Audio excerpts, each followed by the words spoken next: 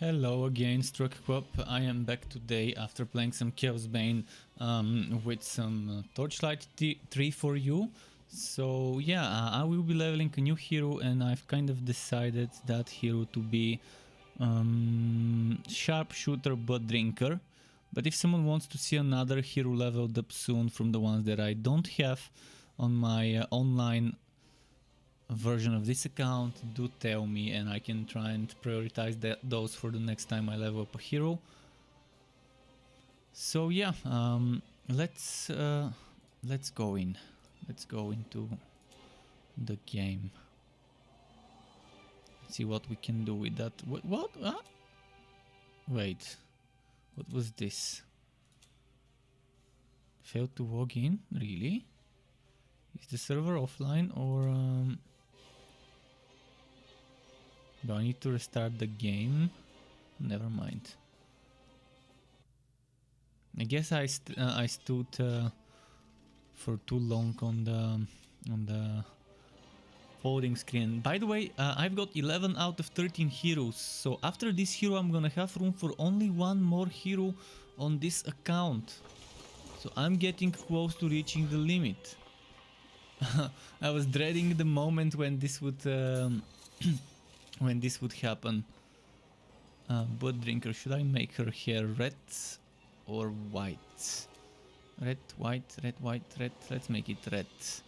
And I want contrast. I normally give them a little bit of tan skin. Maybe this time I can make it as a contrast, like a vampire, very, very bright skin. The Blood Drinker, drain? No, I shouldn't limit it to drain.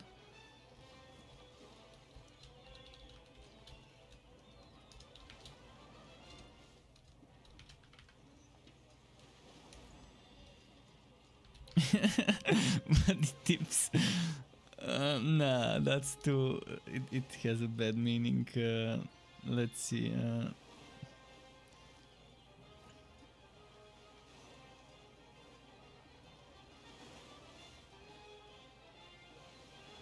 Let's call it arrow. That's gonna be enough.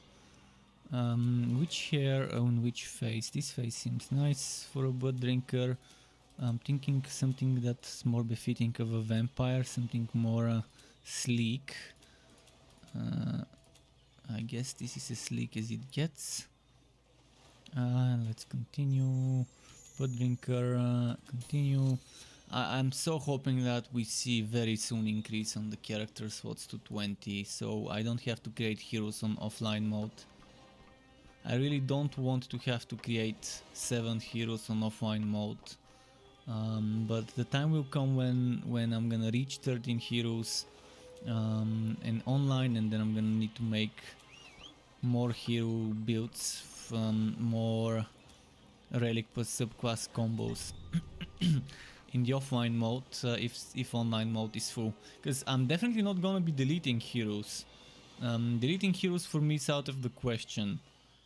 I wanna have 20, I wanna have one of each, and the game only allows me to have 13 on the online server right now. And Max Schaefer said long ago that they can give us more character slots. I'm still waiting. I'm still waiting for those extra character slots. All we need is 20. Anything more than 20 is if anyone wants more than 20 slots, they're being greedy. With 20 slots you can have one of each, class plus subclass. And that's, I think, all we need. Any more than that is kind of unnecessary, because that would mean people would have to be repeating a class with a subclass as a combination. But it's completely reasonable to want 20 slots. And yeah, this limit was made before we had the relic subclass as a subclass. And it made sense back then when we could swap relics to not have that big of a limit. But now when the relic subclass is a permanent choice, it also makes a lot of sense to give us as many character slots as the possible combinations between classes and subclasses, so people can collect them all, like Pokemon.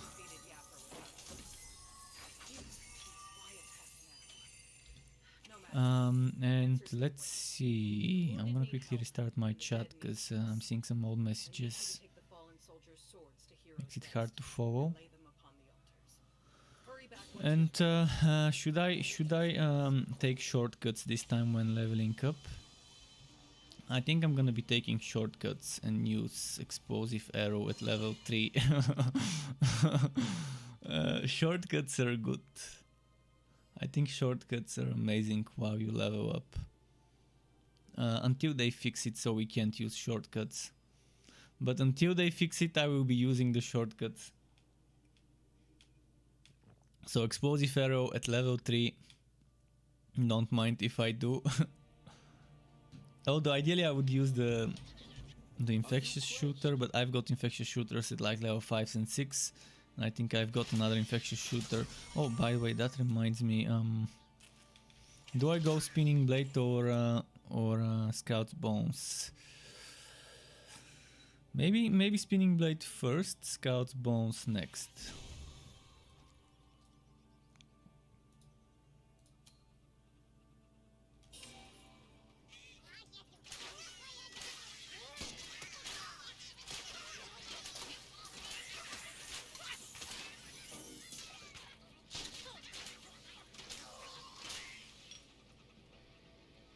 I'm pretty sure this would not be as quick to level up as my Electro Trail Master with Walkaway Storm, but Walkaway Storm, I got Walkaway Storm at level 2, I think, or level 3. But it shouldn't be that bad. I mean, obviously this one doesn't do as much damage as the Electrode, not even close. But at least I should have more survivability with this one setup. What was I looking for? Ah yeah, my skill point. Actually, never mind, I already spent it. But the pet skill needs to be replaced.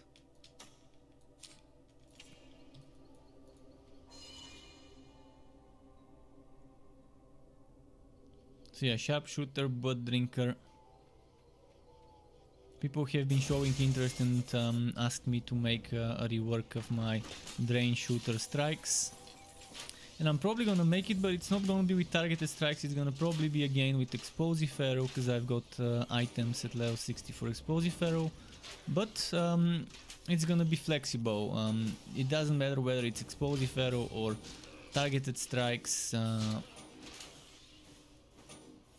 Although I could keep it with targeted strikes, I guess, just to so I can keep the same name. So it could be Drain Shooter Strikes 2.0. We'll see. I can just keep the name and not use targeted strikes. It might be a bit weird, but I'd rather make it a 2.0. We'll see. I'm definitely gonna see about it. But I feel like leveling with explosive arrow for the AoE, circular AoE.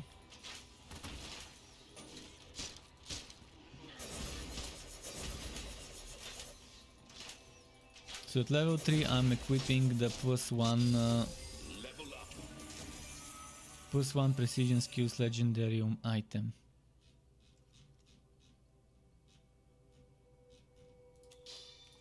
Which is the hat. And then I'm doing this.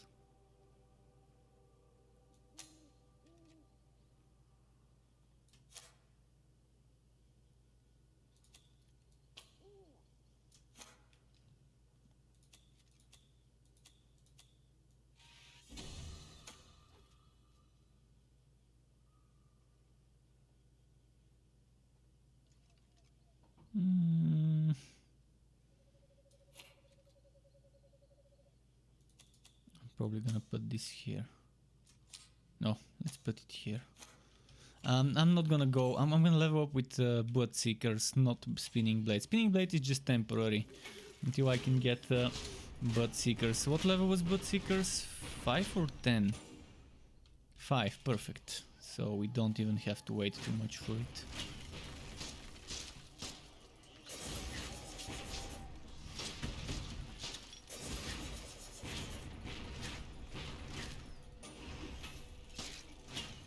And I've got level 5 infectious shooter ready to equip. Let's go look for the... Oh shit, I don't have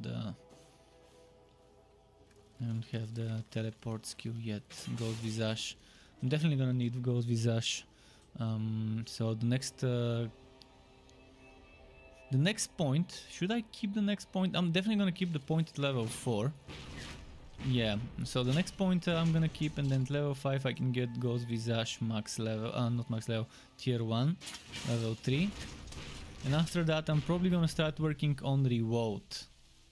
Very unusual way, the way I level up. It's just how I like to do it, but in my builds I don't suggest doing it. Because it's probably more effective if you don't focus on Revolt and focus on your damage first. But I like focusing on Revolt because I've got infectious shooter. I've got infectious shooters for some levels while leveling up. Obviously for new players it's not gonna be as good to focus on leveling Revolt.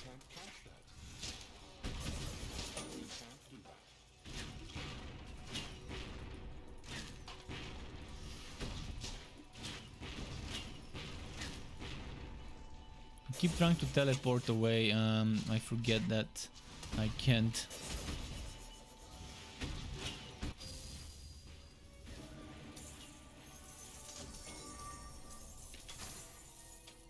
Two-tone pool.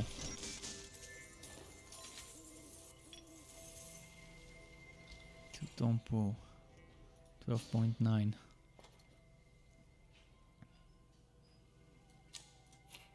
Okay. Got some extra damage now. Extra defense. And is the quest done? A gravestone has been skipped. Where? Where's that gravestone hiding? Wait, did I just see? Oh, yeah, I saw it over here. Oh, I'm glad I could click it from there.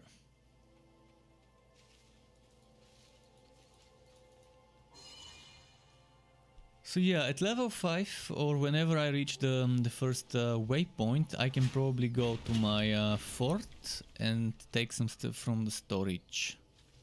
Actually, let's not say when I reach the first waypoint, but I reach the first passage waypoint.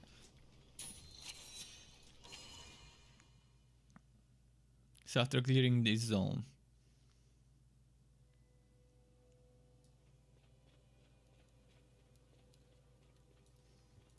Alright, General, reward me. We're all grateful for your help, recruit, but we must resume our mission. I need you to gather medicine. Here might as well buy potions and sell stuff. Are you up to the task?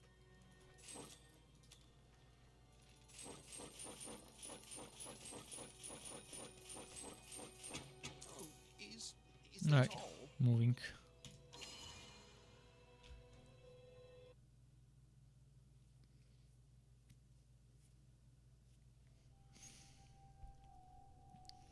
Yeah, I don't expect this to be as quick as my train electrode leveling, but hopefully I get as lucky as that other build and get a ton of good stuff.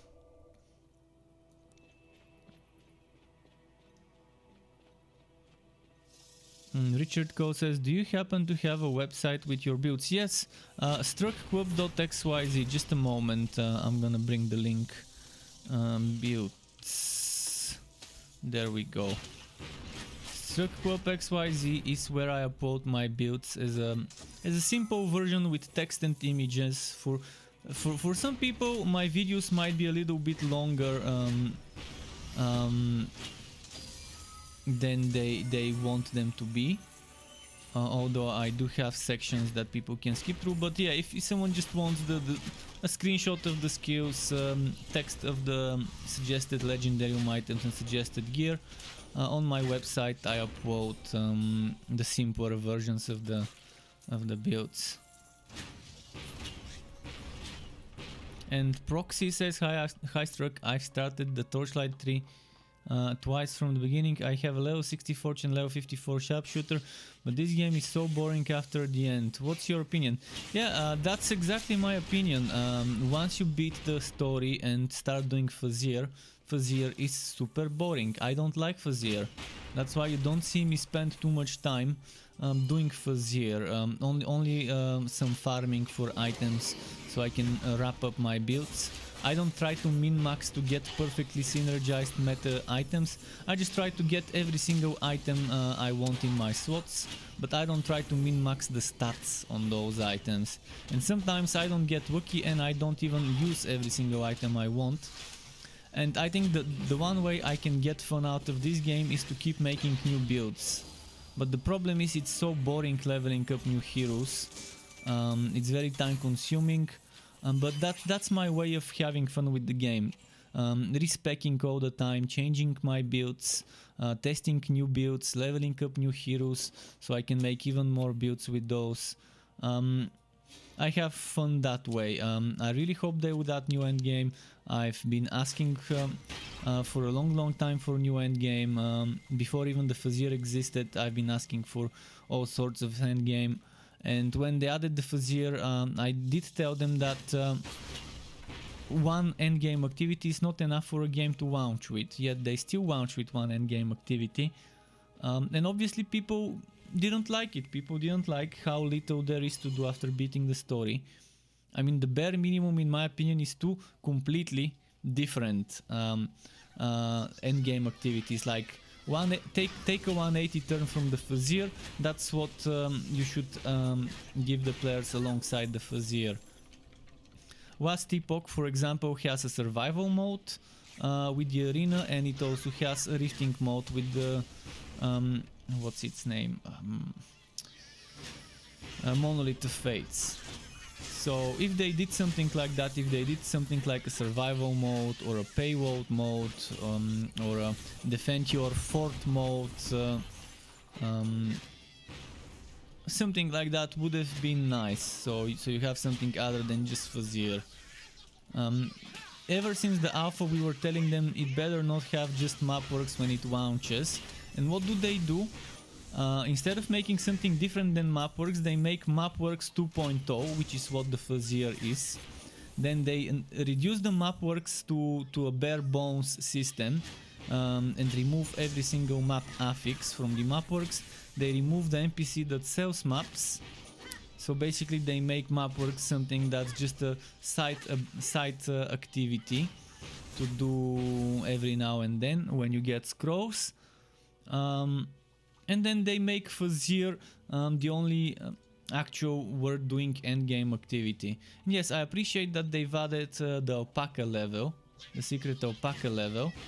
But the problem is the secret alpaca level was dead on arrival because it arrived at the same time when they added power creep to the Fazier items, and now people don't feel like there's a point in doing alpaca level.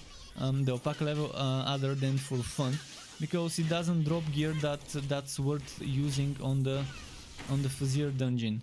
And I think this is the biggest mistake they've made, adding extra stats on items the further you go in the dungeon, instead of adding those extra stats as a buff that applies to you only while in the dungeon, and to be able to select what buffs you take with you. Not gonna go into detail again. I keep doing that every week, a few times a week, saying about my ideas, but there's a lot of ways to do a better way to just handle the whole power creep thing with the Fazier better. So I completely agree with you that yeah, it's boring after finishing the story. I have no information about Act 4 or any endgame content, but we do know that the next update will be a quasi update.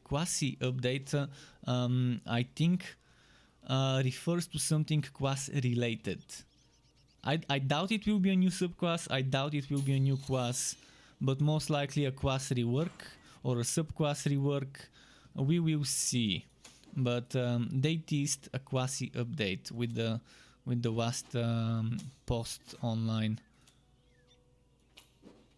So Bean, the community manager, she's famous for trying to sneak a peek with a pun. She loves using puns to tease us regarding what's coming, and I think this quasi update pun is referring to something. It's the hint. I think that is the hint, and that she tried to sneak into the post on Steam. Where are my? Oh, I know where they are. I think they were over here. This is level 5. This is what I want.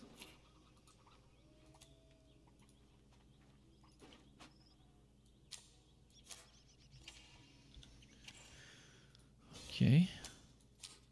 On this.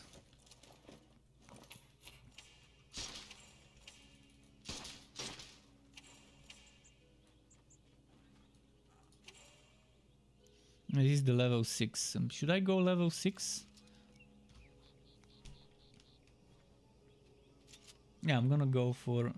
I'm gonna stay with the one I've got. The same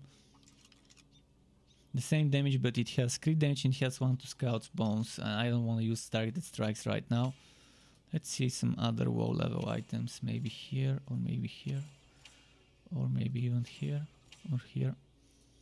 Maybe it's too early at this level, but well.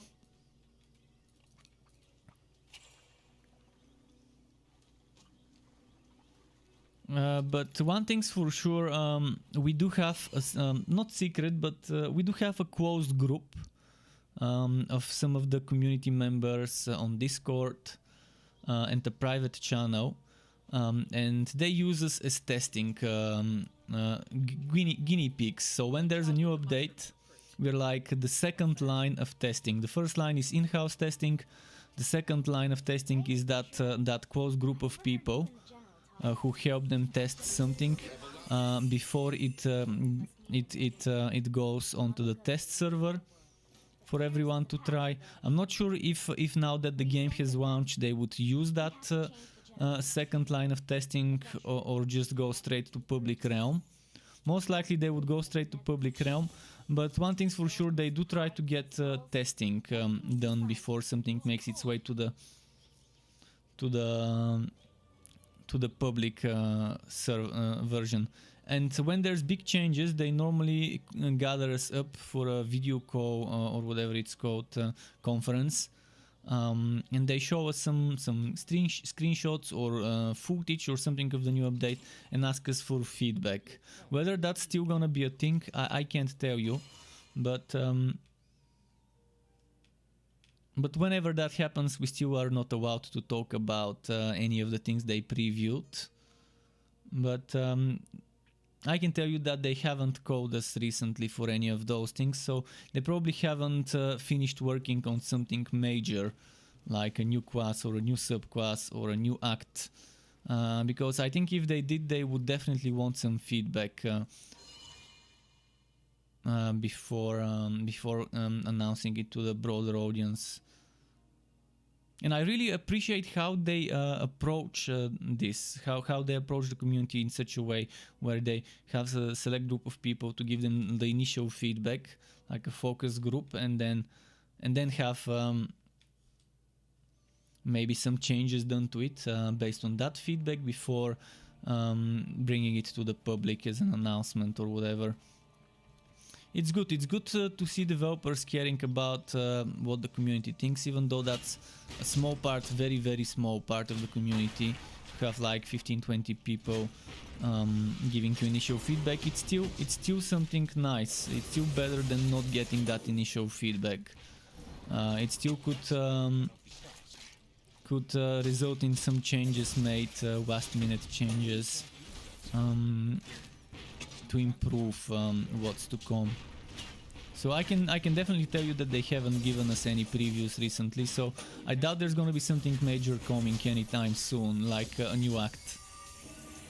Maybe in around summertime we could see something major. Maybe. Who knows, they might surprise us. They might surprise us soon.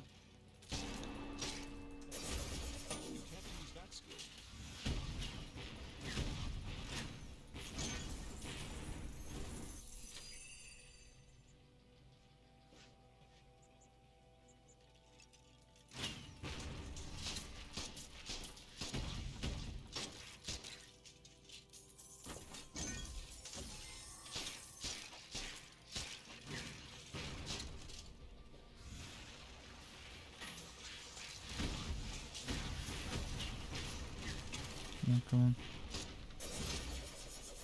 Wait, that's my range? Isn't that a very short range of drain, or did I just mess it up?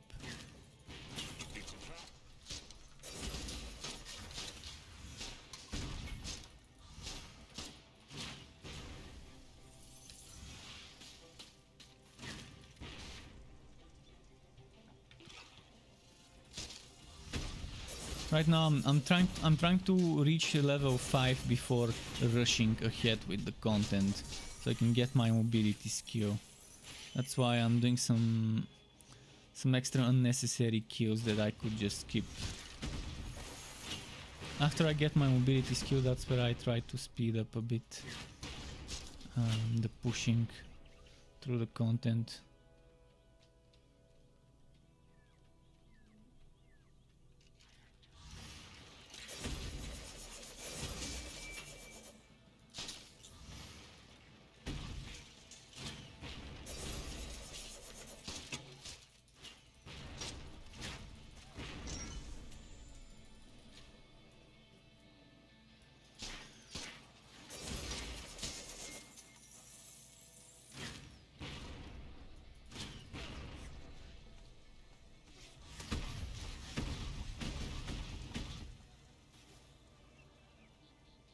How are we doing? 540 out of 2000. Oh man, I'm still 25% in the level only.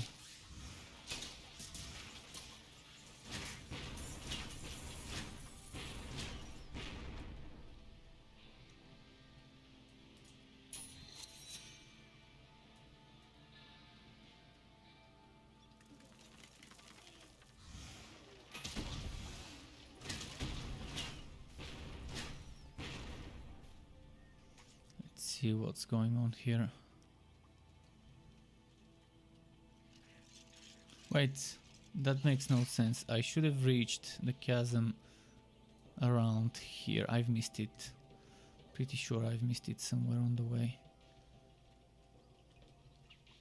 It should be way before the trial of fire, so it should be somewhere around here. Yeah, as I thought. It felt weird having to travel this far to reach it.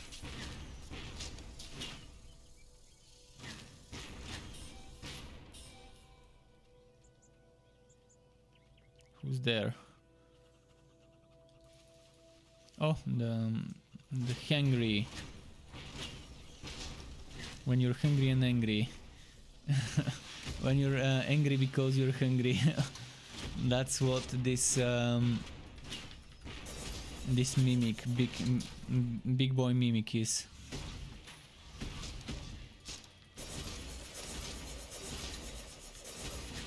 Can't cast that here.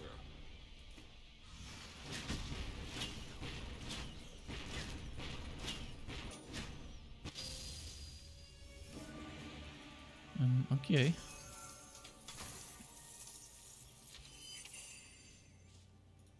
Oh, Woodsby's boots, a very good drop this early in the game. Really appreciate such a dropping this early.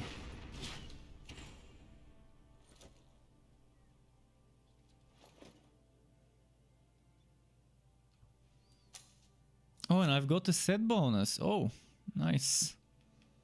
So, not bad.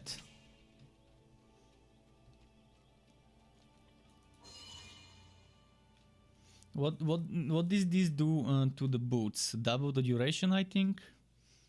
Or is it double the effects? Double the duration, nice.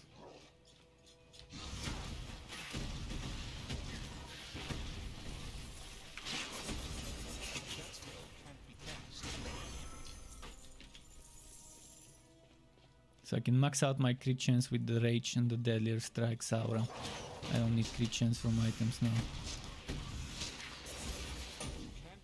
Can cap it at 40.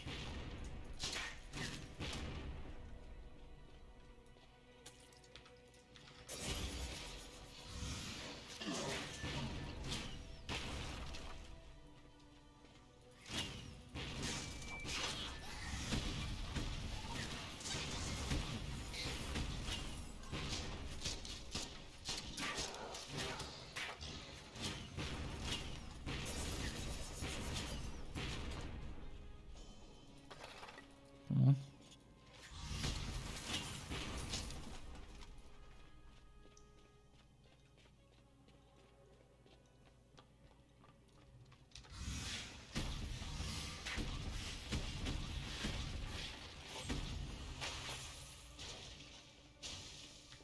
Right, here we go. And thankfully, while leveling the Realm Master, I got a ton of level 20-30 shields of the Frost Wall and weapons of the set that go with the Frost Wall. So leveling this one with those would be pretty fun.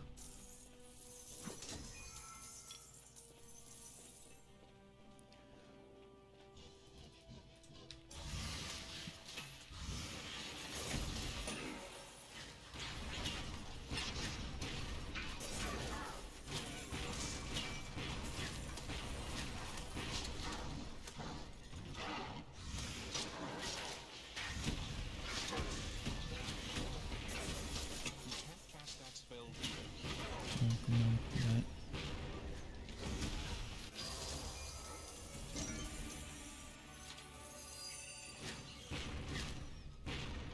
So far, it's going well with the leveling. Halfway on the way to level 5.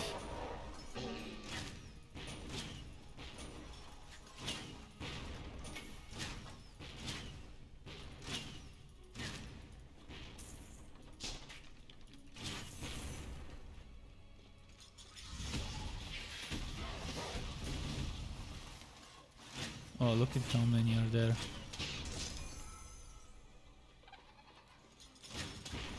Damn, I hope they don't fix this bug where you can use high level skills at the low levels as long as you have the item that gives you extra levels to those skills.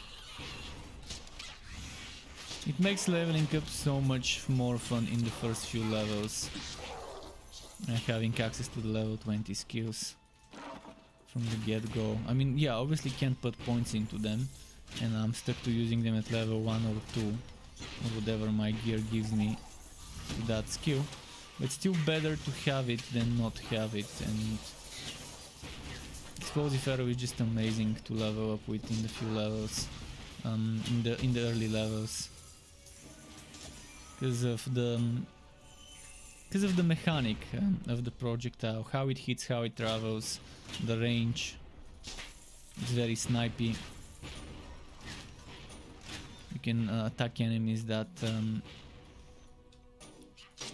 that would need to get closer to you, or if they don't need to get closer to you, you can see their projectile sometime and dodge them before they reach you. So you can take advantage of the range of this skill.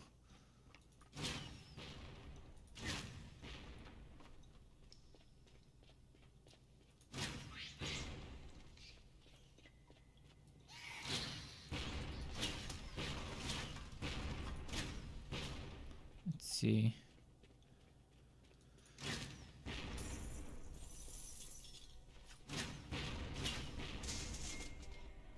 I might as well just use Explosive Arrow for now. The other skills still do decent damage, but I'm gonna only use them when I need that extra damage, like on bosses, to stack poison and bleeding at the same time.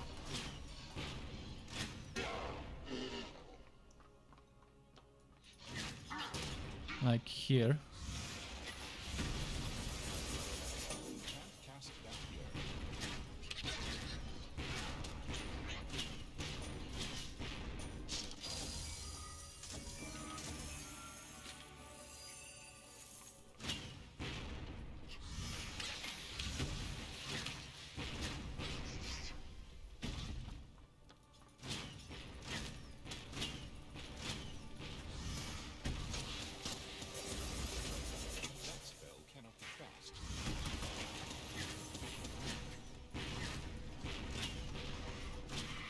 gonna get rid of the little guys first.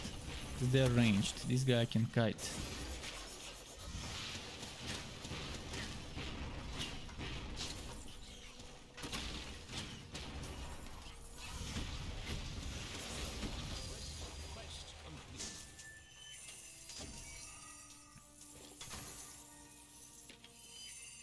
Musketeer boots. We're starting to get the musketeer items. I'm still going to keep the woods beast ones though. Still think I've got better use of those.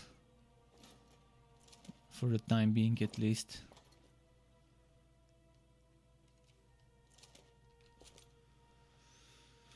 Okay.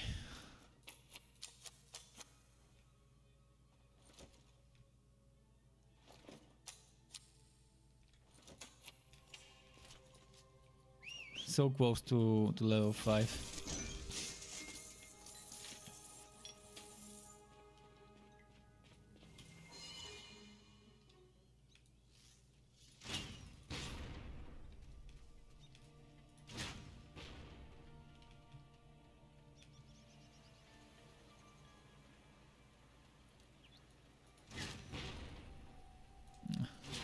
Oh, nice, that's right on time.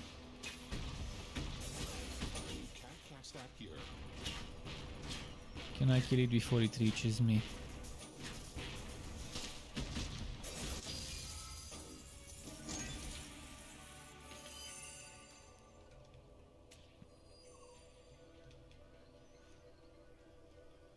I want my teleport before Wide Vault, and from the looks of things I will get it very soon.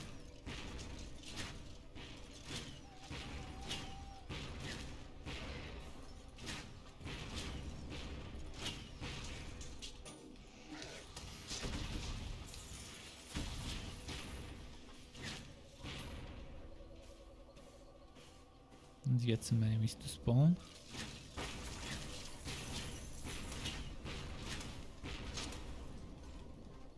I keep trying to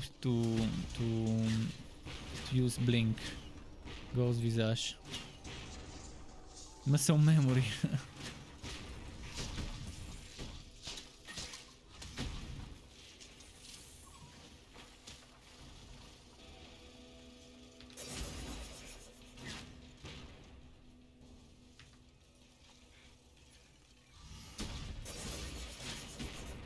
Come on, level up.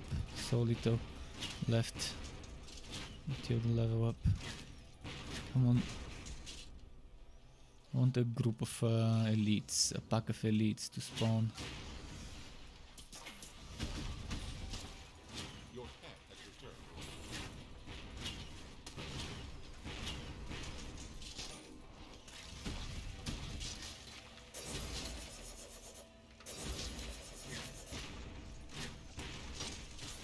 You have gained a level. And Ghost Visage tier 1 time. So next on my list, would it be Revolt tier 2? Oh, and I need to put Blood Seekers. I can go into Respec and put Blood Seekers. Just a moment, let's go and do it now. I've got one Respectacle. That Respectacle is gonna get used to remove Spinning Blade and put Blood Seekers.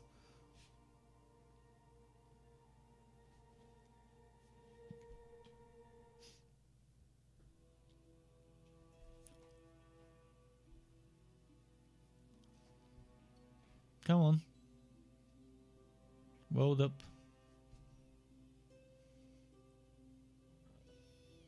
There we go.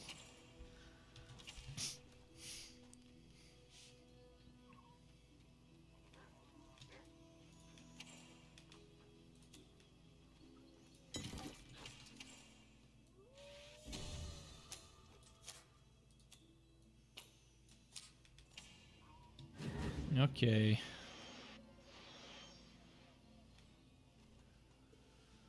Look at this bug. Who has seen a bug like this? Could I further break the game? I guess I can't. It only remembers those on the last one you've used. That's an interesting book.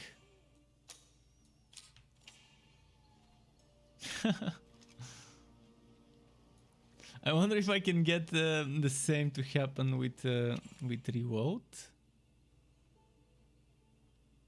Like if I do this, does it do the same for revolt? Yeah, it does the same for revolt, but then it removes the one from Ghost Visage. Interesting. Okay, enough messing around. Oh, and this point I don't need into tight grouping. Where would I wanna put that point? Probably into revolt when I can. So from now on I can get 6 points if I save all my points and get tier 2 revolt as soon as I get level 10. So maybe, yeah, let's save the points from now until level 10. Every respectacle is worth it, so I'm gonna save my respectacles. Although I can buy respectacles, but yeah, I'm saving those respectacles for some content I wanna make for the relics. Since I've made class showcases, the relic showcases are next on the agenda. And next week I will be starting one by one, based on how much respectacles I have to do showcases of the relic active skills. Obviously it's hard to show the passive skills. Some of them you can see, others you can't. Visually, I mean.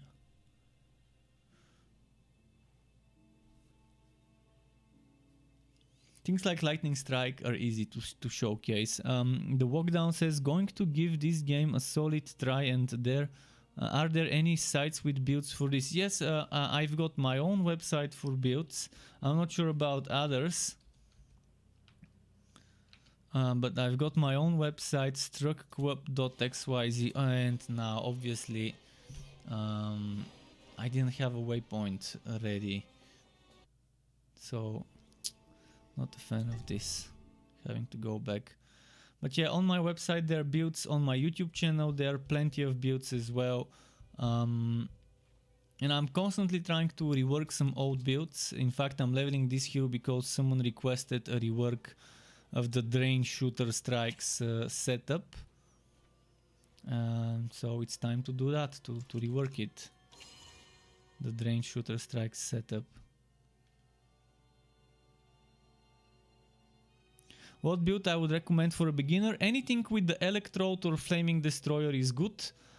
So regardless of what class you select, Flaming Destroyer and Electrode are good relics.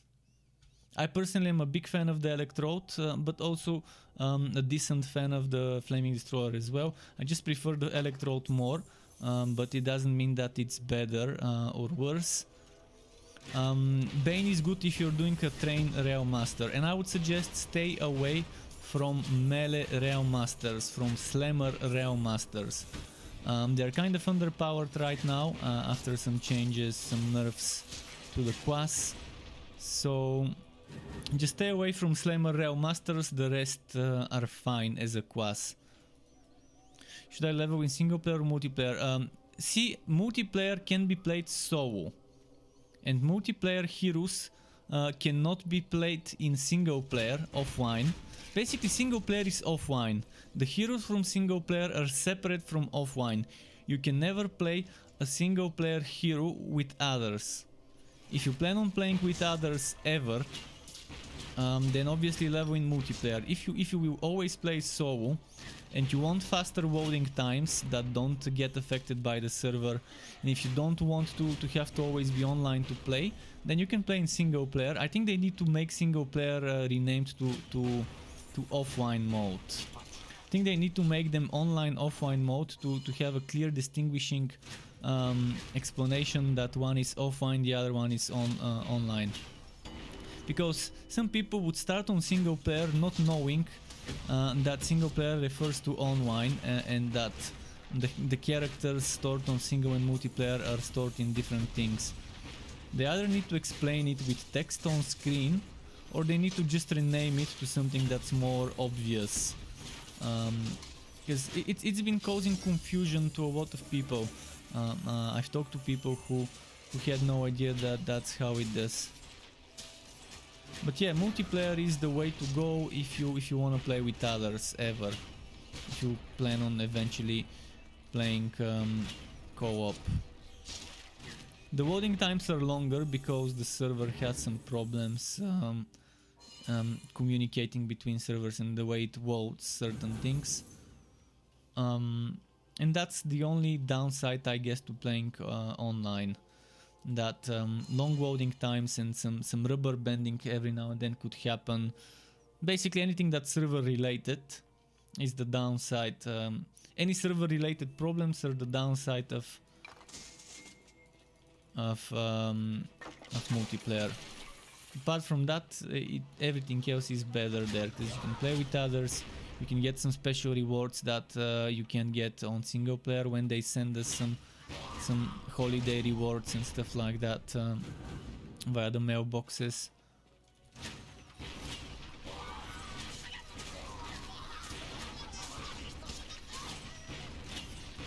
And yeah, the online only is to prevent people from cheating and abusing certain things, and understand why it needs to be done.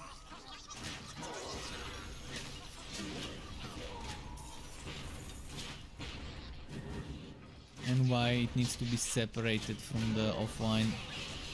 It's kind of standard thing nowadays to do it that way.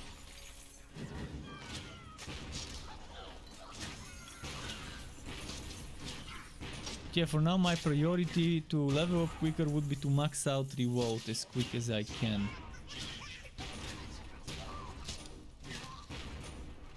So I have more mobility and more spamminess of my skills.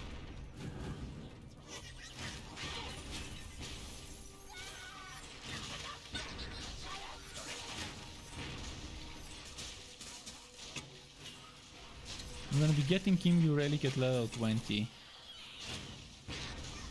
Or whenever I get a Musketeer helmet as a drop. Might have one for like level 15. Pretty sure I have one around that level somewhere.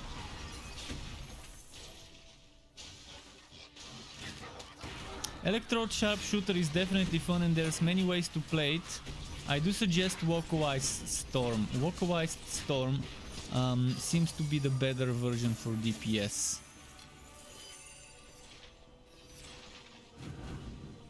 So I would suggest going for Walkawise Storm. It's pretty good to level up with that one.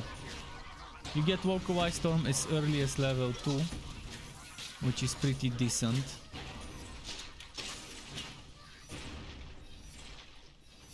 So it's a good choice. It's a good choice. The Sharpshooter is kind of closest to a standard class.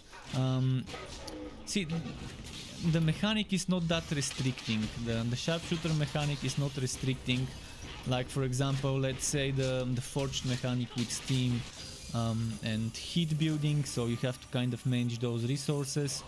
And then on this mage, you really need to use the harmonic form, meaning you can't make builds that are only dark or only light. You have to have at least one dark skill or at least one light skill to help you build the buff bar, to help you charge that dark buff or light buff, so you can get harmonic form. So that's kind of like a restriction there. I would like to see an item for Dusk Mages, an item that allows you to build light buff bar with dark skills and dark buff bar with light skills, but building so for example, using light skills builds both of them, but with 50% charge instead of the usual charge. So make it build up the bars with half the regular charging speed, but make it build both bars at the same time, and then vice versa, depending whether and make it so that I don't know, I've already said it once, but yeah, that's pretty nice. Put that item in the legendary or equip it, and then using only dark skills would allow you to build dark and light, or using only light skills with a while to build light and dark. Maybe even make it as two separate items, one item that lets you do dark building light, and one other item that lets you build light, build the other one, the vice versa version.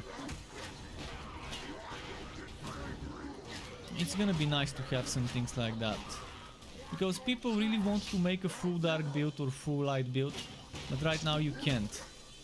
It's gonna be very ineffective and you're gonna be losing a ton of damage when you can't activate harmonic form.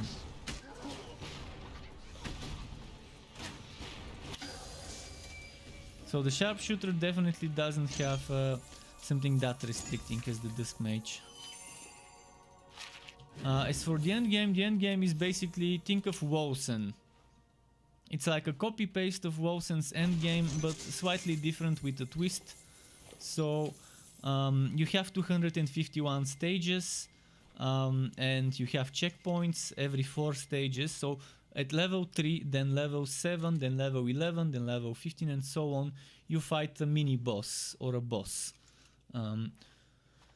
And then once you beat that mini boss, you unlock a checkpoint. That means if I beat the boss at level 3, my next checkpoint is level 4.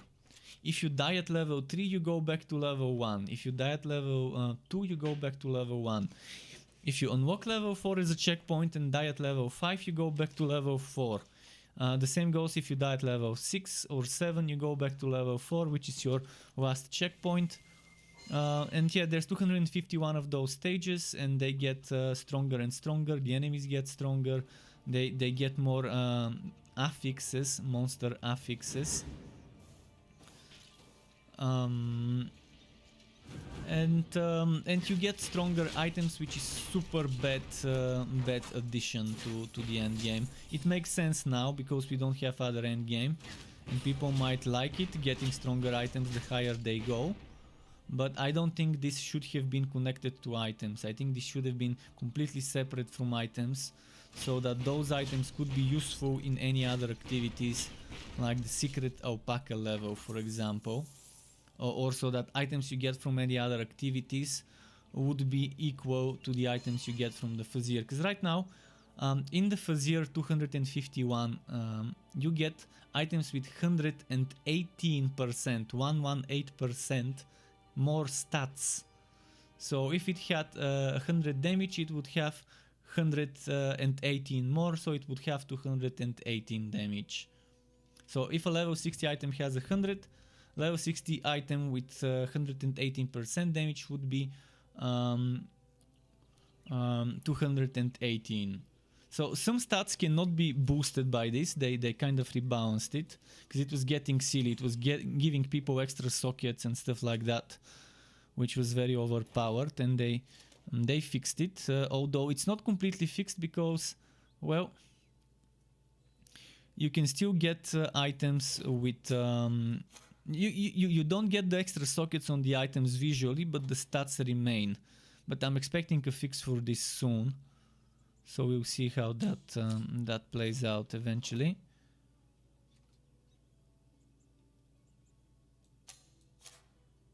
For now I'm gonna use this, but later I'm probably gonna use that.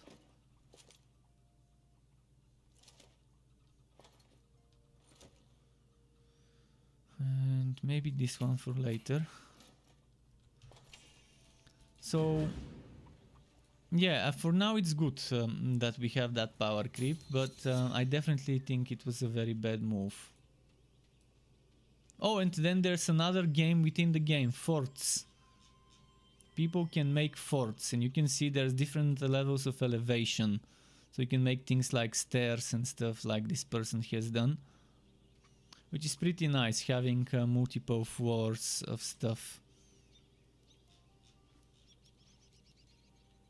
And then there's fort basements, so this guy has a basement here, you can see.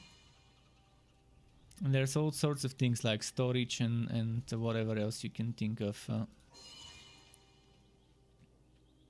yeah, you can get very creative, and that's not end game, but it's something like an activity that can be done as a just pastime activity. But the end game is pretty much a rifting system. That's in a nutshell. A rifting system with a limit, which I like. I'm not a fan of endless of real endless modes, and I'm very happy that they didn't make it a truly endless mode.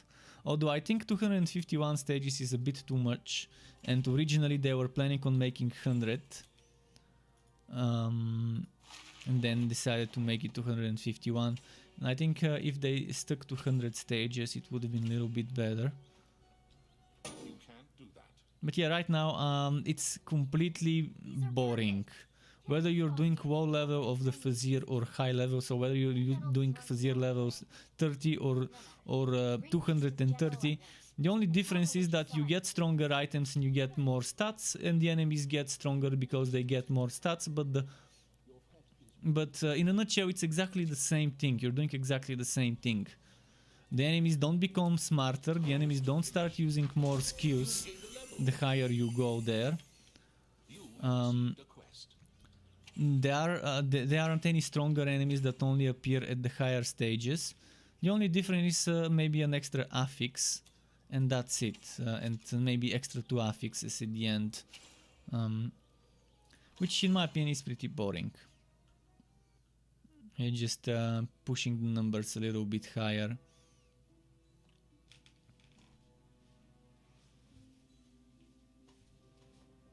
But this is kind of the standard for those games, and that's why I'm not a big fan of those systems in games. I'm not a fan of the Shattered Realms, I'm not a fan of the Rifting system. I'm just not a fan of things where you're only pushing the stats up, where you're not using the AI, when you're not making the AI stronger. To behave differently, to use more skills in the higher difficulties, to have more variety of hard enemies, unique enemies on the higher difficulties that don't show up on the easier difficulties. I think the best way to design challenges and endgame in a game would be to start from the hardest thing possible, design the hardest thing possible, and then start dumbing it down for the easy mode, instead of doing the other way around, to design the easy one and to start making it stronger and stronger by just increasing the stats. So make it as intricate and complicated as possible, and then start making the AI dumber, so it uses less skills and abilities. It uses its skills and abilities less often. It doesn't try to flank you maybe on the easy difficulties, where on the hard difficulties it flanks you and tries to avoid your hits and things like that. And this is not in the game, and this is not in many games. Many games just go the easy way of just giving us more HP and damage of the enemies, which I mean, it's the easiest way to do it right now, to give the enemies more HP and damage and movement speed. Definitely everyone does it, so I'm not saying it's bad to do it. I'm saying other than that, there should be other things that make the difficulty more difficult, not just more stats.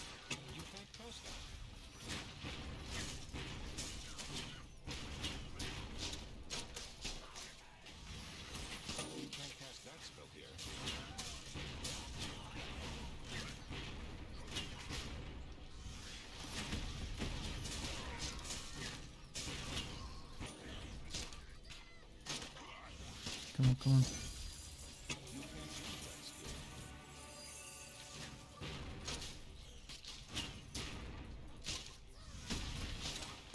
Oh, and the drop rates are not very good at the end game. While you're leveling up, you're probably gonna be showered with legendary drops. And you'll be like, oh man, this game is dropping so many legendaries. But then you reach level 60 and start doing Fazir at level 60, and you see how little it would be dropping compared to when you were doing the story. So I guess enjoy it while you're getting a lot of drops while leveling. And the problem is some drops are level 60 plus drops. You can only get them at level 60. Other drops are level 46 and higher. So again, you can only get them while you're doing monsters stronger than the story monsters that don't drop as much. Not sure why they did it that way, but I kind of can guess to hook you. With the good drops. But I at least appreciate that leveling up is good that way. I definitely don't think they should nerf the drop rates while leveling up. I think they should, well, until they add a rerolling affixes system, they should buff the drop rates. It has to be raining legendaries with those bad RNG rates in the end game. Otherwise it would take you a year to make a full build. If you want to min-max a build, it's gonna take you more than a year, and even after spending a year on playing this same one hero, you still may not be able to min-max it, because that's how RNG is. You cannot guarantee that you're ever gonna get that item with those affixes you want, and that in my opinion is super boring way of making it. And that's why I don't play too long on the same build, because I know how the game is. I know I've just given up.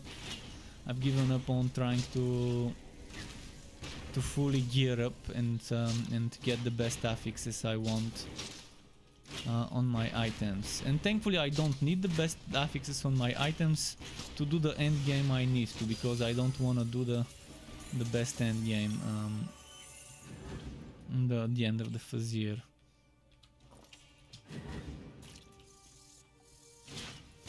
And it's very boring when blue items are kind of the only reliable rarity of items when you start pushing the Fazir on the high stages, because getting a legendary at that stage would be pretty rare,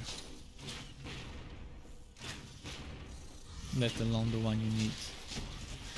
What is the best quest to solve dungeons? I don't know, maybe train realm masters are pretty strong. I don't think there is one best quest. I would say there is no best quest, there are best subclasses and best builds. Every quest can be good as long as you use the right skills from that quest and you combine them with the right skills from a decent subclass.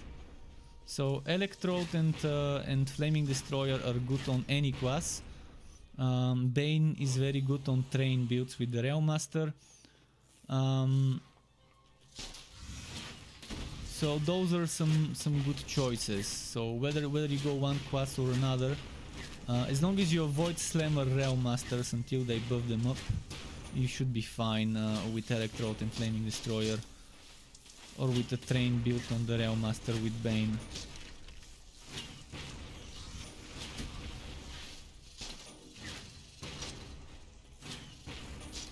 Obviously on those relics there are builds that are a little bit weaker than the others, but on Electrode whatever build you take, it's gonna be strong. Some builds would obviously be a little bit stronger, with maybe 20-25% stronger than others,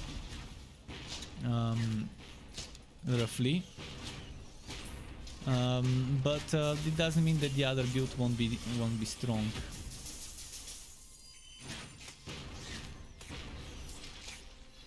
But yeah, if you want damage, Flaming Destroyer and Electrode. The other relics have different purpose. The only exception, as I mentioned, is train builds with Bane, stacking minion damage, because the trains are minions in the game.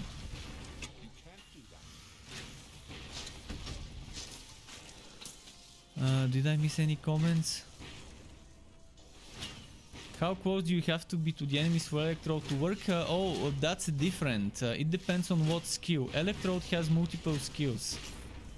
So, I mean, there's Vocalized Storm, which kind of has semi-long range, like... I'm gonna demonstrate it. So, Vocalized Storm probably can hit an enemy around there. This kind of radius. So if I'm here, in this spot, I can probably hit enemies in like I'm trying to keep it a circle, but I'm bad at the circle. It's probably around this much of a radius. This much of a radius for walk-away storm. Chaotic Strikes probably does something like here, here, here, and maybe that's probably the limit of how far it goes. I'm gonna make videos for each relic soon. Probably next week I'm gonna start, not sure if it's Monday or Tuesday, but I'm gonna start making videos for each relic, except the Cold Heart. I'm not gonna touch the Cold Heart until they rework it, so I wouldn't have to make a second video after it gets reworked. Hopefully it gets reworked, because if it doesn't, kind of bad news. But yeah, I'm gonna try and make 4 videos for Electrode, Flaming Destroyer, Blood Drinker and Bane to showcase the skills. It's gonna depend on availability of Respectacles, because I can't showcase the skills unless I have enough Respectacles to keep respecting builds. Ideally I wanna have, for example, when I'm showcasing this skill, I wanna have it at max level, so I can show the tier 3 and tier 1 bonus. Then the same goes for this one, I would want it max level, so I can show the bonus. And then there's obviously things that I can't showcase, that are just like a passive bonus, like Energizer, or like the extra minion damage, which actually I can demonstrate by showing how much damage a flamethrower card, for example, does to the dummy, with and without the passive.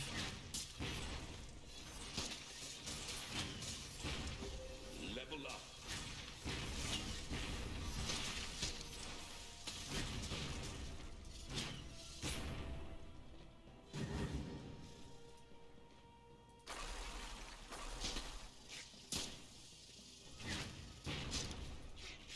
Let's see if I missed anything.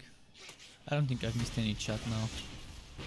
Yeah, if you have more questions, feel free to shoot, and I'm gonna do my best to answer those. Oh yeah, let's get the wife bound scroll quickly.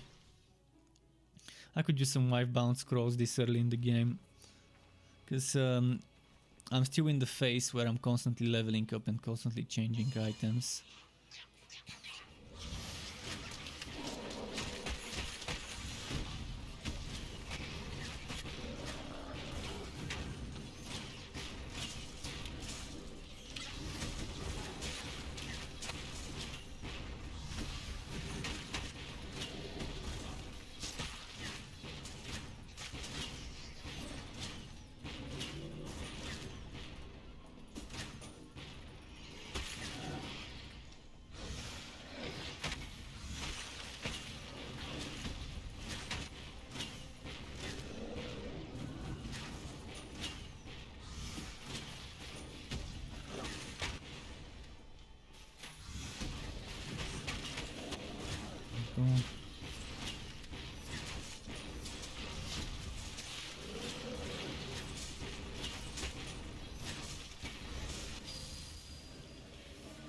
Okay, good.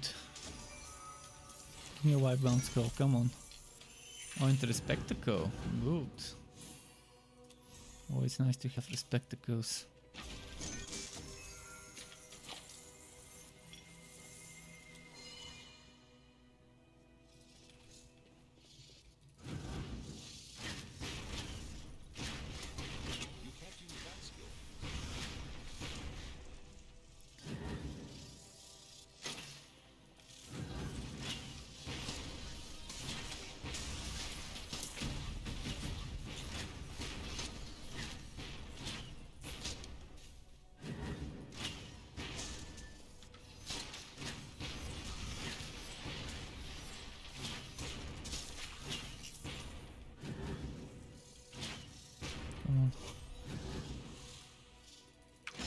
That's what I was looking for, some champs.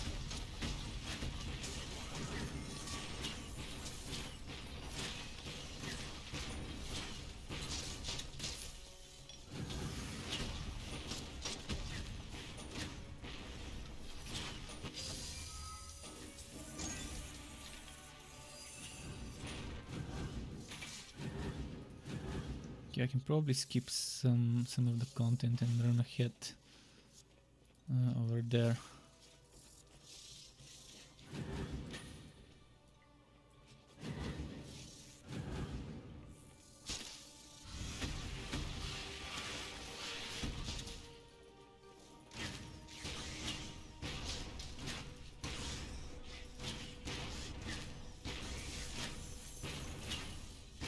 What level am I? Level 7. And the content, the boss will be level 8.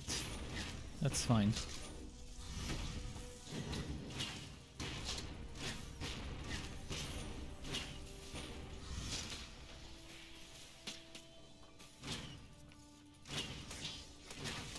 It's hitting the roof and not falling. That was weird. See, explosive arrow is hitting the roof and not falling down. So there's like some part of the map where over here, this thing, you see those falling stalactites or stalagmites, whatever the one coming from the roof is, from the ceiling, that it prevents explosive arrow from falling, the parabolic missile.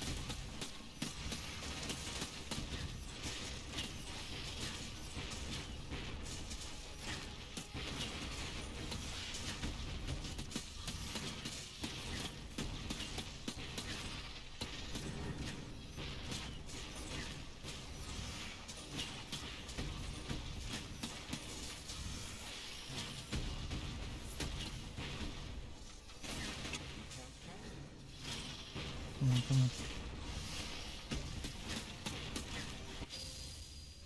Nice.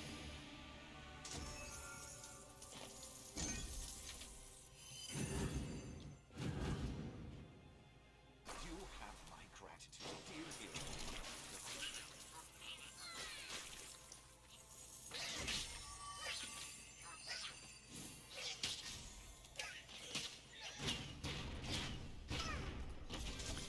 Okay, musketeer boots, another pair of those.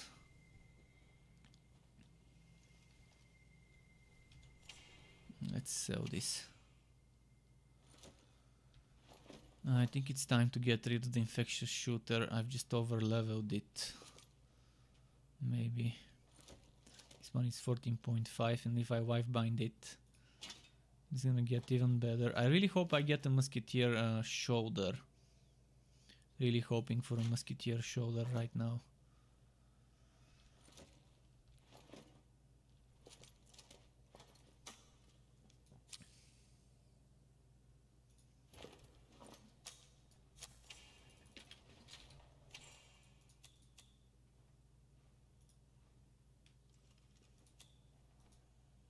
Yeah, that's a huge difference. Almost double the damage. And Jacek saying hello, passing by to say hi. Well, hi to you, Jacek. Welcome back. Nice to see you. How's it going?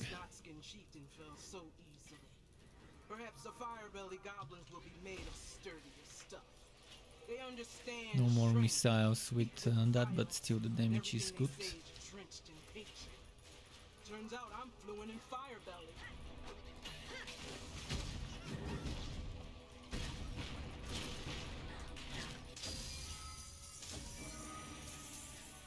Need to remove the tight grouping point and put it somewhere.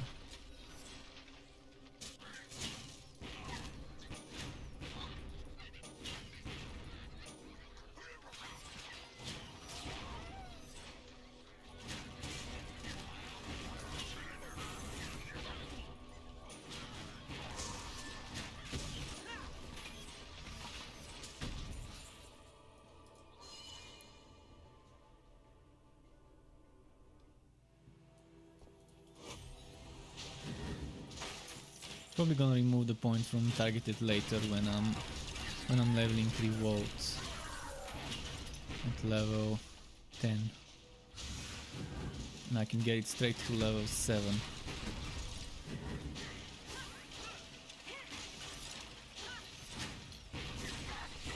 Yeah, next I'm getting level 10 revolts as a priority, then I'm getting Shasta tier 2 at level 20. Oh, the alpaca level. Nice.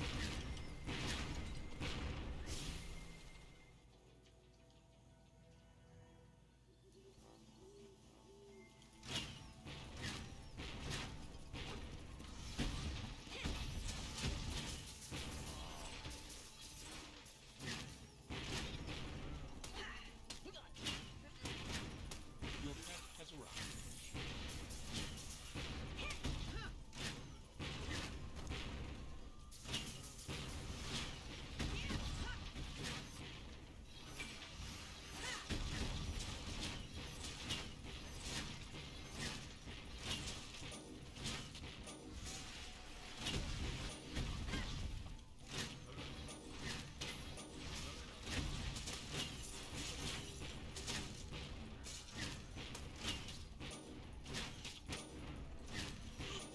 Level up.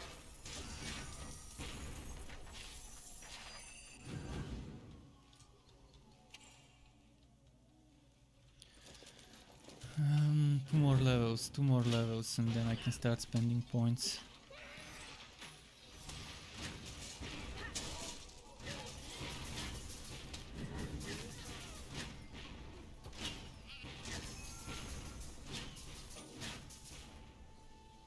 Explosive arrow is so nice in this level.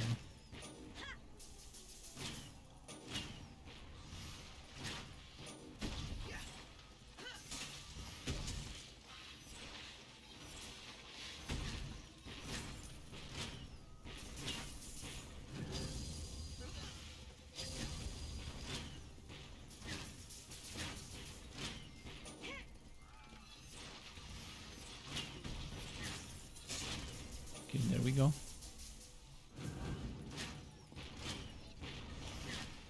It's actually the first time I'm seeing this as a portal and not from the maps that you can get from the secret NPC.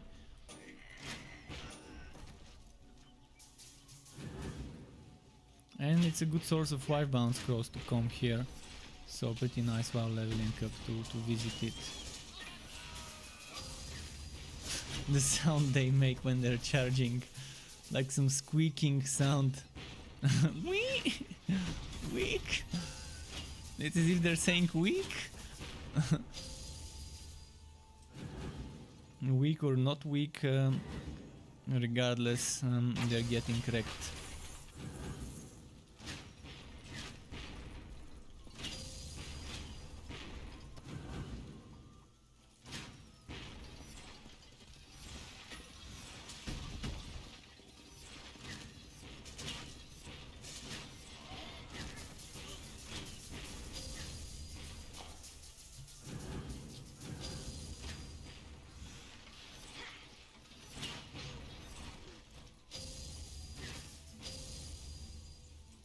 Oh, big boy.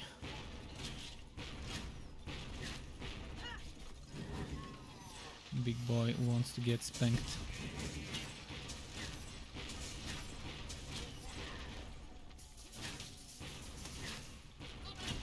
He's ranged as well.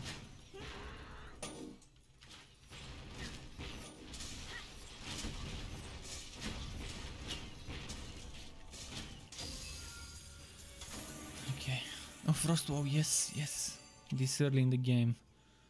Now, if only I could get the Ancient Ember boots. It would be amazing, because right now I don't have much of a use of this one. Other than the defensive stats. I'd rather get the armor again for now. And the extra damage. But yeah, Imbue Relic. I can put Imbue Relic in my Legendarium. And that could be a great help, but that would mean getting rid of Explosive Arrow. So maybe wait until level 20. When I can unlock an extra Legendary slot and when I can actually start putting points into Explosive Arrow. Before I start using the Frost Wall and Imbue Relic. It depends. I mean, if I get a Musketeer helmet, I'm definitely equipping Ancient Ember boots in my Legendarium and using Kimbu Relic. It's just gonna be a great boost of my DPS. And then on level 20 I can just put the Leo Genero in the mix.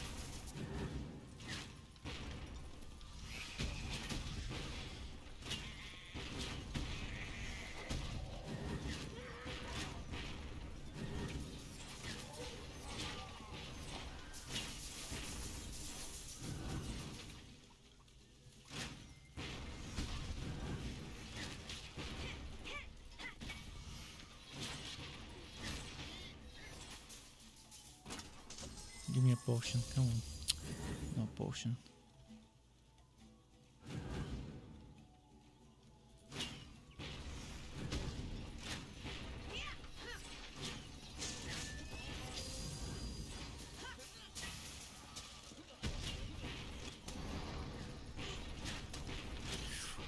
Almost died there. They hit hard, they hit very hard. I don't have any poison defenses at this point in the game, cause yeah, I'm still not dropping poison defense items in Act 1.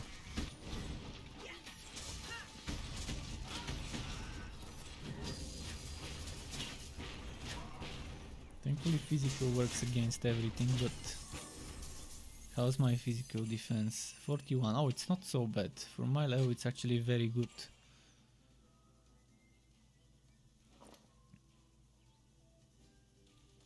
Wait, this is stronger.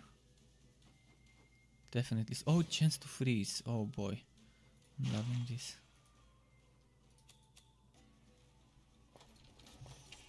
Oh, this is super useful.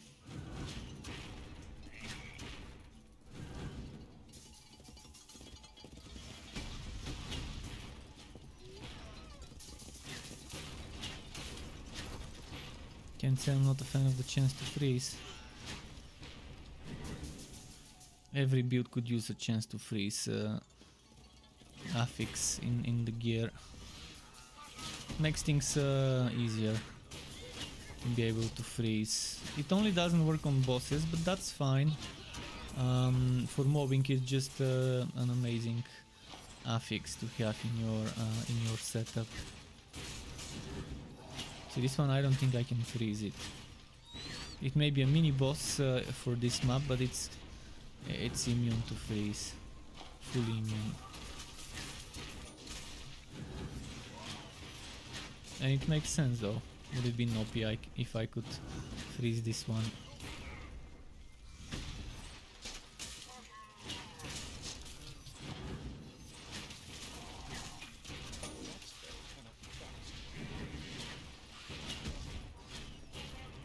Wait, is my... Where's my damage? I'm not seeing... Oh, yeah, this level is kind of broken. It doesn't show you damage numbers. I'm not sure if that's intended. They know about the glitch, if it's a glitch, if it's not intended behavior. It's been reported since long ago.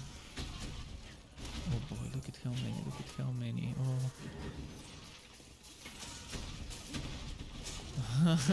It's getting so dangerous with so many of them. I'm just trying to focus on surviving rather than the damage. Thank you, freeze.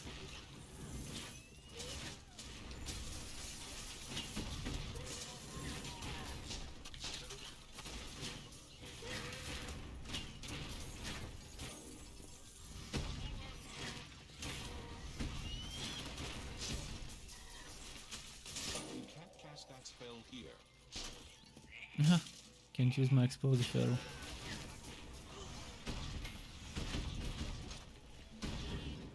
And now there's another wave. Do they give me XP? Oh yeah, they give XP. Those ads. Well, that's good. Cast that. You can't use that skill.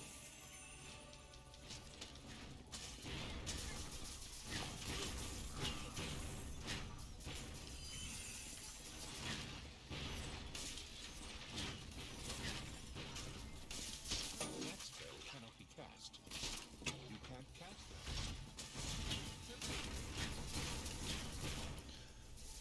I hope I've cleared the map now.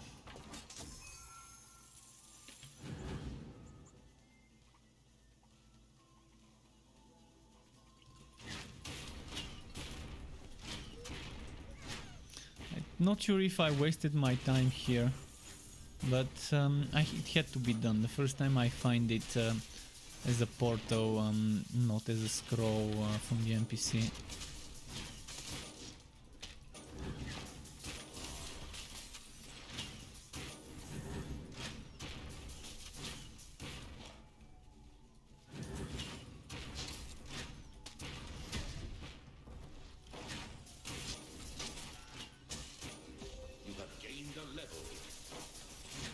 Okay, one more level left until I level up Revolt.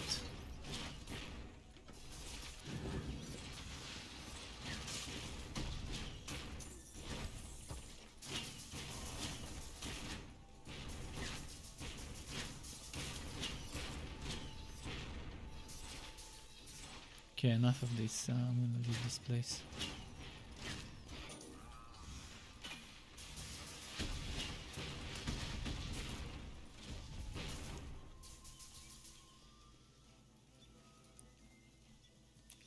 Now I'm up to speed with my content level. In fact, I'm even over leveling it by a level. So I can do some rushing. I'm actually gonna do it. Let's rush to the boss.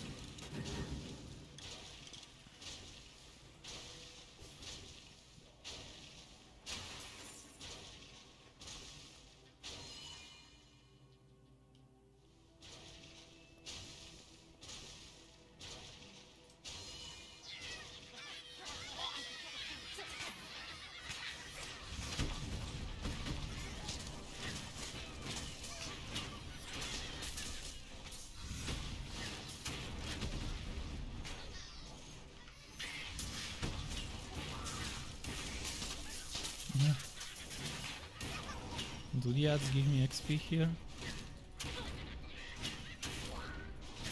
I don't think they do. Let's kill the boss then.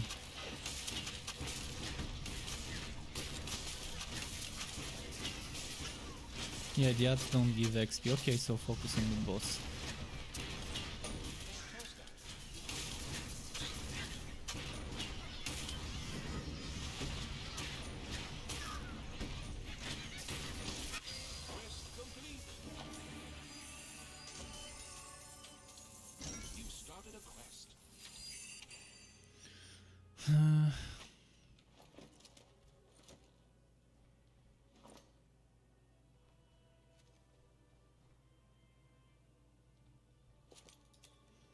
Should I go two-handed?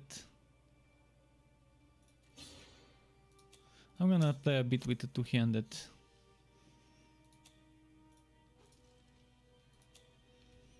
Because this one's not gonna be that great, but the other one I've got is nice, and there's gonna be some shock bolts. Hopefully I don't run out of ammo. What's the time? 9:46. I need to reach a waypoint and go take a piss. Been holding it for a while. Not sure if you can tell. But I had a cold one before the stream with dinner. And it just wants to be let out.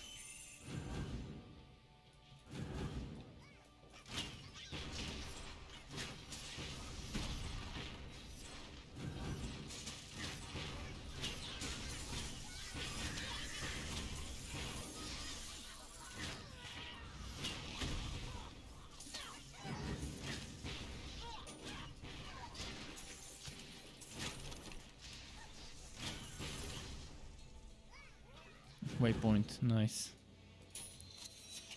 Okay, I'm gonna make a short break, like let's say 90 seconds break to go and quickly take a piss.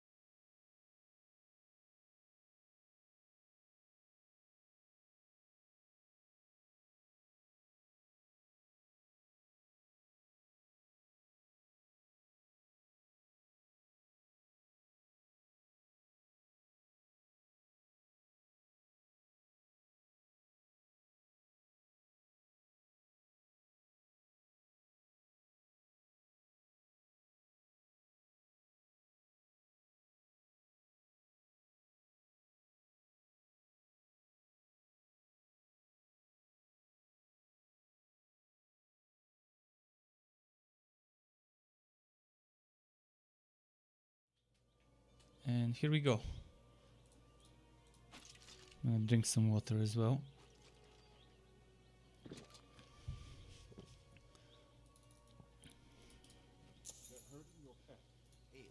Can I offer you a drink?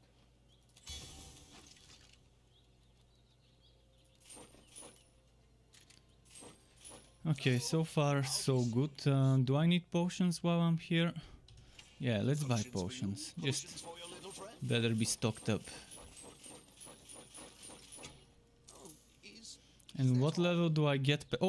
Speaking of pet stuff, I was gonna say what level I get pet items.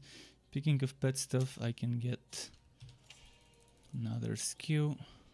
If you have money, I got Pet gear. stuff at level 10.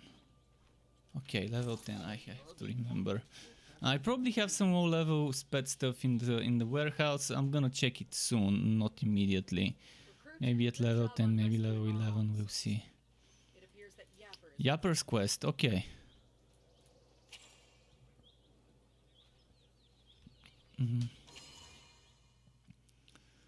Moving on to the next one.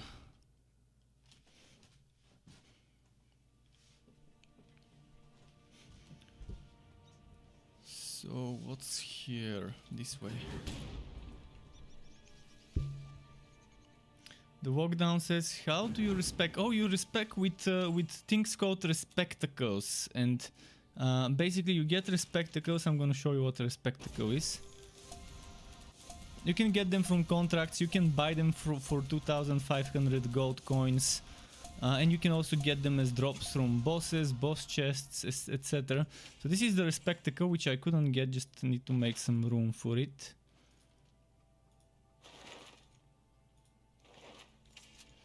So this is a respectacle.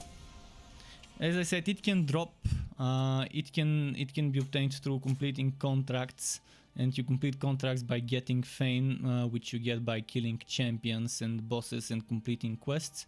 And once you get it, you use it. It's a consumable. You can also buy it for 2,500 gold coins from the potion vendor, from the consumable vendor. So you consume it, and what that gives you is a respectacle point, which allows you to remove 1 point from a skill. For every respectacle, you can remove 1 level from a skill. And that's kind of how it works.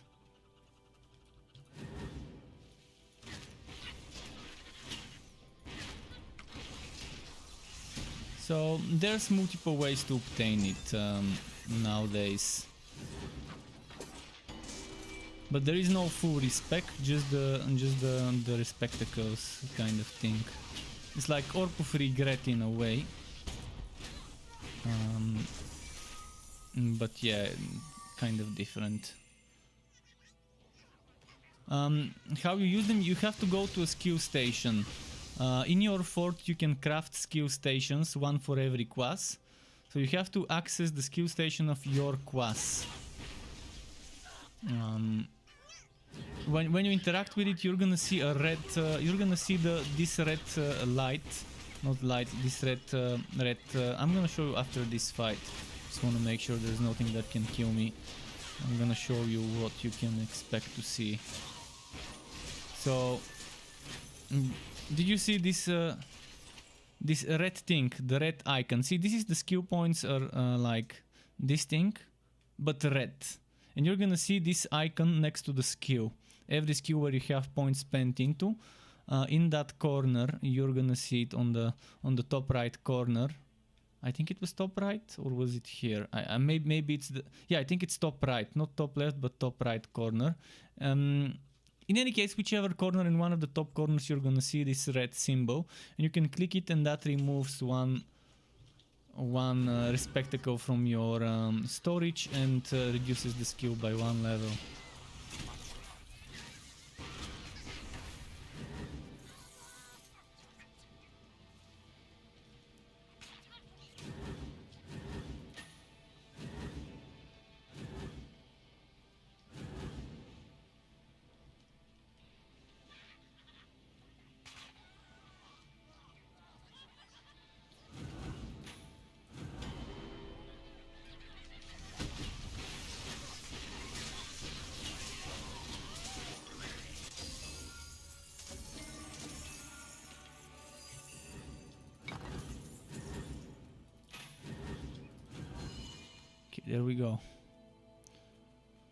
So yeah, it's not a perfect system, but it's a decent system. It's not like it's not full freedom, but it's not super restricting either. So you do have an option to respec. You would need to grind some, but you're not gonna have to grind your ass off. So at least that, and there's that. This guy loves storage, like me. This person definitely loves storage. So this is the skill station of the sharpshooter. And look at that, this is someone else's skill station in someone else's fort, but I can use it with my own sharpshooter, so this is what you're gonna see. In fact, I'm gonna remove that point and eventually I'm gonna put it into reload when I unlock it.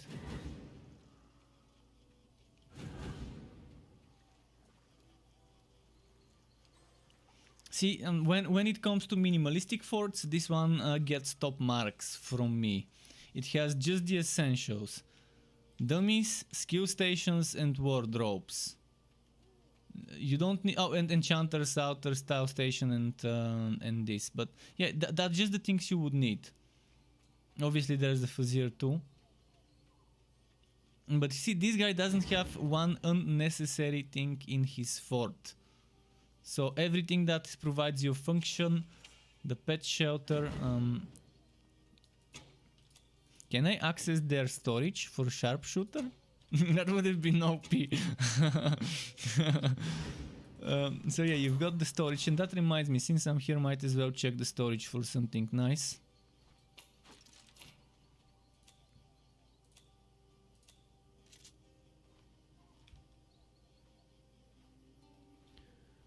I'm gonna sneeze.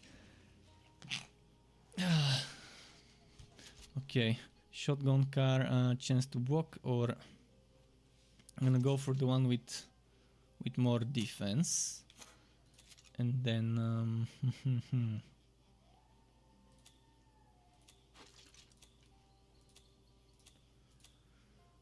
level 10. Oh, I can use this.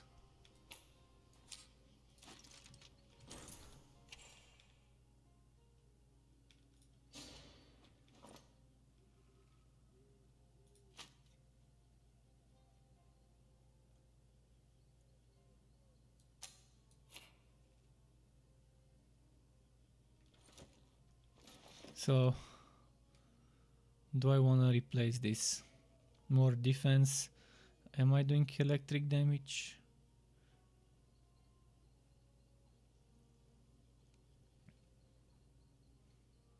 A little bit more defense maybe won't hurt. Oh, this one, crit damage. There we go.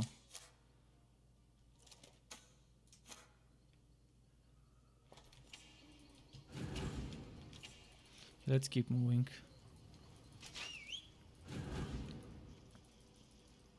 And you're welcome. Enjoy respecking, enjoy tinkering with your builds. It's one of my favorite things in this game, to keep respecking, to... Just a moment, my mouse cable fell down.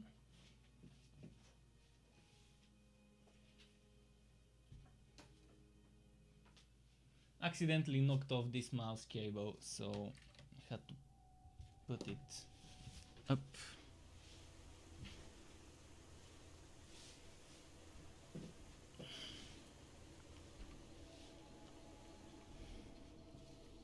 I need to stop this heater just a moment.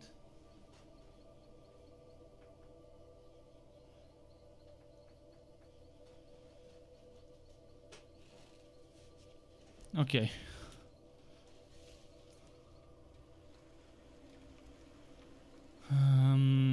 Should I just rush this? I'm saying maybe let's rush it and stop for champions only. Oh, it's not letting me use Scout's Bones. Oh, am I getting the bug again? The bug where it doesn't let you use skills. So the same bug I was getting on Realm Master, I'm getting on this hero as well. But instead of preventing me from use train skills, it's preventing me from using Scout's Bones. See, again, that took like 2 seconds before it actually used Scout's Bones. So I'm gonna start using it immediately. Okay, this time it didn't plug out. There are some serious problems with the servers and desyncing for the past month and a few days. And it wasn't like that before, but somewhere around Christmas, 2-3 days before Christmas, it started happening.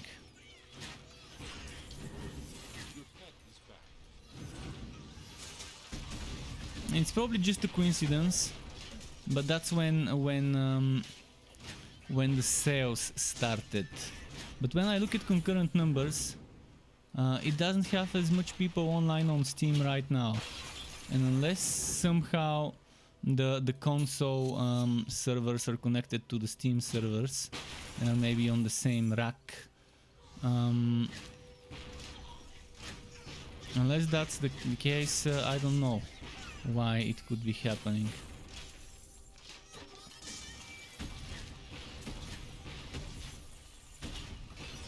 You can't cast that here.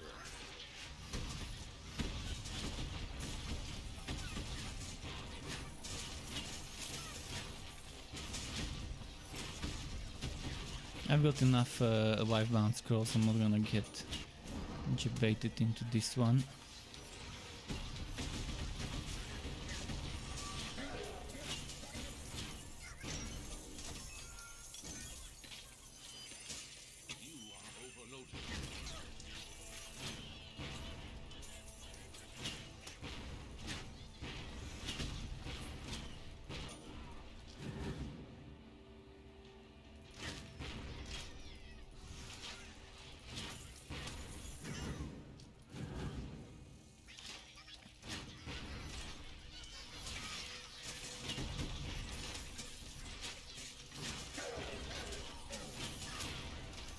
On level 10. Actually, let's go and do the quest. Wait, oh, it's not here. Oh, I missed it.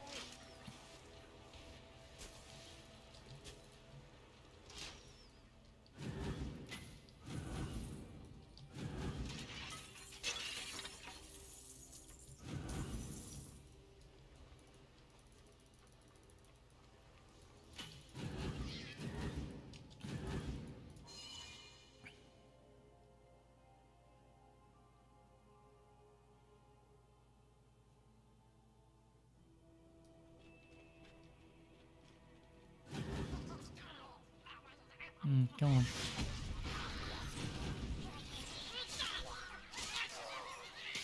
I'm just gonna rush it.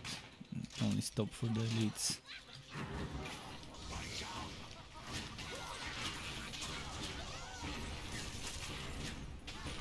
But where are his buddies? Is he? Oh, he's just a single purple. One man pack. Interesting. Haven't seen one of those in a very long time. Thought they were gone. The same way we no longer see 12-man packs. Or 8-man packs for that matter. I don't think we even see 6-man packs. Maybe with the minions sometimes. On legendary ones.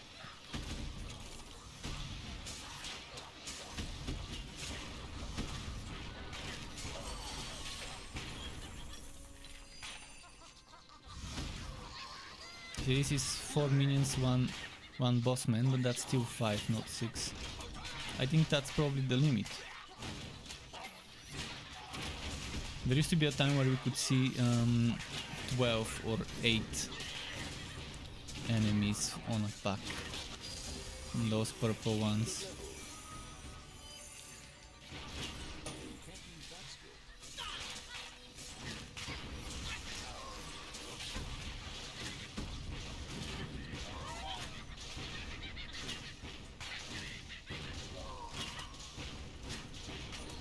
Now we're getting levels for revolt.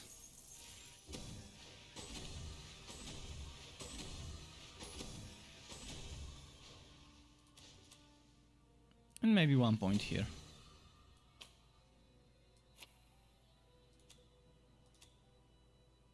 I'd say this is okay. Spending of my points.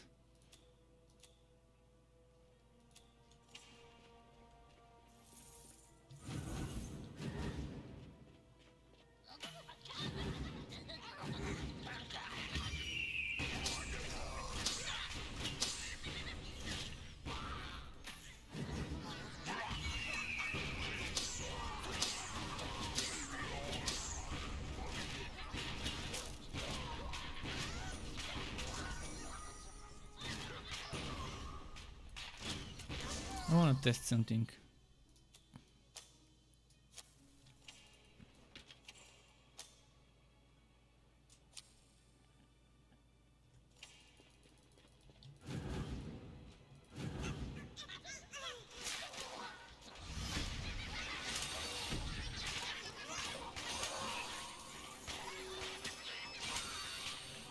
Yeah, it's too time consuming, but if I play it well, it won't be bad to level up with this.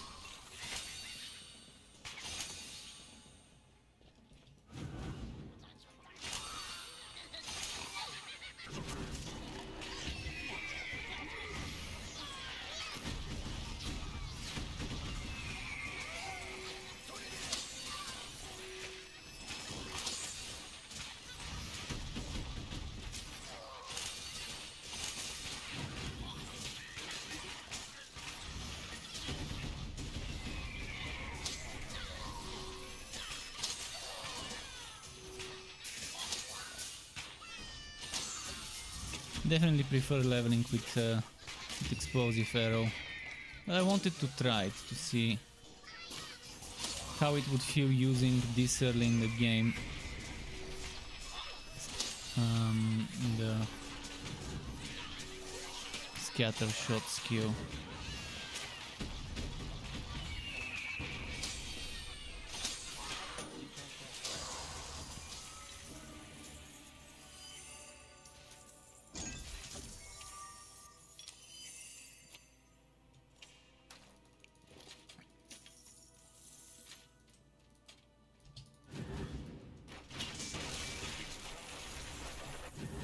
I just prefer having more range and not having to stay in one place for too long. Scatter shot's good if you have the rifle, and if you max it out, sure, then charging those shots becomes pretty strong.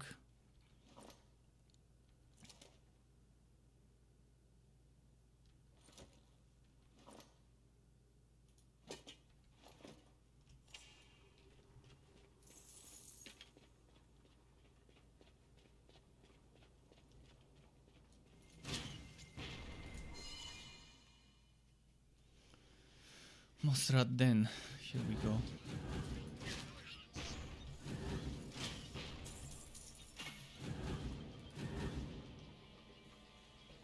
Could it be this way?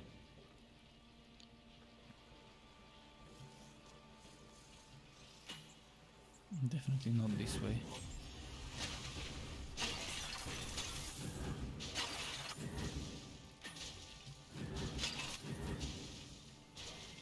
Maybe this way.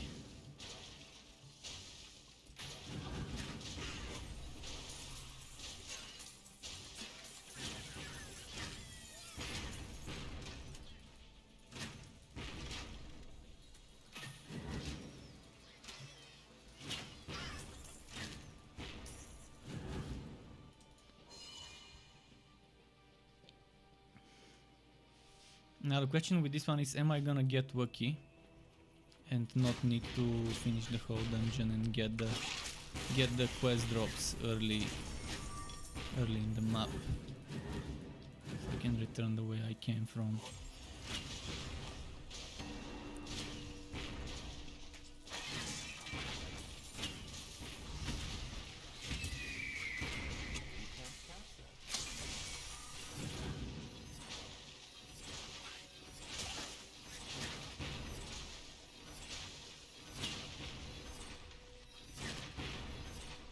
So far it's only dropped 2 of them. 3 of them.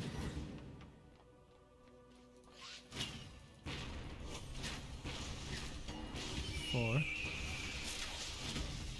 Okay. Getting there. Halfway done. The drops. I'm not gonna pick them up until they all drop.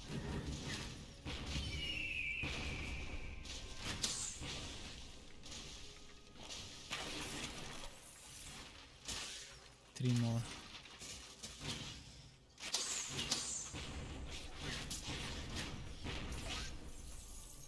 Two more. Come on, drop them.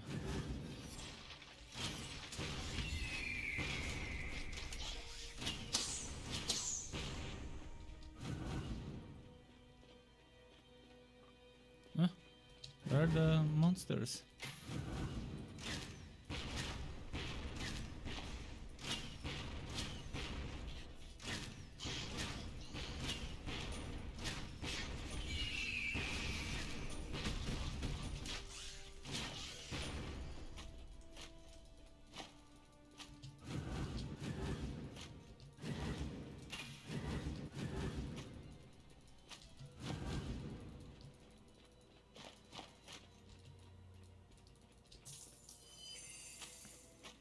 You have gained a level.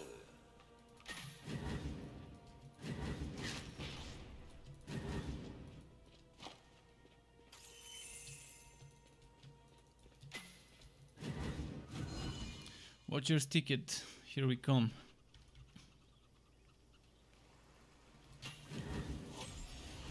Nerd Gamer's back. Welcome back, Nerd Gamer. Nice seeing you again. And saving for Shasta. Wait, I need to start saving for Shasta after level 15. Which would be in the point at 16, 17, 18, 19, 20 and the second point from 20. So until 15, should I just keep pumping? I'm gonna keep pumping Revolt until I get max level. So 2 more levels needed when I consider the bonus point I've got.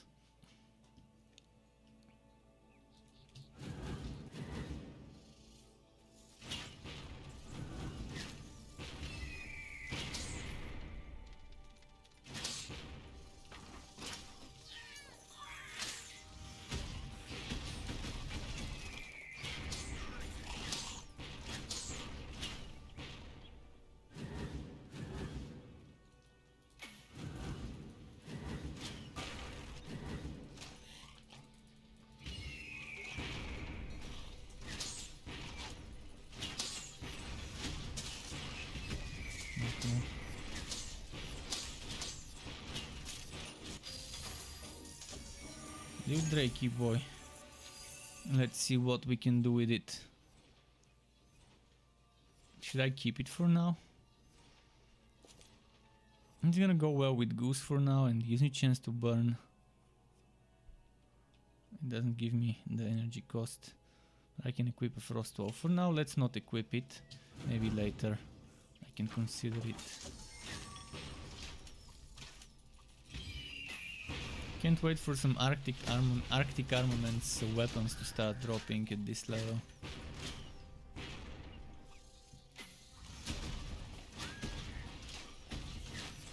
You can't use that skill.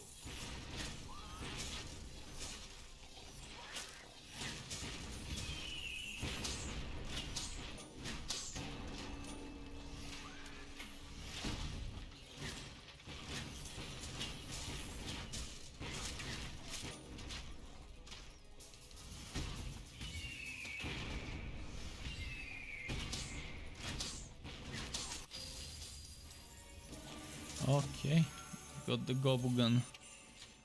The Gobu gun would be a bit of an upgrade.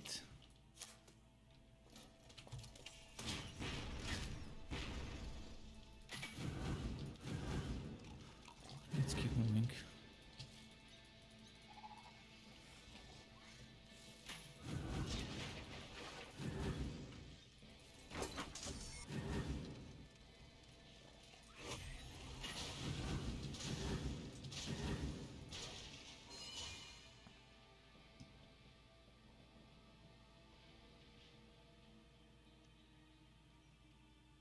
Come on. Chop chop. And the tree goes down.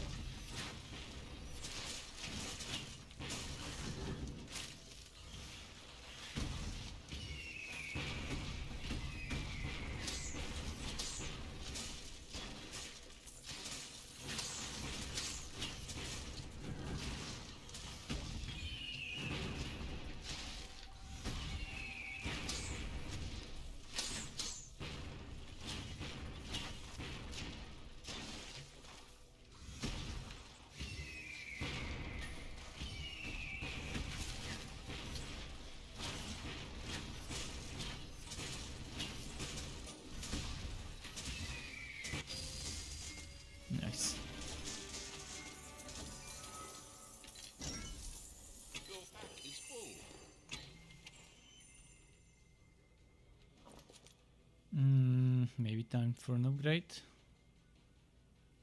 Although the crit damage, I'd rather have the crit damage for now.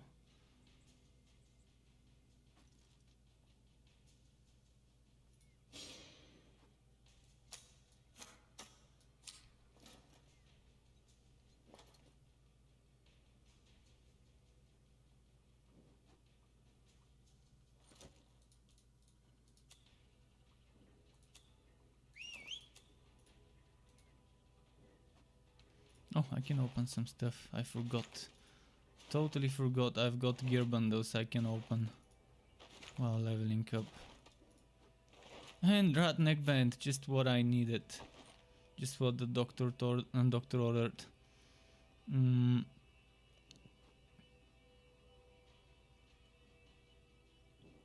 Let's keep this for now. Maybe I can use it later. Oh, ooh.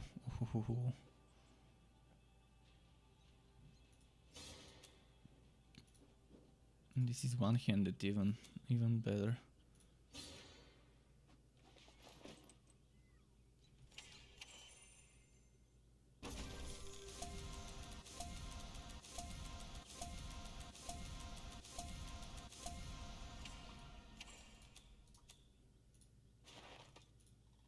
Oops, wrong item.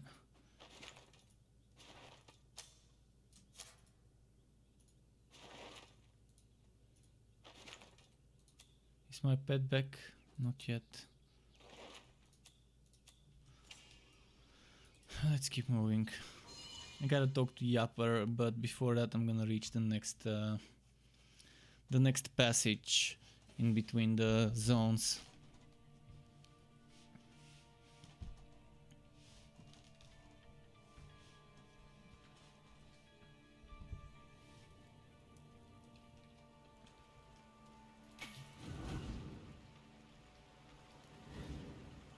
The rubber banding is real. You see when I'm using my skill and when it's actually teleporting me.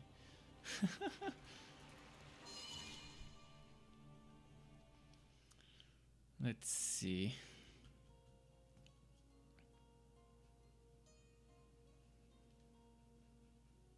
Where's my pet, Sky? He's over there somewhere, sleeping on the bed.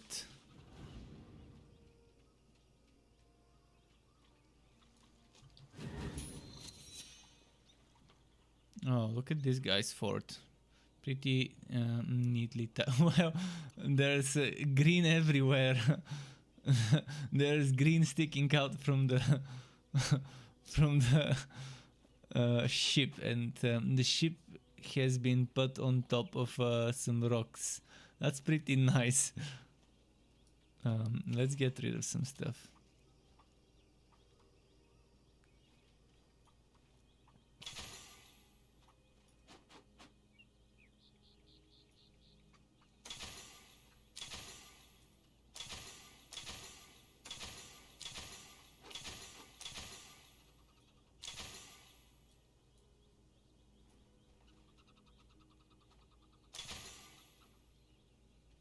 Kind of need to get rid of some things.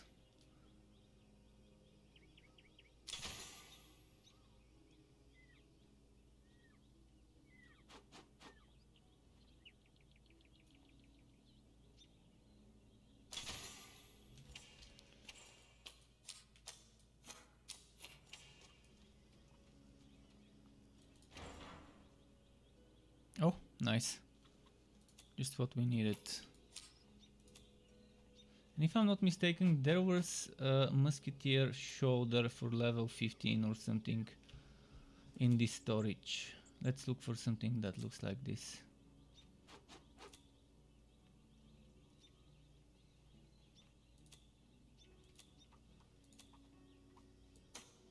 Musketeer rope. Comalis Phoenix. Comalis Phoenix, thank you very much for the follow. Welcome to the Struck Club to you. I do appreciate it, and feel free to ask questions if you need to know anything about the game. So just a moment, let me find some items that I'm gonna be wearing soon. So this rope very soon. did I put that shoulder? I'm pretty sure there was one. Maybe it's in my sharpshooter storage. Okay, let's just put something. Let's put this somewhere. Let's put this and this.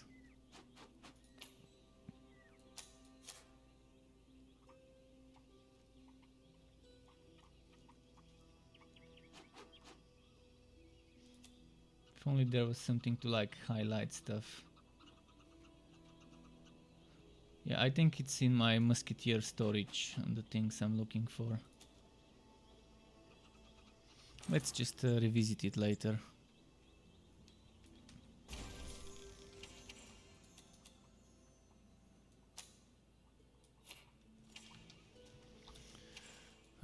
For now,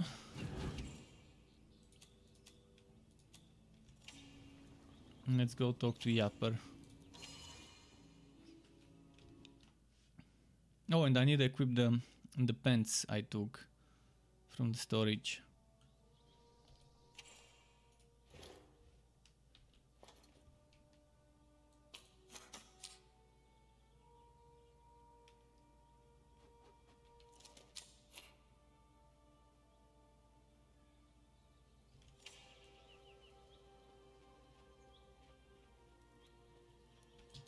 You can't cast that. Alright, there we go. You have completed a quest. Should we collect some items?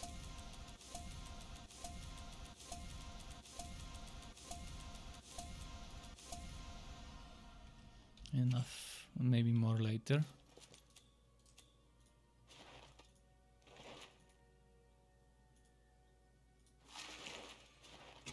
Your pet is taking damage.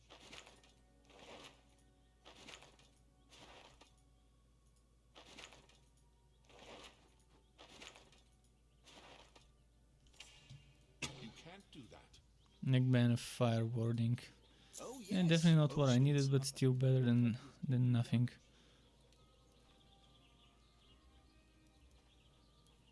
The crit damage is tempting, but I prefer defense for now.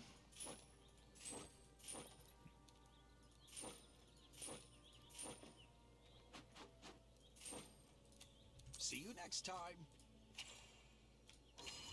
Okay, moving on to the next quest.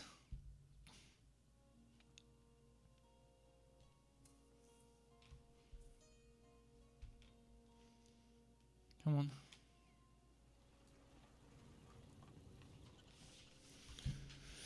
Let's see.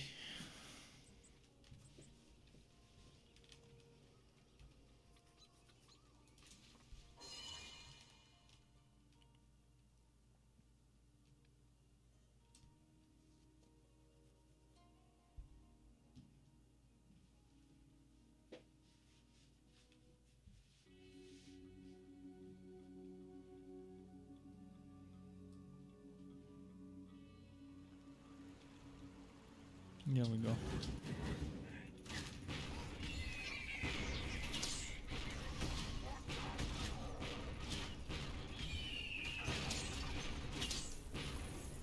I'm probably going to make two builds out of this one. One with Drain, one with not Walkway Stone, with Seekers. Then I'm first probably gonna make the Seekers Explosive Arrow, and then I'm gonna make Drain Targeted Strikes, maybe. And the Drain Targeted Strikes would be the Drain Shooter Strikes 2.0. The other one would be probably Seeker's Arrow or something like that. We'll see how I'm gonna name it. Because I'm gonna keep leveling this one with Seekers, and I'd rather make that one first so I don't have to respec again. If I do respec this into Drain and then respec again into this one, it's gonna be pointless and kind of not worth doing that way. And waste a lot of resources.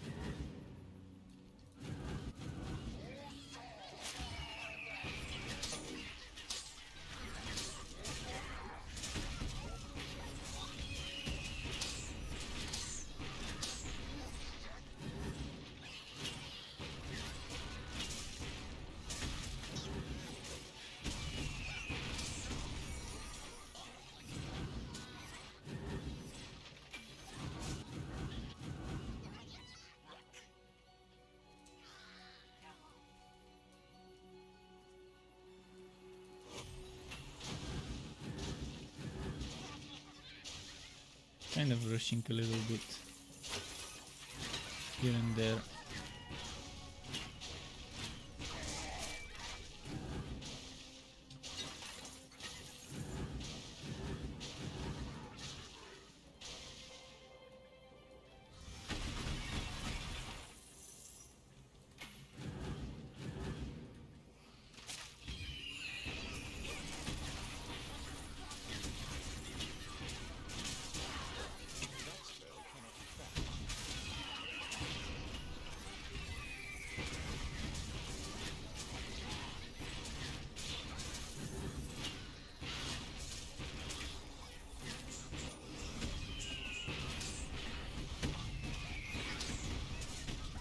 Okay.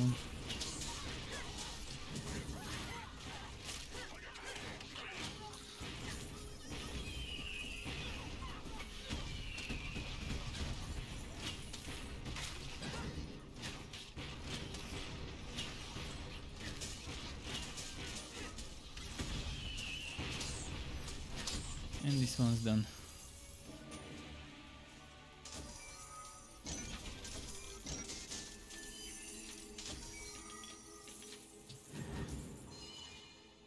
What's the time? 10:27 p.m. Prelime says Strucky's Winter Weave set removed from game for the next patch. I don't think, no, they're not gonna remove items. They are not gonna put Borderlands on us by adding time limited items. What's the point of having such fun items with such nice affixes and then removing them after a few weeks or a few months? It's just, it's content, it's stuff in the game. It makes no sense to make so much work on something nice, on an affix, on a skin, on a model. Although even if it was reskin, still there has been some coding put into those affixes, into fixing bugs that those affixes introduced and things like that. So yeah, when they add new gear, it's there for good, unless it's some cosmetic skin. I wouldn't be surprised if they remove the snowman hat and the elfin hat. So those things that are just cosmetic blue items that don't have any special affixes connected to them from the drop pool. Because this is just a skin, okay. And those I'm fine with those getting removed and then being just exclusive cosmetic skins that you can get throughout the season. But I definitely wouldn't want to see legendary items removed and added again whenever the season calls for it. It's one of the things that I really think Gearbox messed up when it came to Borderlands. Having special affixes that you can only get throughout special events that they just later remove from the game. It's pointless, all the work they put into those affixes and then they remove them until a year later when the event returns, like the Halloween event.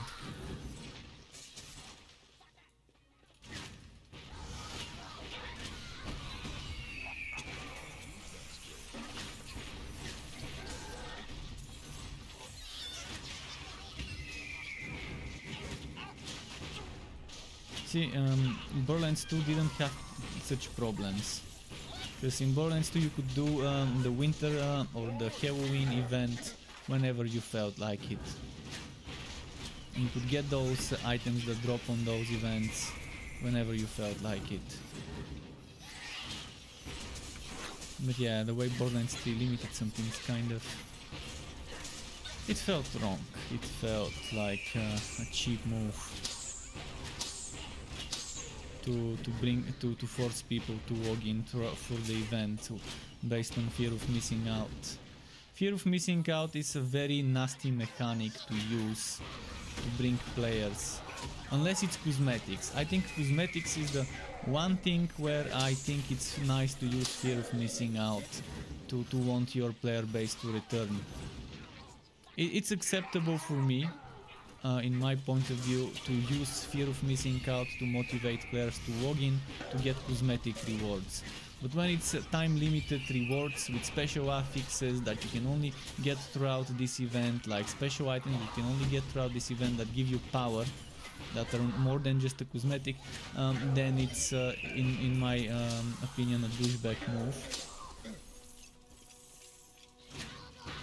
And a desperate move to retain a player base, and it's a move befitting MMOs, not action RPG wooters or wooter shooters. So yeah, I was very disappointed when Borderlands 3 did such a move with their time limited events.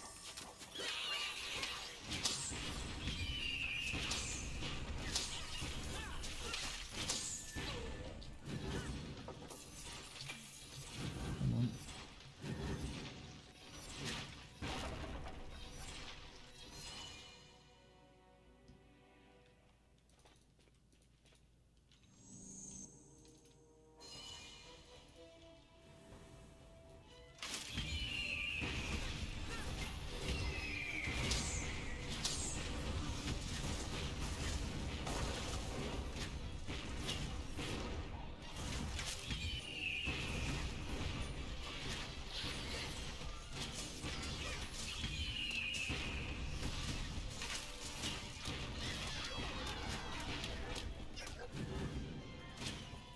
Come on.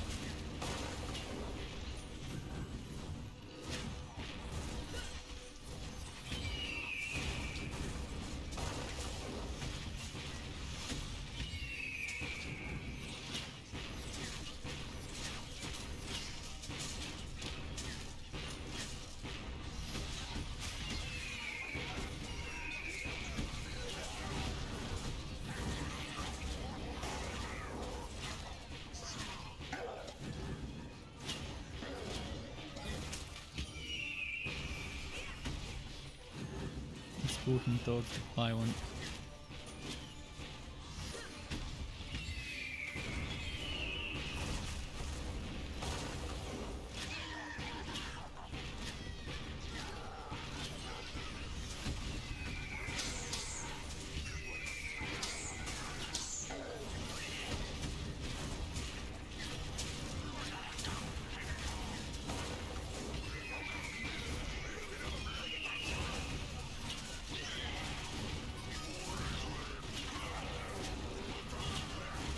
Yeah, almost died. There we go.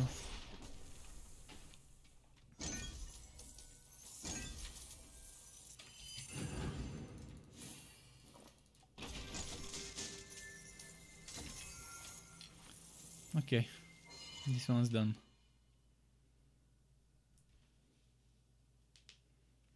Probably gonna be able to complete this act today, from the looks of it.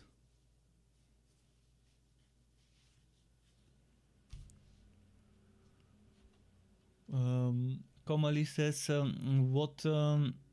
what would you say is the best class for Flaming Destroyer? I'd say any class is good for Flaming Destroyer. If you want obvious synergies, terrain builds can be nice. If you want obvious synergies, Forged can be nice with some of the burning skills. Obvious synergies exist on the Sharpshooter with Explosive Arrow and Goose. The Dusk Mage is probably the one class that doesn't have an obvious synergy, but it's still a good combo. If you choose Railmaster, just don't do Slammer until they buff that skill tree. I would say, yeah, Forged is nice, Terrain Railmaster is nice, Dusk Mage is decent, and Sharpshooter with some Explosive Arrow could be pretty decent combo. So it's up to you which one which type of playstyle you want. They're all gonna be decent, depending on how you gear up and how you synergize the skills.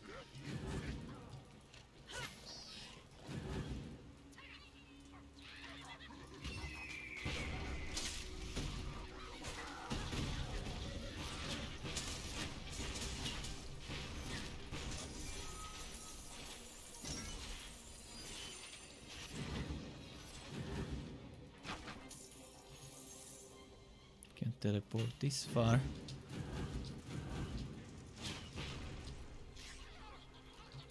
Let's get the waypoint.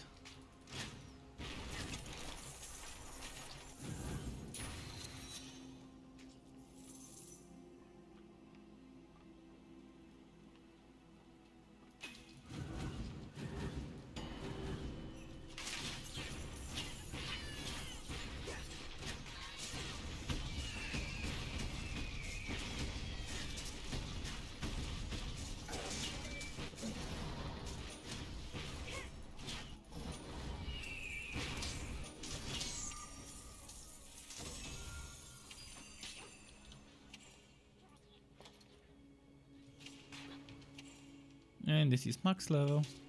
Level up. Now I can start leveling up. Until level 15 I've got how many points? I got the point at 14 and the 2 points at 15. So that's 3 more points before I start saving for Shasta. I'd say it will be very well spent points if I put them into Bloodseekers. Although I could put the next 2 points into Explosive Arrow actually. Well, I want to get Bloodseekers tier 1 and then maybe... yeah, I'm gonna get tier 1 Bloodseekers, tier 1 Explosive Arrow and then start saving for Shasta. For Royal Shasta tier 2 at 20. So between 16 and 20 I'm not gonna be spending points until 20.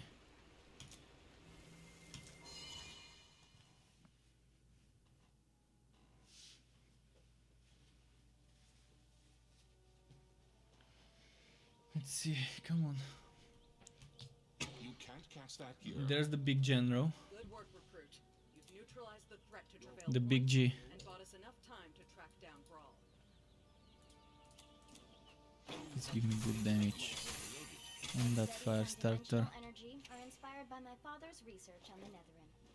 The energy shares properties with the Aether, which is Ooh. supposedly where the Netherim come from. I guess it's no surprise. Okay, we see which these one would forces be resurface. the one I use?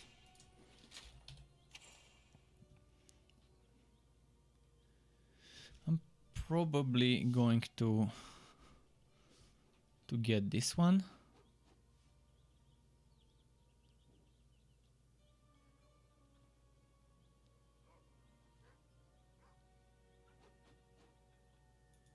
I do need this one.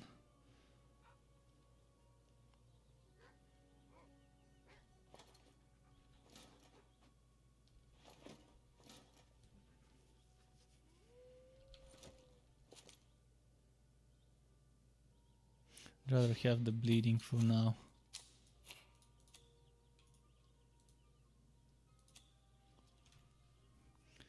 One level to Ghost Visage and chance to burn, or more damage and chance to bleed. Yeah, I'm probably gonna go for the damage. Let's sell. You can't do that here. Here for Your pet is hurt. I'll see you soon, I'm sure. Your inventory is full. And Pedalime says, wish they put trading system with players to buy good gear. Yeah, but again, as I mentioned many times when we talk about this, putting a trading system is very risky, and it needs to be done well. First, to avoid people exploiting bugs and glitches like Wolsen to duplicate items and to get infinite gold and things like that. So it needs to be very well tested, extensively tested on the public server. for a very long time, so people can break it as much as they can there, and then it can get fixed. And it shouldn't be open trading like Path of Exile or Wosen to avoid the black-gray market of selling items for real money. Obviously the game is not as popular where people would want to start selling such items, but having some gold road items, I would see people willing to pay money for those, which would mean there would be people abusing that and selling items for real money. I hate this in games where people start doing this, start becoming greedy, and start selling pixels for real money. It turns the game into pay to win, indirectly. Even though when there's no competitive, it could turn it into. I'd much rather see them, instead of working on a trade system, a system where you can reroll items. Rerolling item affixes would be the much more preferred option for me. Instead of me having to trade with others to get items, I could just reroll the affixes on my items. I can farm for materials, and I would know if I spent X hours farming materials, I would get enough materials to get this affix, then I can spend as much hours to get my next affix, and then I can get as much hours to get my third affix rerolled. Even if I don't get it rerolled to perfect stats, at least I can get the affix I want. But yeah, we need to know that time spent eventually would equal getting the stats you want on an item. As long as you put enough time into the game. I'd much rather see them work on such a system instead of a trading system. Obviously trading is nice, but there's a ton of risks of how many things can get broken. I'm not saying that rerolling affixes system cannot get broken, but they already have it in place for the enchantments. So they can rework that same system and just apply it to the non-socketed affixes one way or another.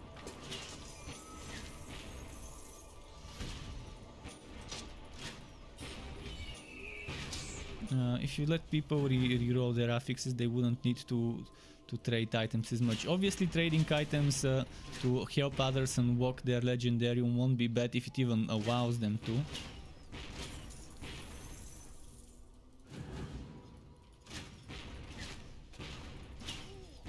Diablo 3 style trading is I think a good way to do trading in this game without breaking the balance, without turning the game into pay to win grey market like Path of Exile.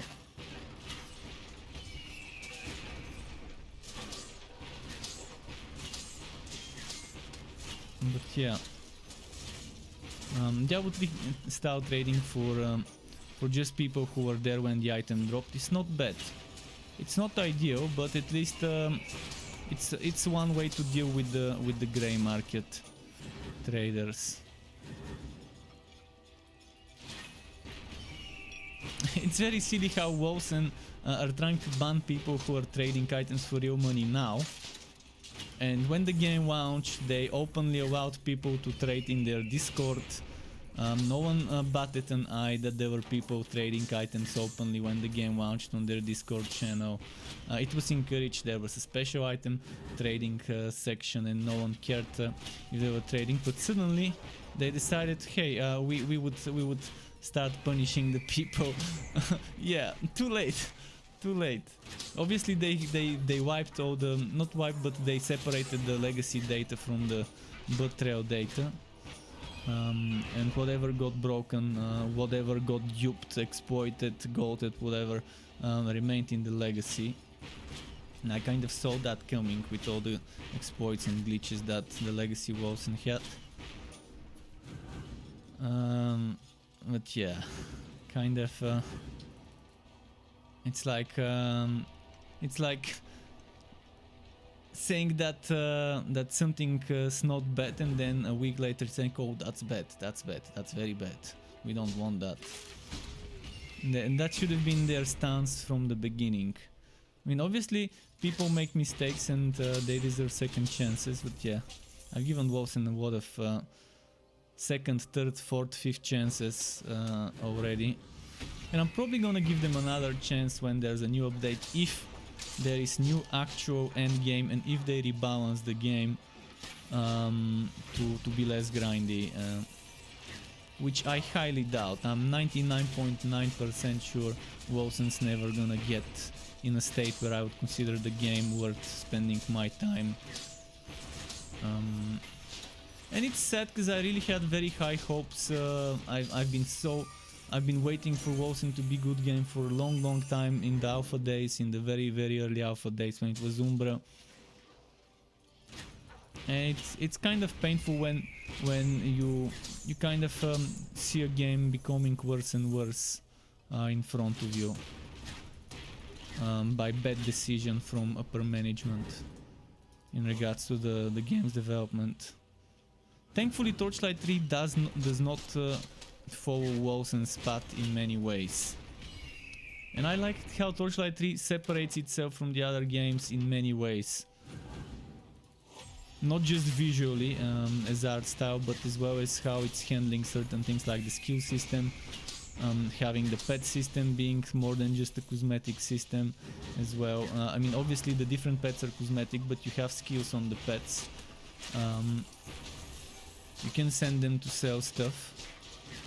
And kind of not a fan of how Torchlight 3 copy-pasted Wolfson's endgame and Wolfson's endgame power creep with the Fazir and the Fazir challenge bonus. The few things I didn't like in... Some of the things I didn't like in Wolfson getting copy-pasted in this game was not a pleasant feeling, but not much I can do apart from giving my feedback. And hopefully, eventually they realize how boring this is.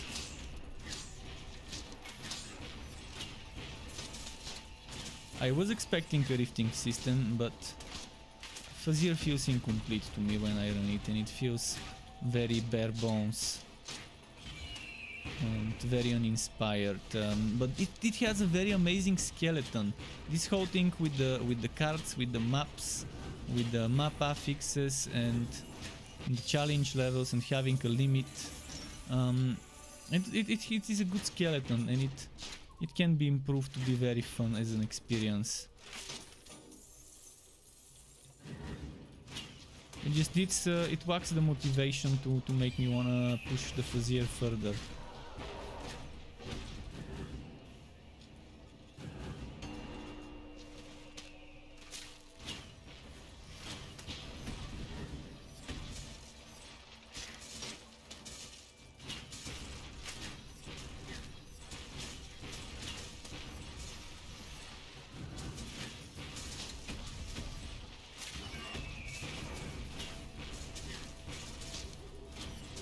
What level am I? I'm 13 in a 14 map. Okay. I'm gonna only kill some elites. I'm not gonna stop for basic scaly men. Let's do this. And by the way, if I sound a little sleepy, pardon me. I only slept for 2 hours last night. I couldn't fall asleep. For like, I switched off my PC and then stood in bed trying to fall asleep for like 5 hours. Then I gave up and went to have breakfast. So I've only slept for like 2 hours in the noon between 12 and 2 p.m. And yes, so if I sound a little bit tired, that's the reason.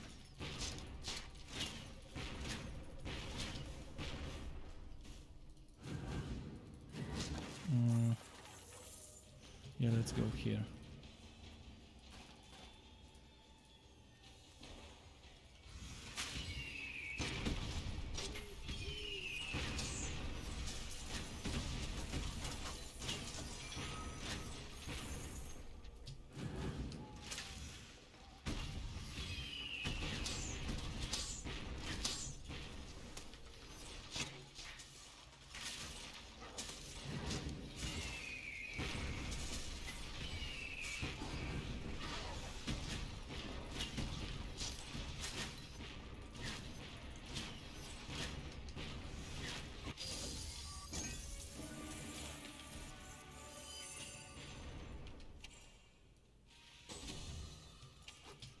next I'm gonna be leveling Explosive Arrow with the 2 points from level 15. Actually, I only need 1 point, right? Because, oh no. Wait, why does it say 1 bonus? This is... Oh, this is why. Okay. So I can put 1 point here. And then the other one... I guess you'll probably put it in Explosive Arrow, because...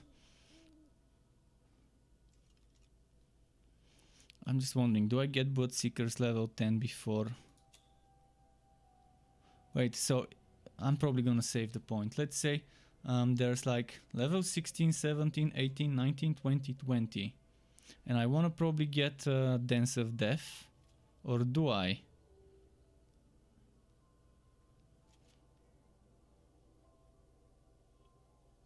Now, if I want Dance of Death, I might save the...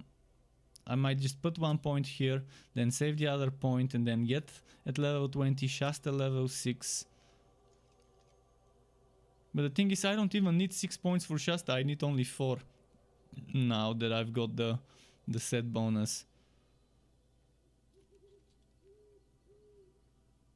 That kind of changes things. So I need to save the points. Let's say 1 point from 20 is for Shasta, the other one for Dance of Death, then a point from 19, 18 and 17. So until 17 I can level other things. And I'm gonna say Bloodseekers.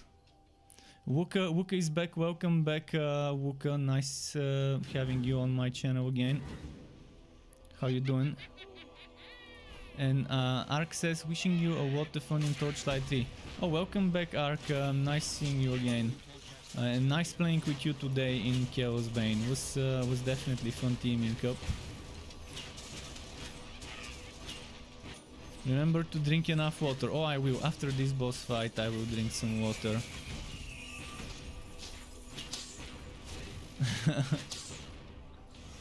Let's see.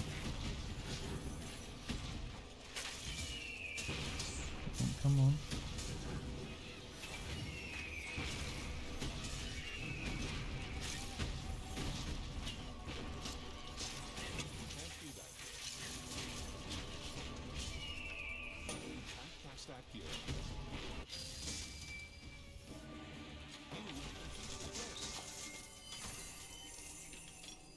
Got a firewall.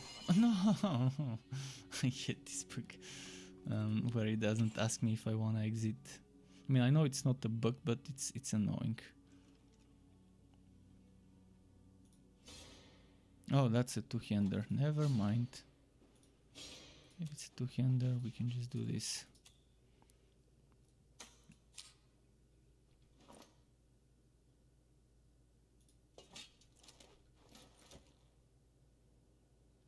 Chance to shock? No.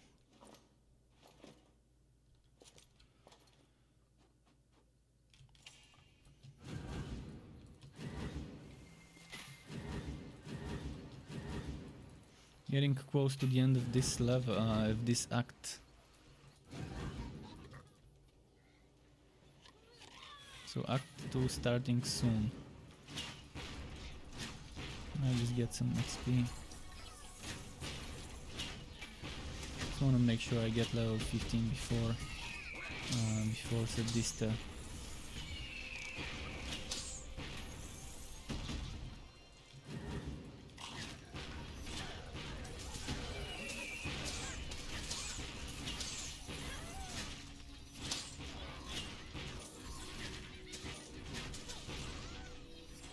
I actually think Tier 2 Bloodseekers might be more important than Tier 1 Explosive Arrow for me. Because that cost reduction for the skill is good DPS increase for everything and good healing.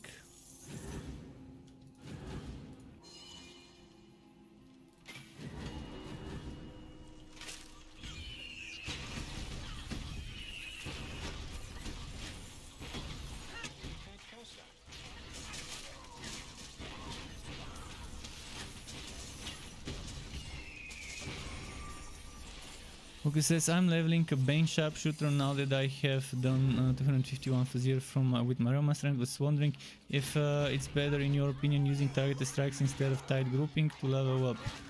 Well, targeted strikes is not bad. I actually prefer it more, but it's a matter of personal choice. You can put 1 point into both of them and see which one you like more. I personally prefer tight grouping, but see, if you have items such as the if you have sharpshooter items in the legendarium like the helmet, you can just use explosive arrow to level up, like I did. At level 3 I started using explosive arrow, because in my legendarium I've got a musketeer hat. Right now I'm pretty sure this is not supposed to be happening, but when you have extra bonus points in skills, even if they're not unlocked, you can use them, and that's what I did. So for now you can use it and do it that way, but eventually that's probably not gonna be doable. So that's why I would say targeted strikes. That's why in my build how to level up, I don't write use explosive arrow at level 3, because first, not everyone is leveling an out. It could be someone's first sharpshooter. They may not get the helmet. Obviously, if you get the helmet, even if it's your first sharpshooter, you can do the same thing right now.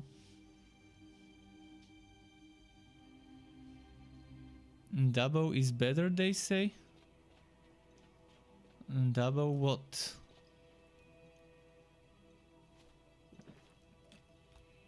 Let's drink the water. And Sky's a bit far. He's over there on my bed and he's sleeping, so I can't pet him now.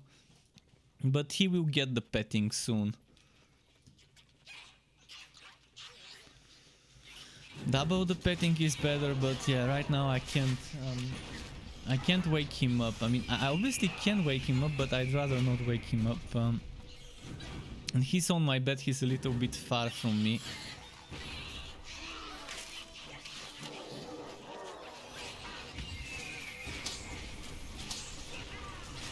But yeah, petting.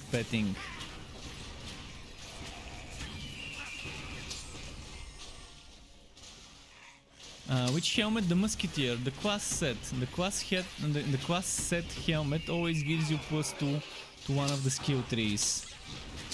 And the musketeer cavalier hat gives you +2 to precision skills, or +1.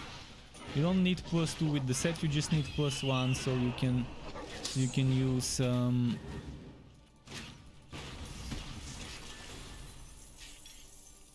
you can use the skills.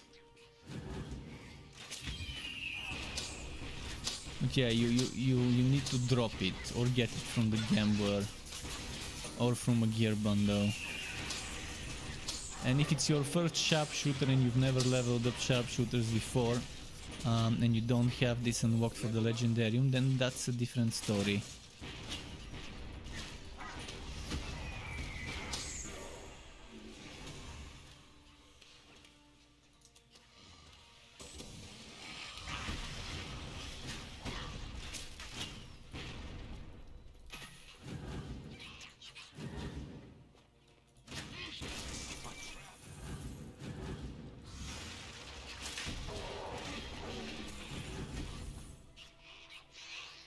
Your level 251 Cold Heart Rail Master was completely disappointing. I mean, it's Cold Heart. There's not much you can expect from it. There's 3 good things about Cold Heart: Ice Shield, Snowstorm, and to a certain extent the Golem. And that's pretty much it. In the current state of the balance in that relic. Ice Shield is amazing, Snowstorm is good, but the tier 3 bonus is pure bullshit. Then Ice Golem is good, but it needs to do damage the first time you cast it, not the consecutive casts. Because it's just then you don't see the damage until you spend 100 energy, and that's a bit too expensive to get that damage. Where with other with other equivalent skills, not only can you reduce their costs with some of them, but also you get damage from the first cast with the first 50 energy.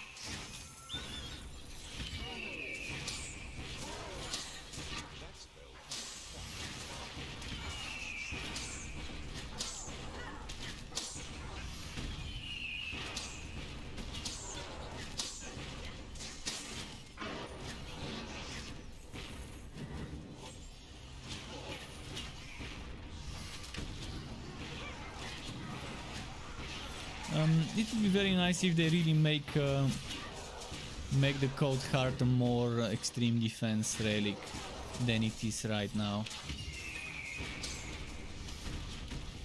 Take it as support for multiplayer on super tanky builds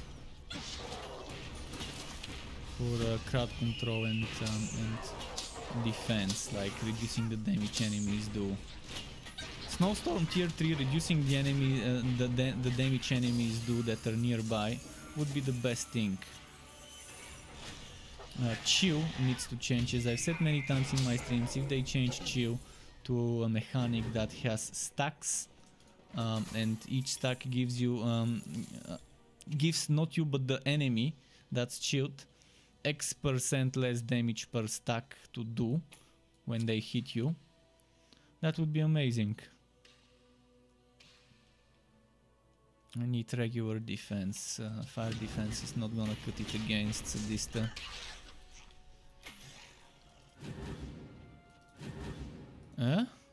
Nani? Seriously? Oh, I need to go over there. Just realized.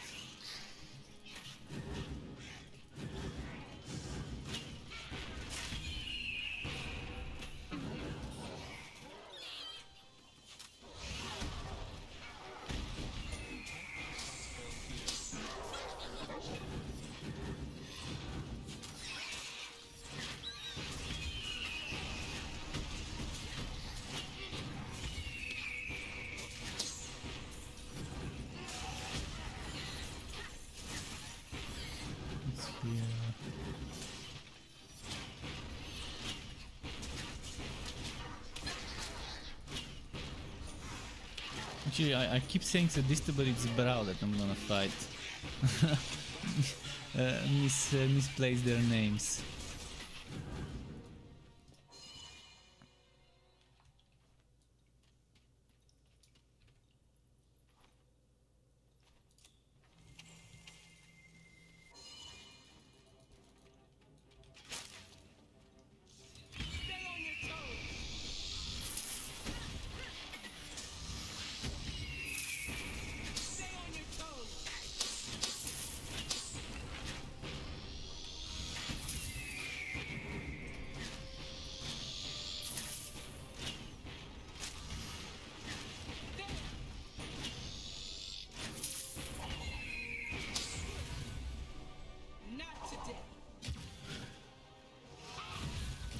Huh?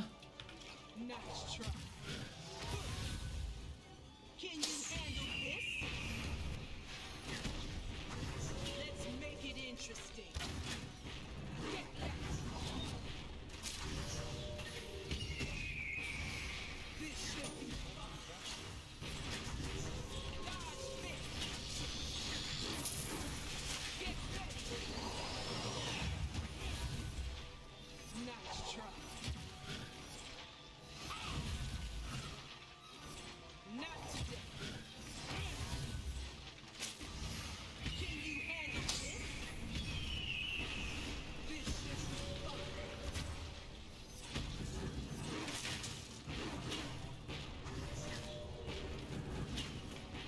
Let's make it interesting.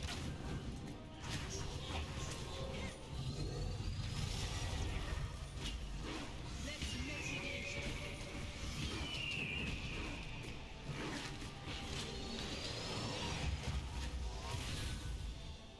Not today.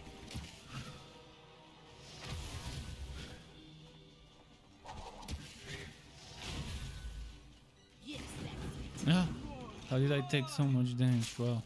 Can you handle this? From just tapping on on the field, on the nether well. Stay on your toes.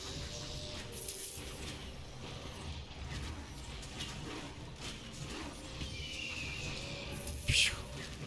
Not messing around.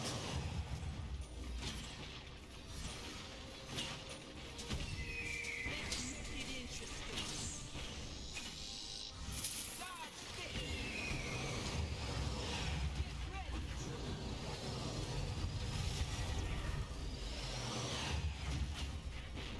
ready. Dodge this.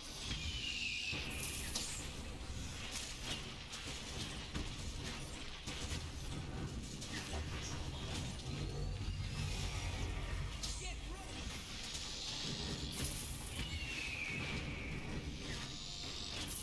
This should be fun.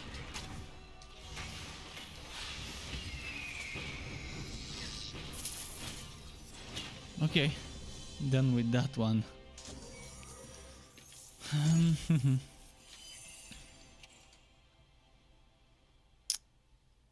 Chance to freeze, that's pretty nice.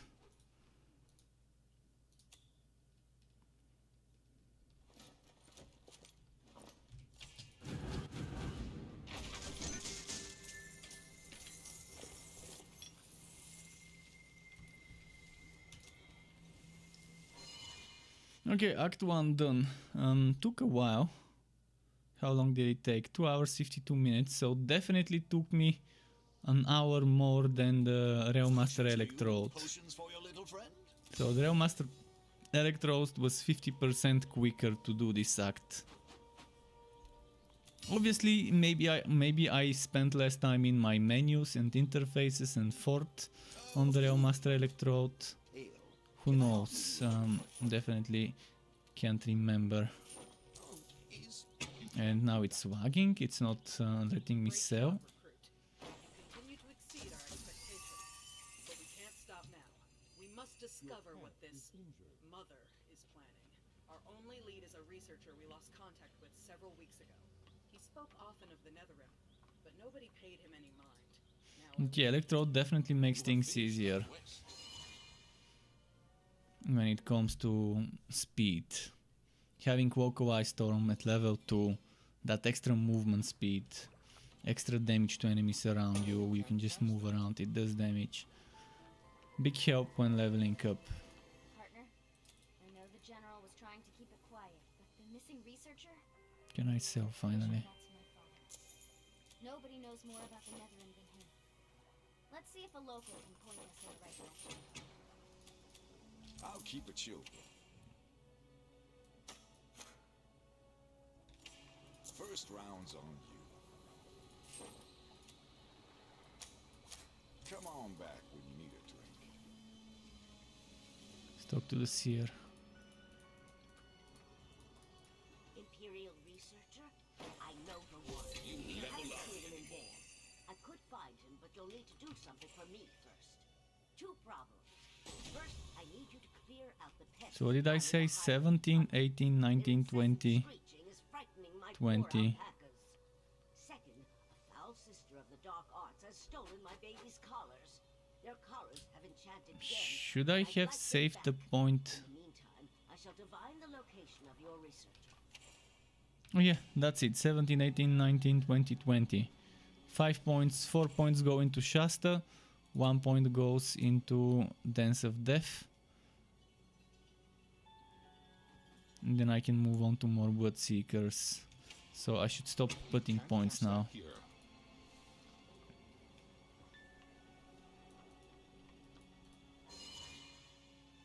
Although, do I have a place where... Oh, I can take a point from... I can take a point from... that even 2 points. 2 points I can remove from... Ghost Visage, and I can get my level 6...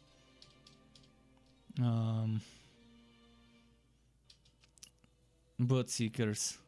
Yeah, that's what I'm gonna do.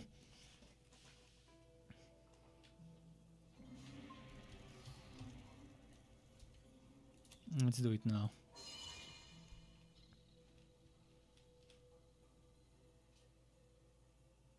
The sooner the better.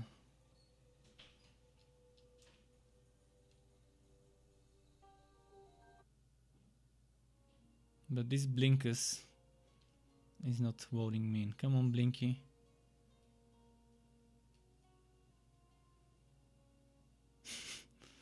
It's probably gonna disconnect me. Oh no, it didn't.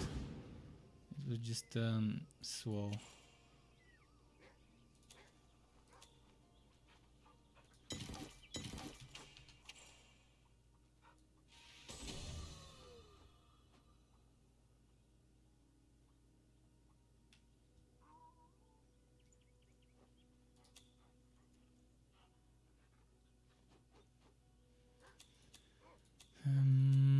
What do I put the point into? More blood seekers or more explosive arrow?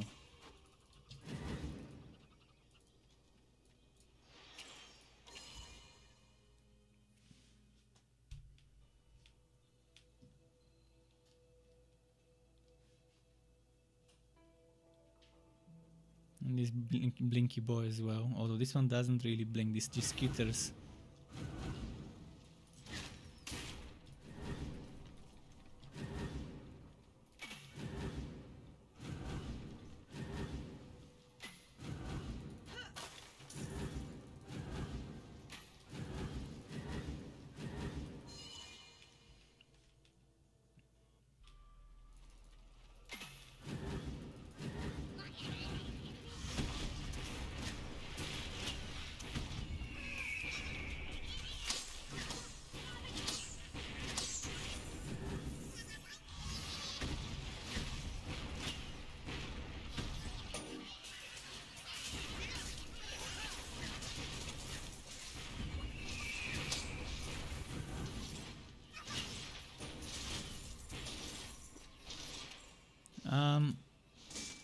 No, I can't.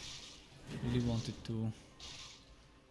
wanted to put Imbue Relic there, but I can't. And those skill points still.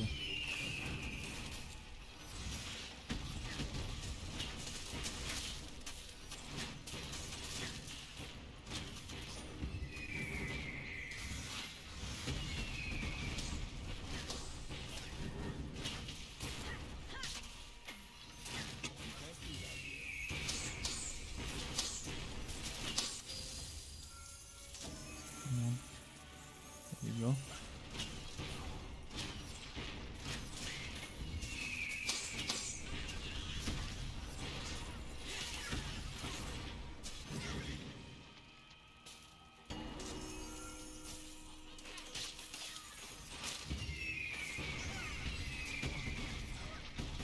Okay, nice. Stay there, group. Stay there, grouped. Ah, they ungrouped. Thankfully, they teleported and negated me knocking them back.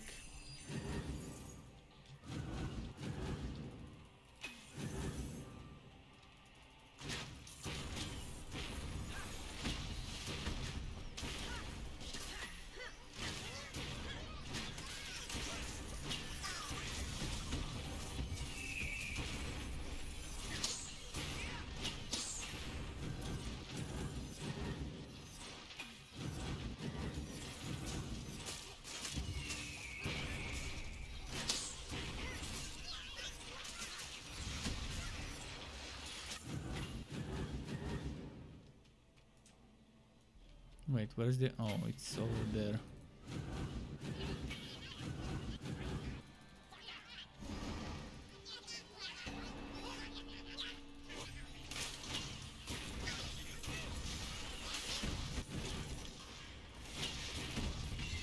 I put them together. And this.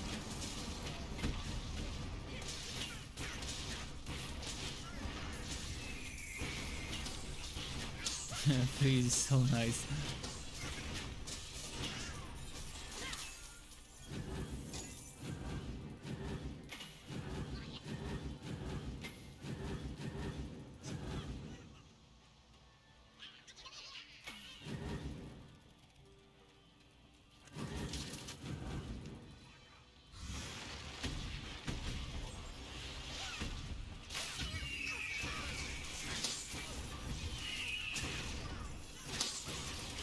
This alpaca hunter.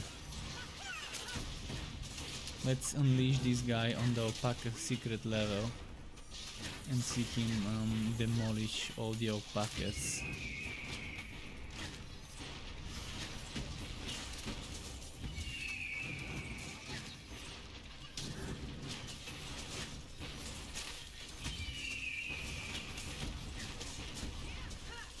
And down.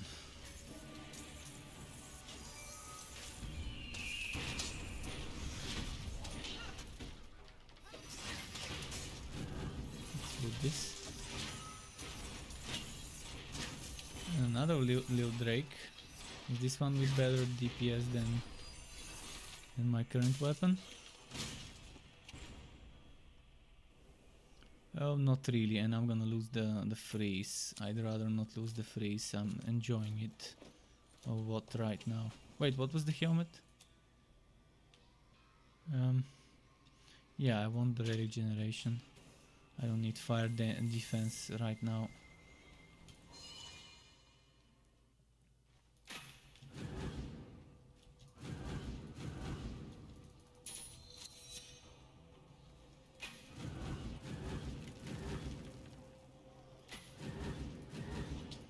Let's get the Sylvia Rouser now.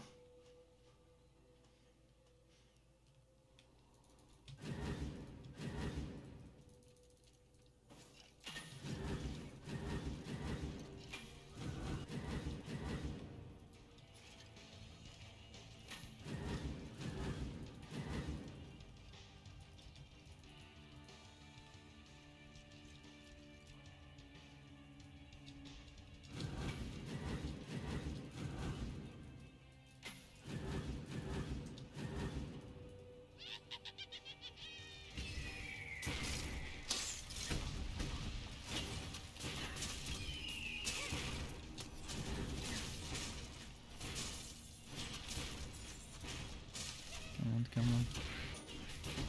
Come on. A lot of damage. She hits like a truck.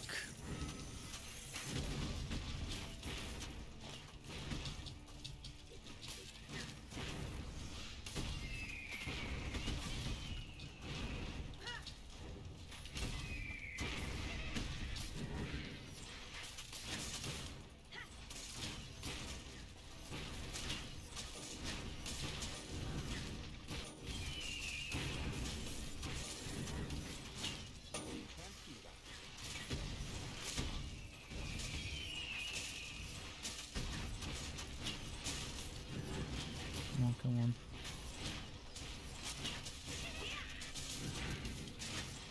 I think it's time for me to get a good weapon now.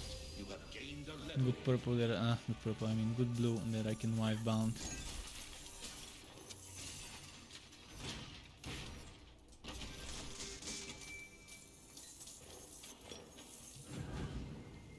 Now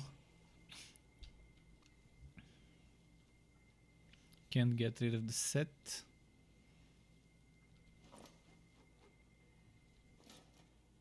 Wait, was that defense or damage? Defense, never mind then.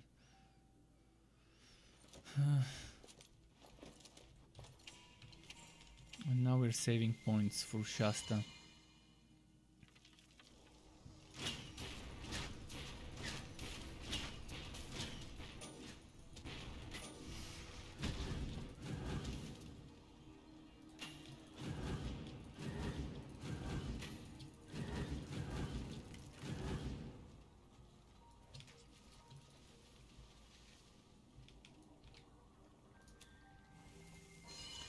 Maktar's Cove, turning in, selling. Wait, maybe I can even gamble for some items, like gauntlets and maybe helmet. Not much, just a little. You can't do that. Let's keep this our little secret.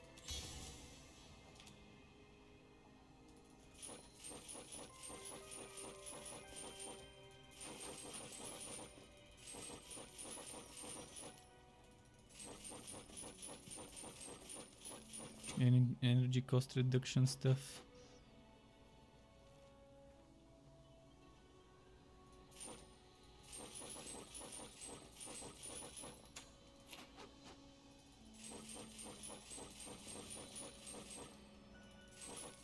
And what was the other thing I needed? Gauntlets.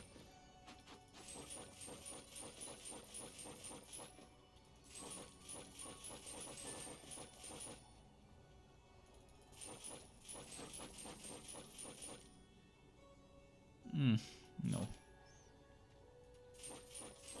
Screw the gauntlets. One more try for this.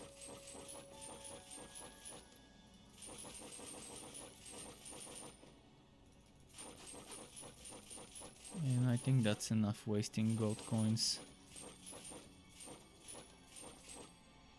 Is that all? I've procured fresh stock. Till next time. That spell can't be cast. So what have we here? Your pet You've is badly returned, wounded. traveler. Yes. The one you seek awaits in the venomous nest. Beware. Something sinister lurks. Okay, back to the portal.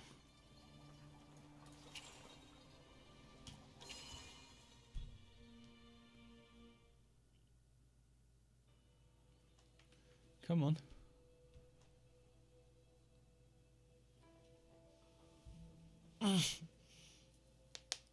Need to stretch a bit.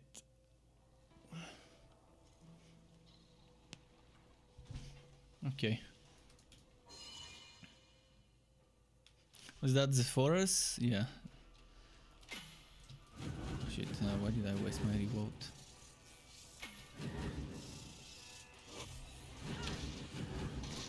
It's trapped.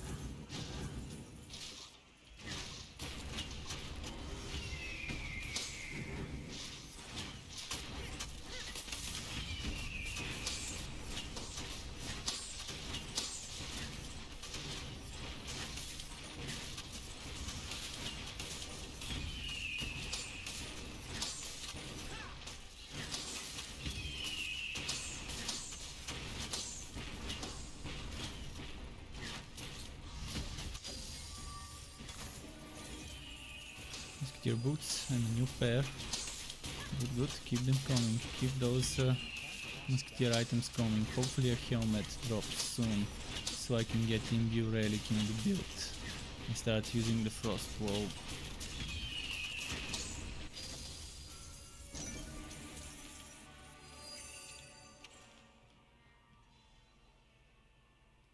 Definitely a nice upgrade. This is also an upgrade.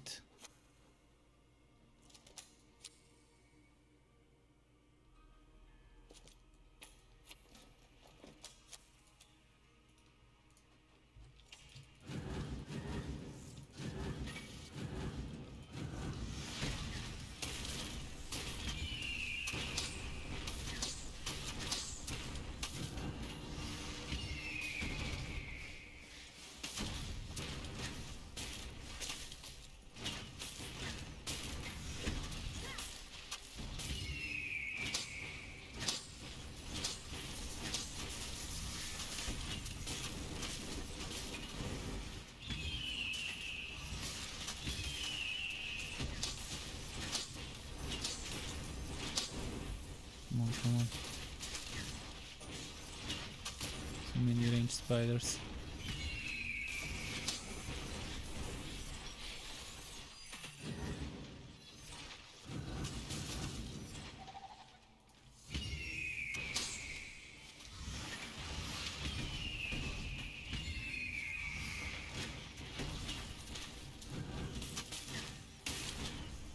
Let's kill the little guys first.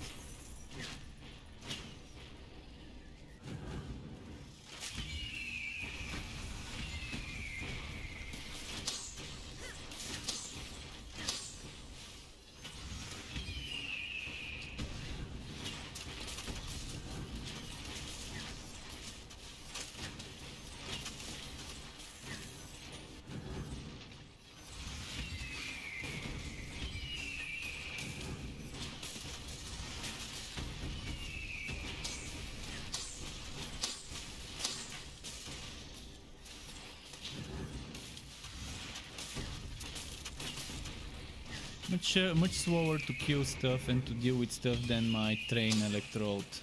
But kind of expected it to be that way on a Blood Drinker Sharpshooter.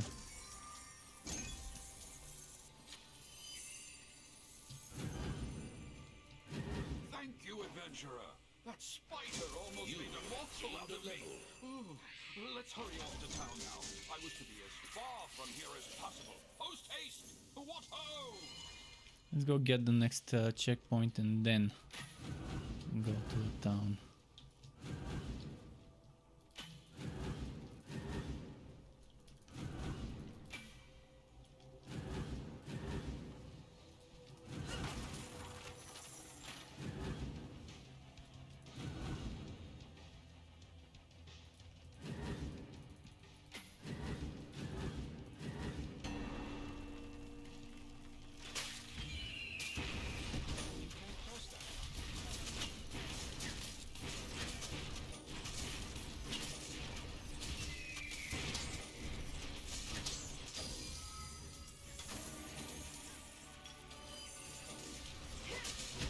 Nice legendary gauntlets.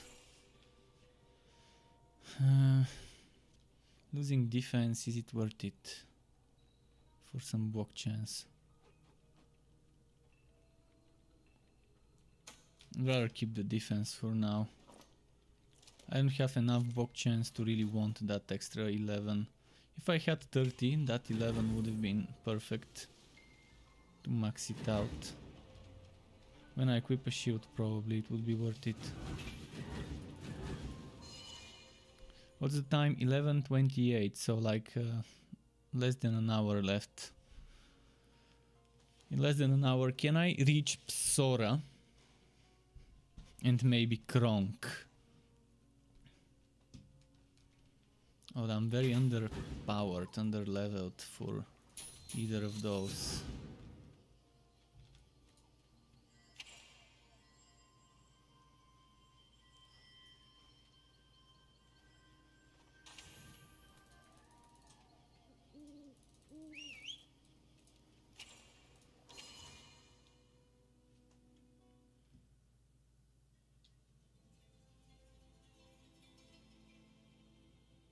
Quest started. Quest complete. There we go. I was waiting for this one. Thank you again, adventurer. I hope I can return the favor one day. The Netherim? Okay, moving on.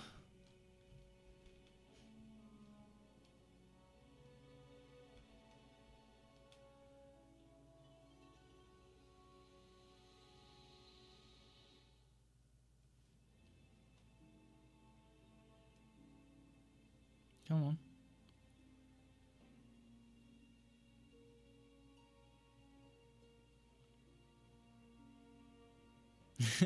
The blinky boy, come on. I know you want to load up. Is it loading a big fort? I guess I can donate to that tree, but is there a high-wit thingy? Let's donate to the... I can't. Can I donate to this one? Maybe this one as well.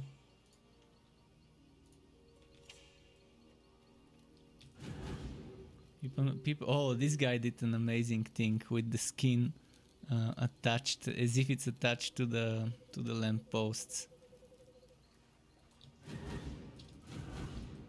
That's getting creative right there. I love how some people can combine certain things in very unexpected ways with the way they allow us to have elevation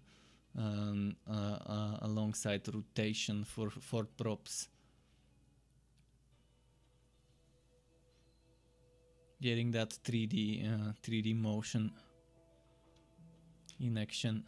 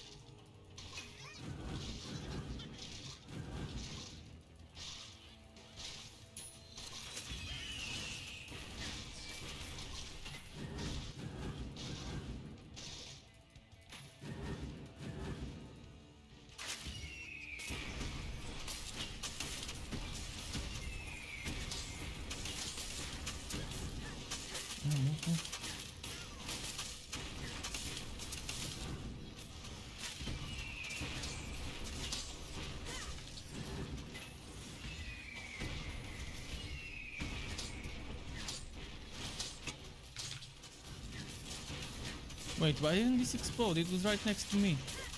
Hey, it's cheating. It's cheating. It was right next to me and I teleported, thinking I triggered it. I guess it's not triggering as quick as I thought.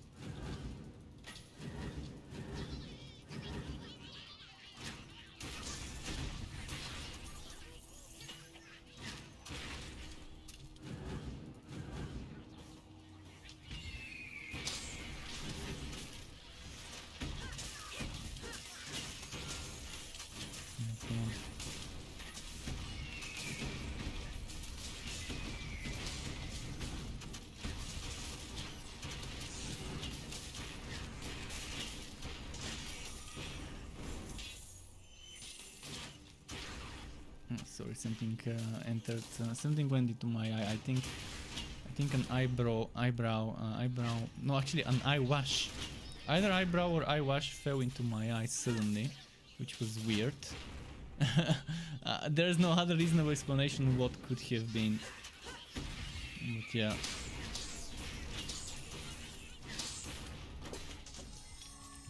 It's fuck. Why did it go there?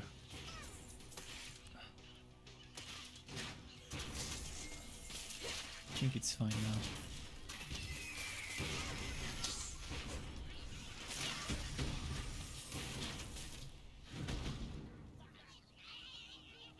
Should I let's go get this dude there. Maybe I'm gonna get a nice item from him.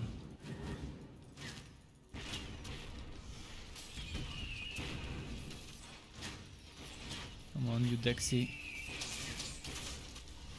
You Dexio, give me the drop. You want to give me a good weapon for my level. Or maybe a musketeer helmet. So I can use Imbue Relic in the Legendarium.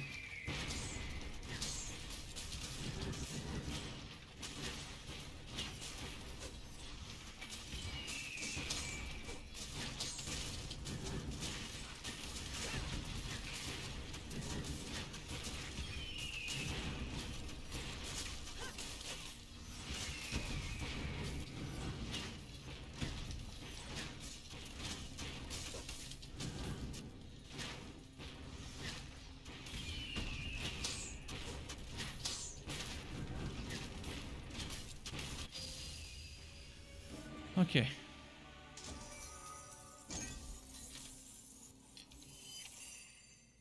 I'd get a weapon, but kind of a two-hander, but maybe I can use it on the boss when the time comes. I can't remember how much the base damage was of my current sword, so... Well, this is better.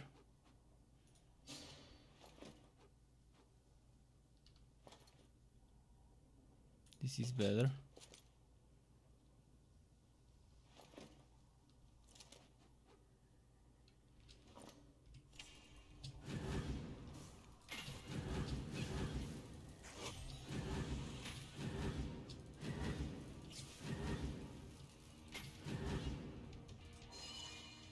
Okay, one more zone and then Psora, so got level 19. Can I get Shasta before Psora? I don't think I can get the full level's worth of XP before her. Unless I do a Mapworks map. I mean, I can do this beast. Come on, beastie boy. Don't play coy.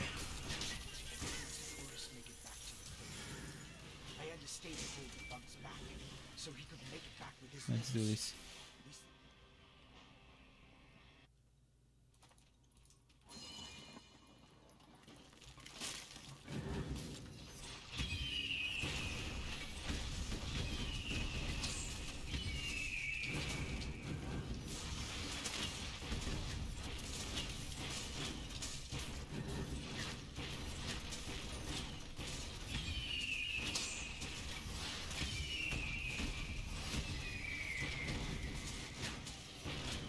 I getting XP from the ads? I don't think I am. Oh, that was a lot of damage from the...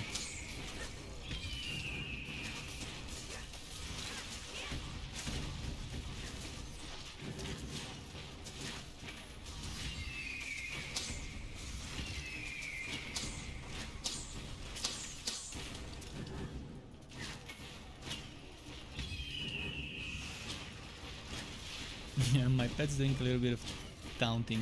Although it's not really taunting, but it's doing a little bit of aggro holding.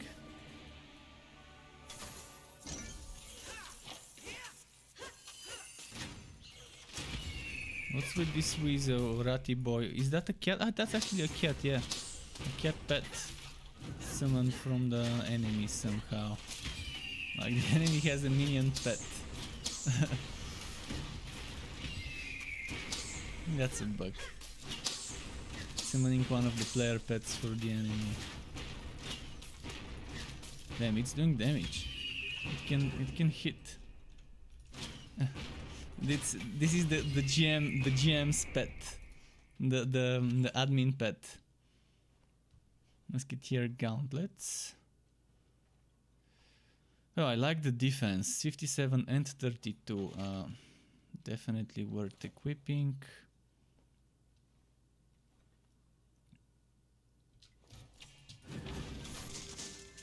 Strip out penta wounds, nice. Level 20. 108 defense, nice.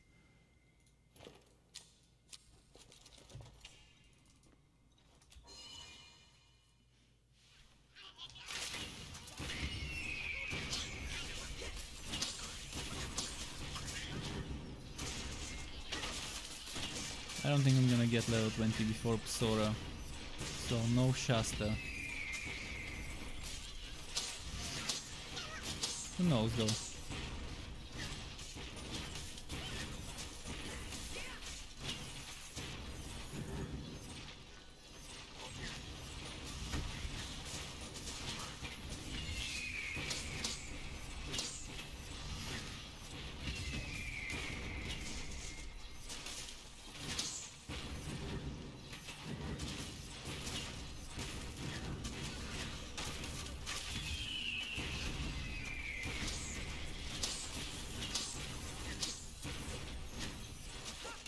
The sooner I get that helmet, the better. Oh wait, I might have the helmet in my... I might have the musketeer hat in my storage around this level. Oh, I can check it later. There isn't much time left on my stream today, so I'd rather not spend it in the fort looking through my stash. It's 11:40, so we've got like half an hour or so.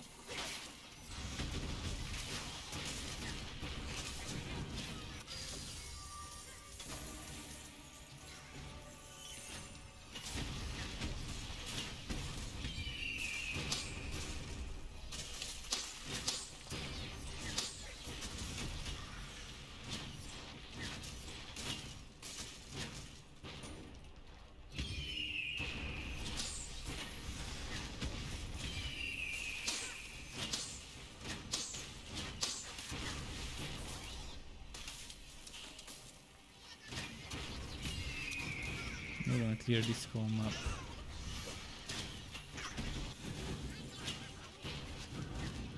Thankfully, explosive arrow is very good for bosses like Sora, where I'm better off keeping my range from her. The snipey snipes would really be handy there.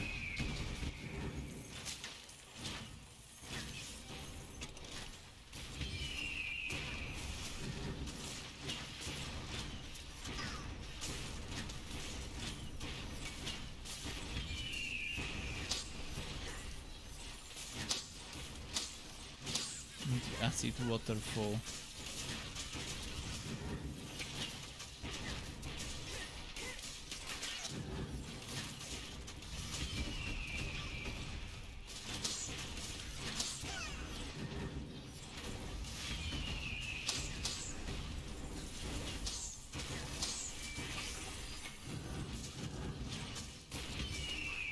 Maybe I can actually get the level up if I stay in this map a little longer before moving on to the boss. It depends on how many elites we get. I'm gonna try and trigger some spawns and group them up for AoE. Yeah, that's perfect. That's what I wanted. Movement speed shrine for my way back. 0 blows here with the other ones. That should do a trick.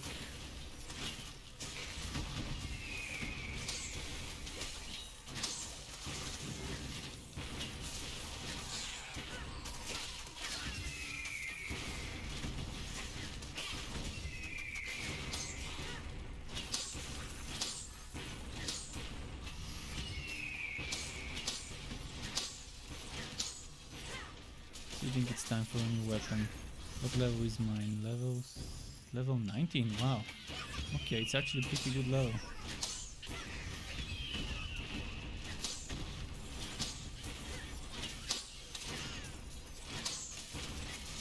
Yeah, I can see the level up before the boss.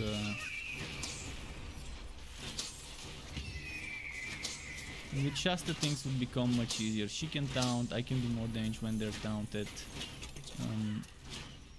Pretty decent.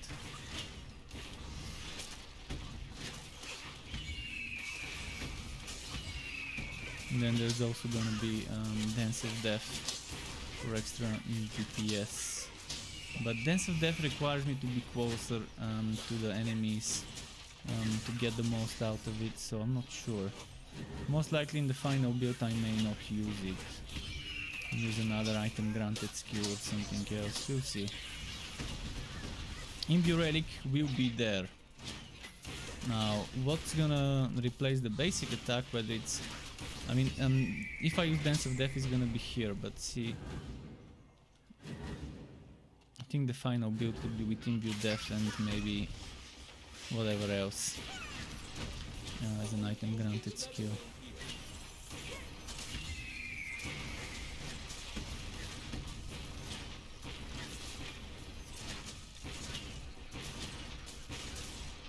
I have to go to the boss room.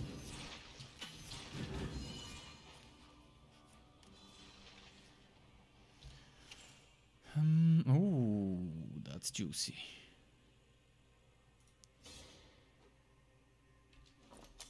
Right before the boss fight.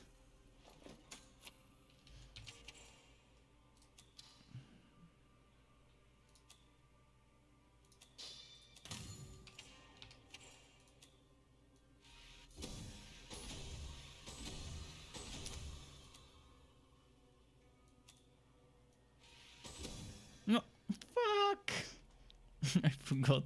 I had to put the point in Dance of Death. Well, mistakes. They happen.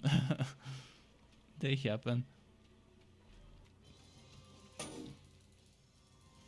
Well, at least I got Imbue Relic.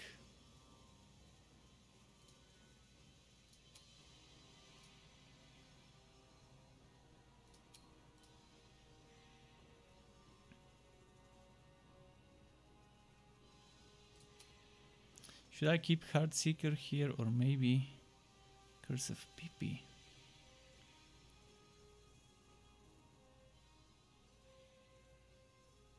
You can also keep a Goblin Hound, which obviously is not great for me. Yeah, Curse of Pippi is not bad. As a fewer, temporary fewer.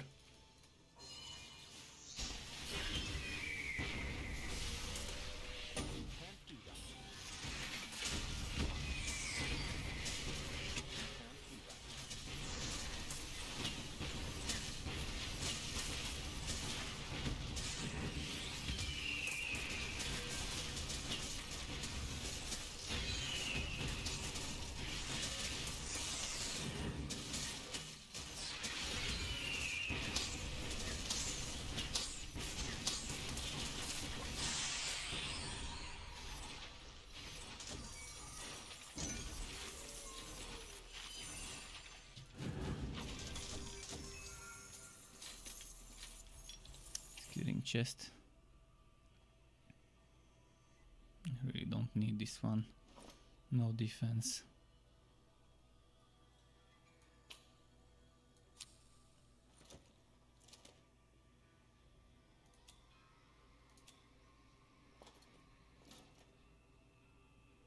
I really wanna get a good one-handed, but better than... Where did my old one go? This one, better than this one. This one probably. So I can use the shield. I mean, temporary maybe I can keep it, but yeah, I really wanna use that shield.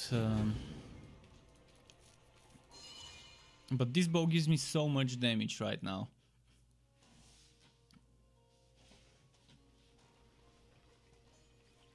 I'm fine sacrificing some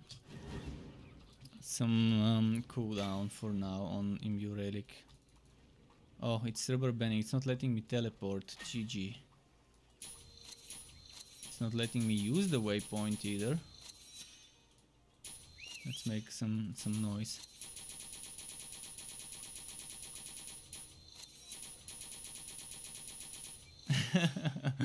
Come on. Come on, server.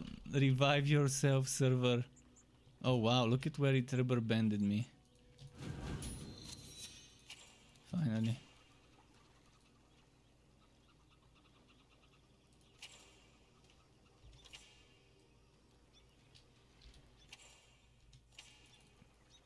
Where was she? Oh, there she was. Quest finished.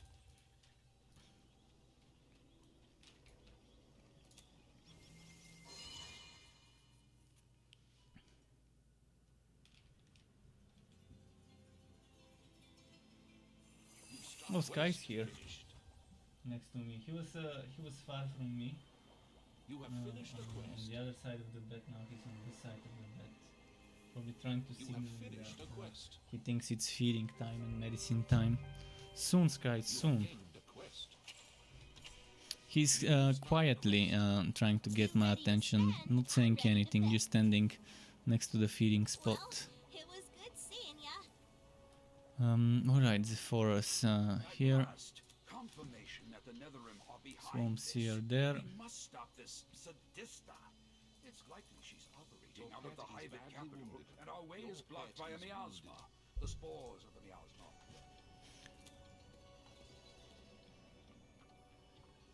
in Acrid Plains. Probably won't get Kronk today. Don't think I'm gonna have time for Kronk, but we'll see. If I can reach Kronk, pretty nice. If I can't, well, so be it. But I will clear a few more quests. 2-3 more quests if I'm fast with this. With this teleporty spam of was it Shadow Step? Shadow Step? No. Ghost Visage. Shadow Step was the Dusk Mage. Obviously, if it's not rubber bending. Give Sky some petting in the meantime while it's loading.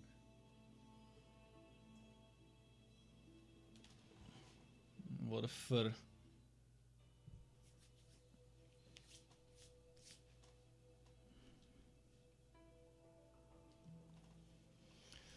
Okay, Acrid Plains, Acrid Plains.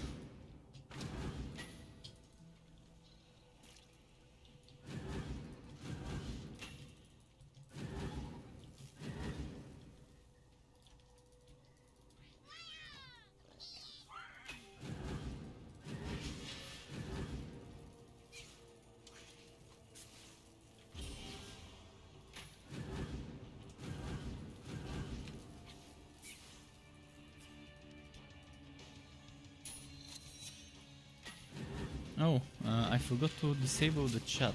I just realized.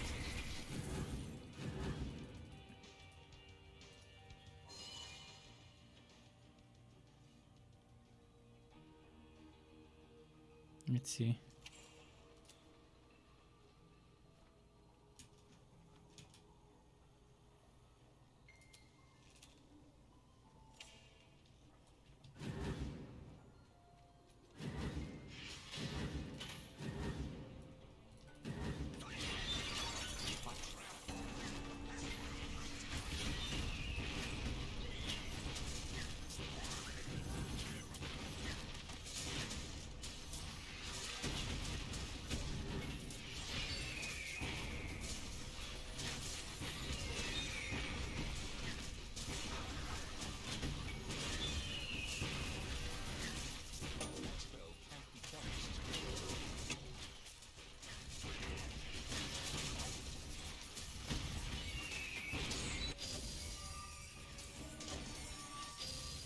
Alright, we got Bernie.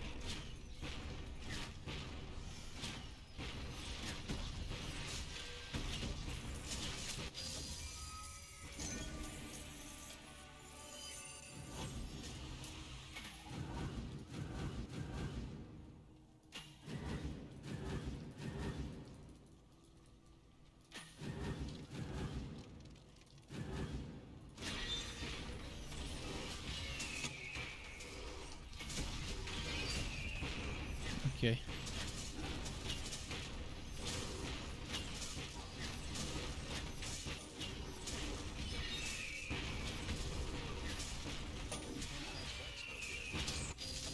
Level up. 21. Traveler, not be alarmed. I'm speaking to you through the gem under our passive commerce. One of the very gems you recovered. Enough chatter. What is that my baby has? A dwarven artifact. Yes, I see. Oh, we got a new From the weapon. sunken ruins. My babies are clever. Head there at once. They must be trying to aid you on your mission.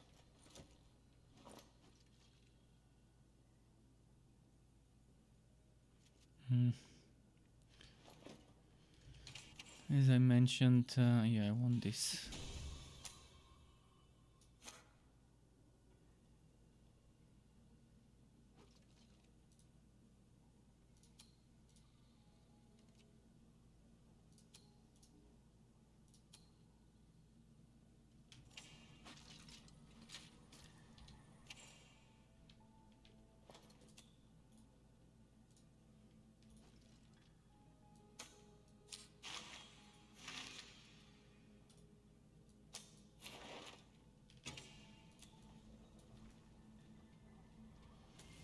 The Acrid Plains. Wish I could teleport like this by clicking there. Would have been nice.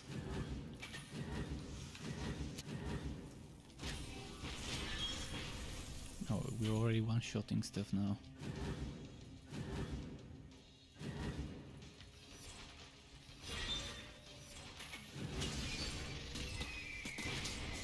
That spell cannot be found.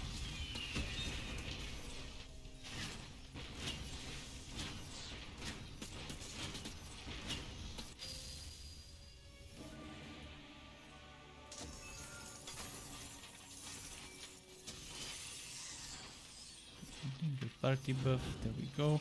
What did I get? Musketeer? Okay. Great.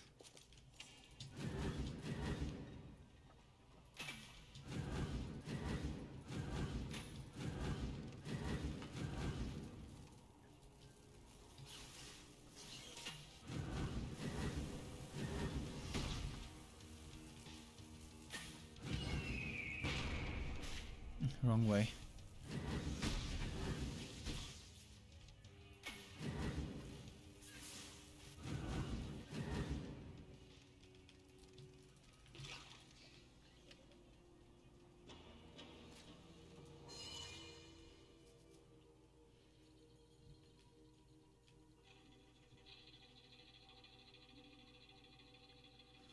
Come on.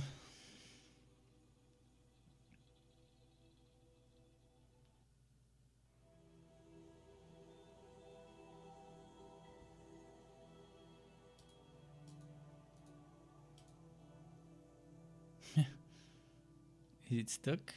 There we go.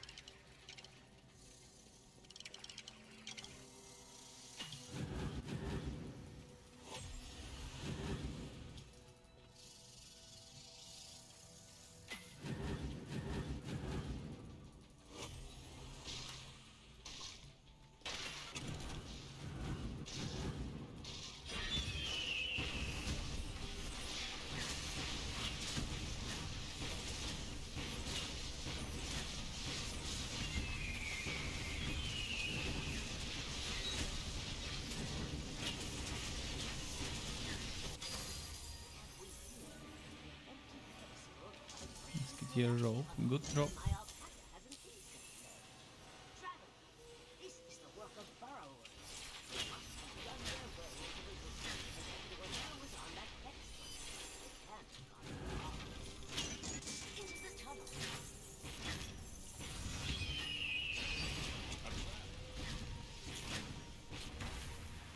So, what was the difference? This one doesn't give defense, but gives poison. And some gearwork and other stuff. I've got 1, 2, 3 pieces. I can remove one piece and upgrade it to something better. I'd rather remove this, maybe.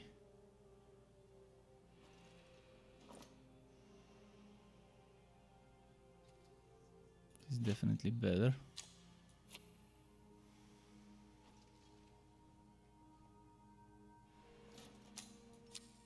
Chance to freeze. I actually really like this.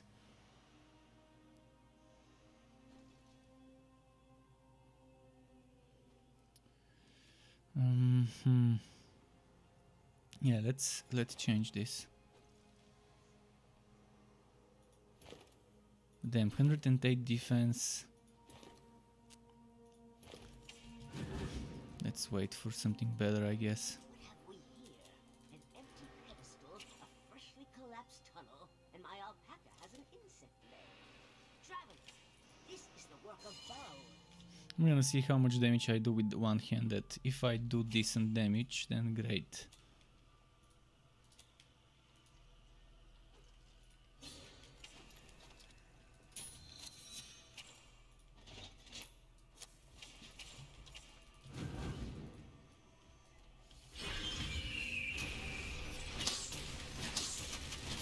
It's not great, but it's fine. I can live without doing that much.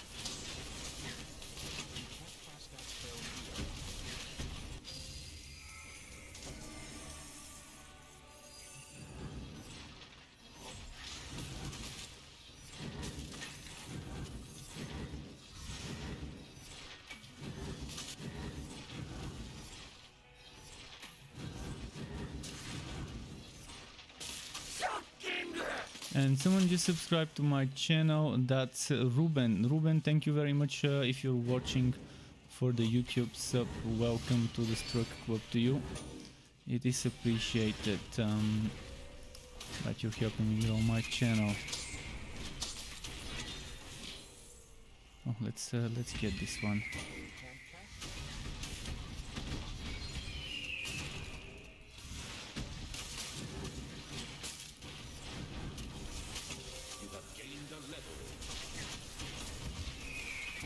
Getting freeze with this, which is pretty nice. Worth sacrificing some damage and shock to get that freeze in the mix and to get the cooldown from the frost wall.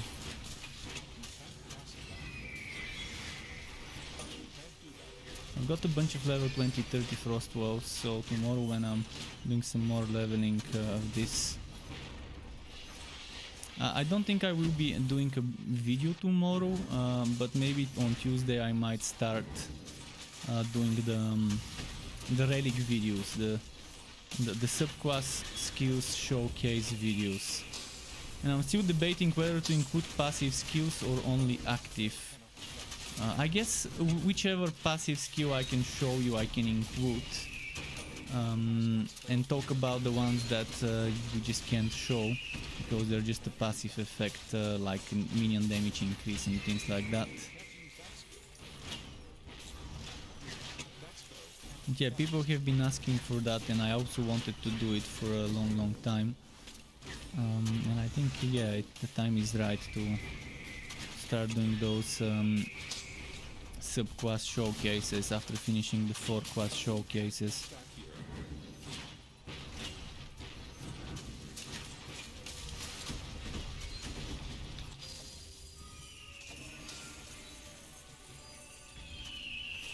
Since the subclass is a permanent choice, it would be nice for people to be able to see all the skills in action, and to know more information from someone who has used them before picking a subclass, to know which one's which. I mean, I do have a video how to choose your relic, but it's a little bit outdated, still very viable. All the points that were made in that video are kind of still valid, with very small exceptions where some things have been rebalanced and reworked. So the main core concept of why you would choose one relic over another still remains. Electrode is perfect for proc monster builds, and also for direct damage builds, and so is the Flaming Destroyer. Bane's good for minion builds and if you want defense. Blood Drinker if you want healing. And Cold Heart... well, Cold Heart is Cold Heart. It needs some changes. Bring back the artifact and take it to your young mage friend.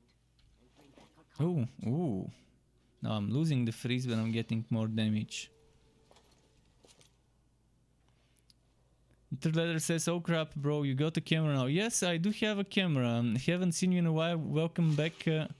And yes, I do have a camera. And welcome back. How have you been?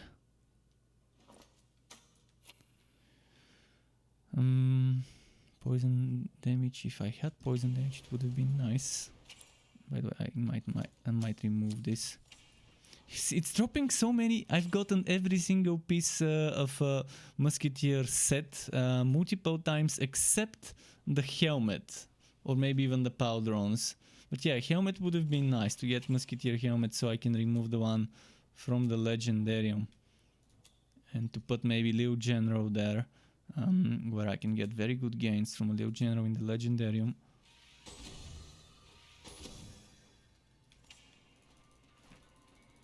You're taking care of painting and doing the floor in your apartment. Oh, okay. Well, good luck with that. Painting takes a while. Are you talking about painting the floor? Or painting like paintings on top of the floor? I guess you mean that you're painting the apartment and now it's turned for the floor. Yes, that's how I understood it, but just to make sure. Oh, reinstalling the floor tiles, new tiles. Okay, so see, I misunderstood. Good thing I asked. Good thing I asked. Oh, tiles are a tricky thing. It requires some craftsmanship. To do tiles properly, evenly, and yeah, definitely requires patience as well, I guess. But yeah, good work with the tiles.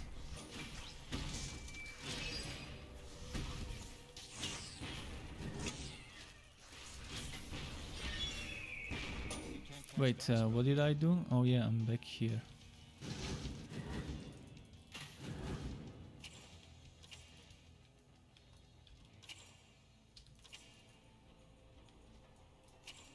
McTire's Cove. Maybe I can reach Murky Miasma and maybe end it at Murky Miasma. We'll see. By the end of this week, you'll be done. Nice. What type of tiles are you putting? Like, is it for bathroom, for living room, for hallway? For what type of room and what type of tiles? Is it for balcony? Yeah, there's a bunch of... I just want to try to have a clear image in my head regarding exactly what type of tiles we're talking. You look like you could use a drink. Entire house except bathroom and kitchen. Wooden floor tiles. It's not like the square ones. Okay. See, when I hear tiles, I don't know why in my head I have an image of the block tiles, and the ones on the floor. I don't know. My head somehow doesn't connect them to the word tiles. I guess that's the right word. Because in my country we use different words, completely different words. For example, in my language, parquet means the the wooden tiles, and then there's a different word called Płoczki, which is for for the block tiles. I didn't know in English it's the same. Alright, where do I go? Acrid Plains again? As much void ember as you can find. Cut off her supply. Post haste. Protected trail.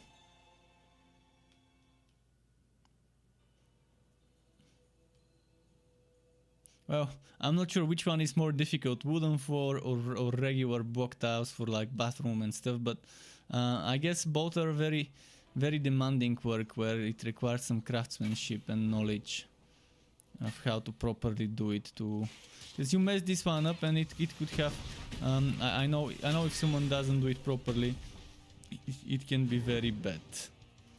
It could have some serious consequences.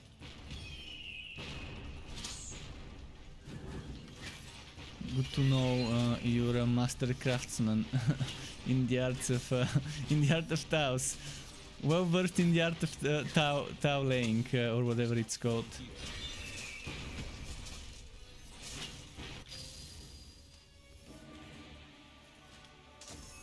Let's see.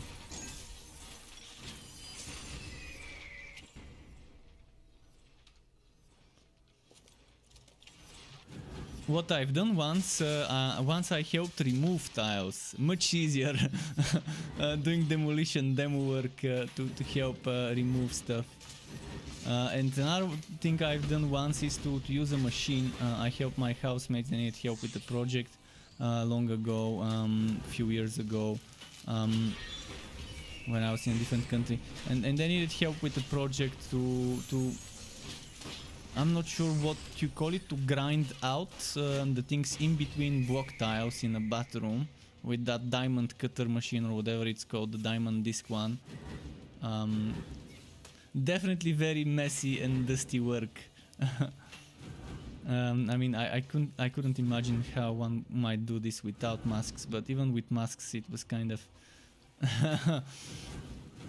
very dusty. Wait, oh, I see which way I needed to go. I went the wrong way.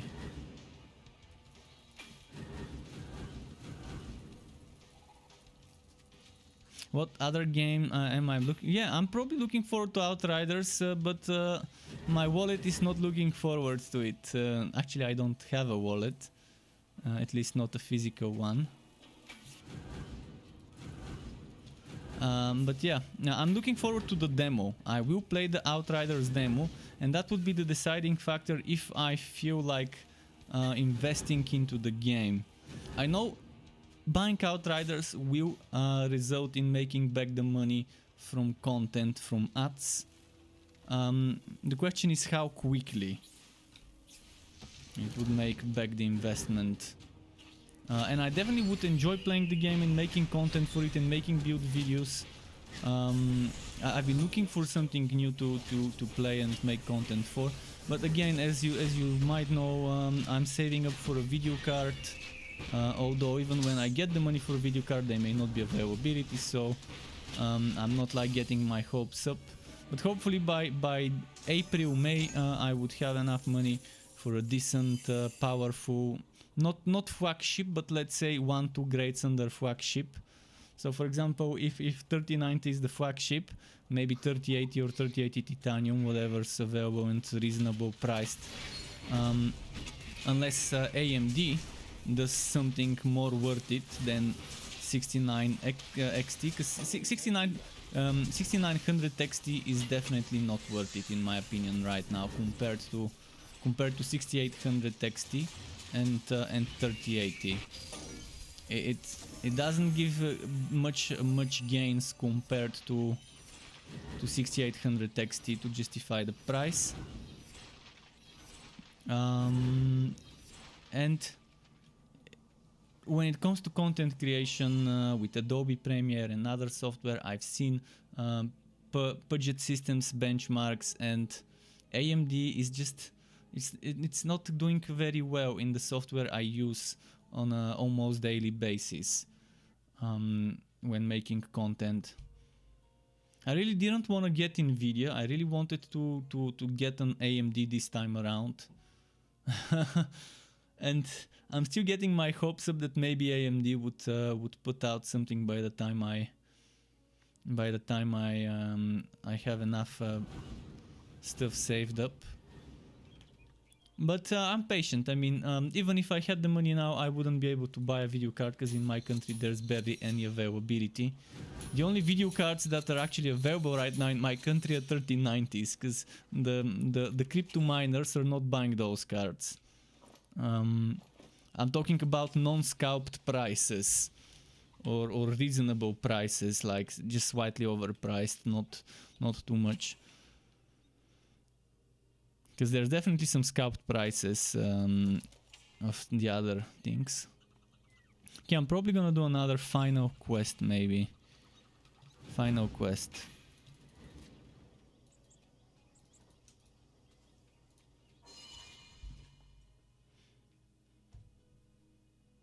But yeah, Outriders better be good. I agree on this. So the demo will be the deciding factor. I really hope they do a demo where they let people play the end game, not just the first hours of the game. Because yeah, the first hours of the game are good to show as a demo, but I'd rather developers do an end game demo. A demo where you start with a maxed out character so you can see what the end game feels like, and maybe you have access to one or two of the different things that you can do in the end game. And have some access to some items so you can mess around with those. This is what I think is get them hooked kind of demo.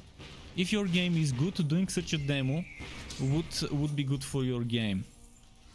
Obviously, if the game is bad, doing such a demo would be bad for your game because people would see it's bad and shallow in regards to end game. But if they are confident enough that their game is good enough and that they can hook people by giving them a taste of what the end game can offer, I think they can only win. So it depends what their demo would be. Would it be the first few hours of the game, the first chapter, the first few missions, or would it be an end game preview, teaser, whatever you want to call it? I hope it's a little bit of both. Maybe a bit of the story. And once you finish the story, you maybe unlock an option to test the end game, maybe. Although most likely it will be just the first few hours of the story, because that's what they normally do as demos in games.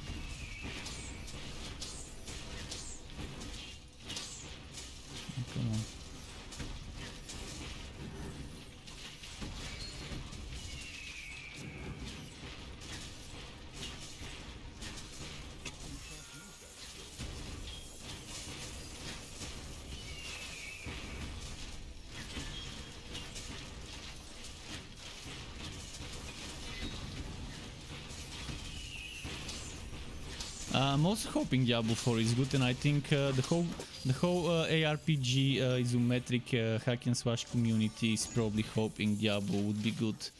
I mean, people are hoping Diablo 2 would be good. People are hoping Path of Exile 2 would be good. People are hoping Grim Dawn 2 would be good, but Grim Dawn 2 is the furthest off from now in regards to when it will be finished, because they probably haven't even started coding. Maybe just conceptual work for now. Who knows? I'm actually looking forward to to the game from Grim Dawn's creators from Crate Entertainment. The new game, something Frontier. I keep forgetting the total name. Where it's gonna be like a city builder with some defense options where you're gonna be defending your base and stuff like that. So there will be some fighting and stuff. But yeah, they're making the creators of Grim Dawn are making a city builder game, and it's in a state where they've already shared some screenshots on their website from the game. Final Frontier or whatever. No, it wasn't Final Frontier. Shit, I can't remember the name. It had Frontier in the name. Just type Crate Entertainment Frontier. I can find the name for you right now. Just a moment. Frontier Crate Entertainment. Farthestfrontier.com. I'm gonna give you the link. Just a moment.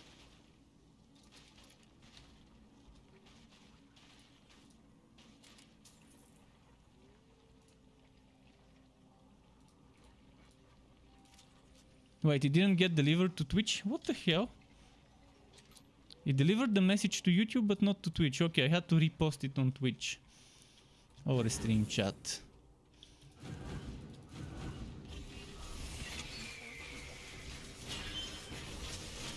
So it's using the Grim Dawn engine, but yeah, kind of modified, I guess. And it's good. It looks interesting.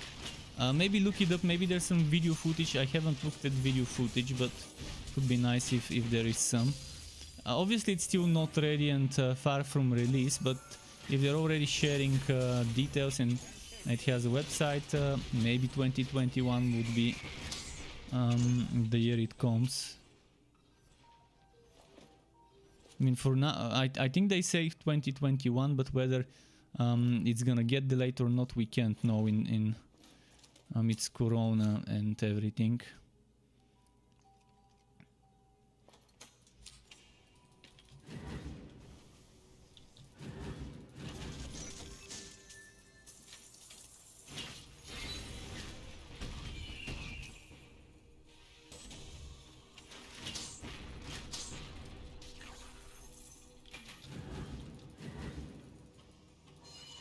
Yeah, it would definitely be nice. A city builder where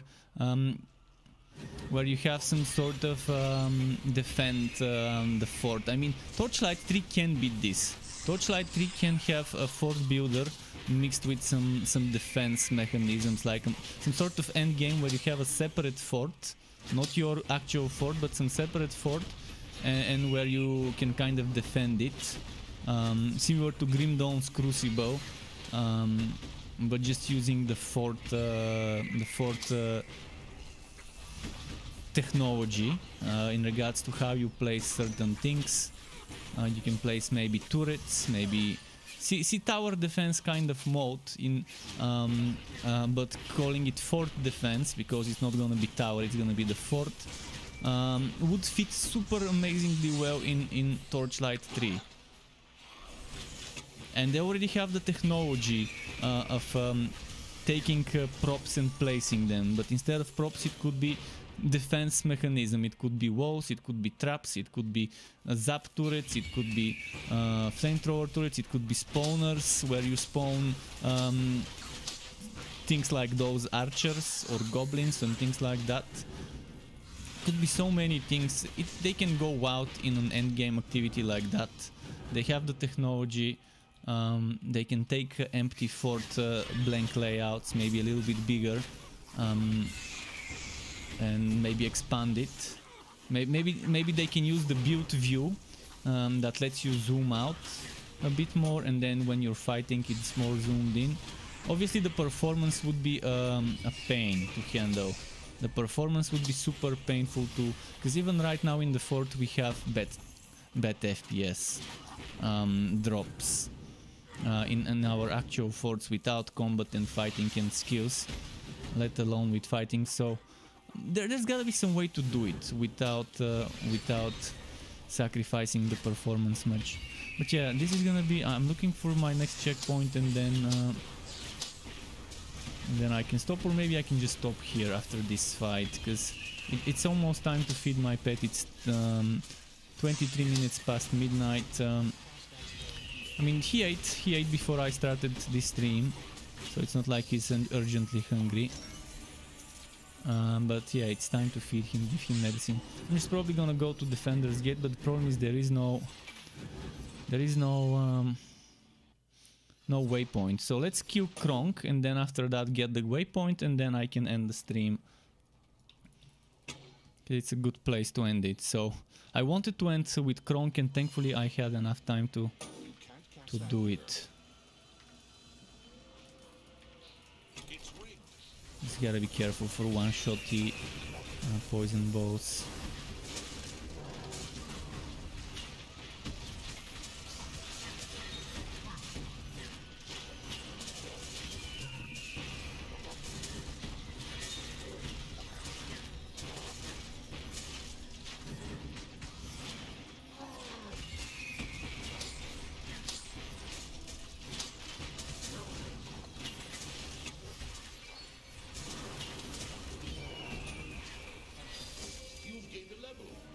And to level up right on time. Snack stick for good measure. We can't have a day without a snack stick drop. It's a must-have.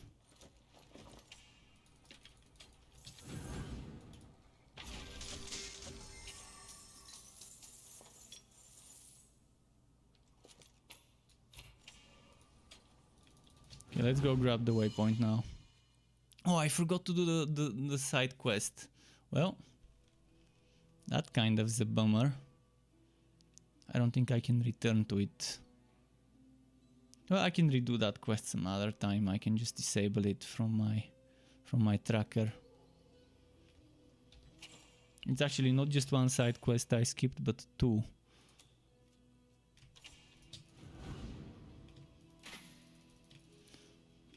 Oh, and skill points time. Boom, explosive arrow, max tier. Next I'm getting this to level 10, then this to level 10, then this to level 10, then this to level to tier 2, and then this to tier 3, and then rupture and bloodletter, I guess. But yeah, that's gonna be it. Thanks. Oh, you wanna try Ashes of Creation? I definitely wanna try it, but it's too early for me to consider buying into it. And knowing that it's gonna be monthly subscription, this is the one model I don't do. I just don't do monthly subscription games. I did it for a while with Elder Scrolls Online with the premium. I've done it for Terra as well, but I don't feel like doing it anymore. But it's definitely looking promising. I just wonder how they're gonna handle performance in a massive scale on Unreal Engine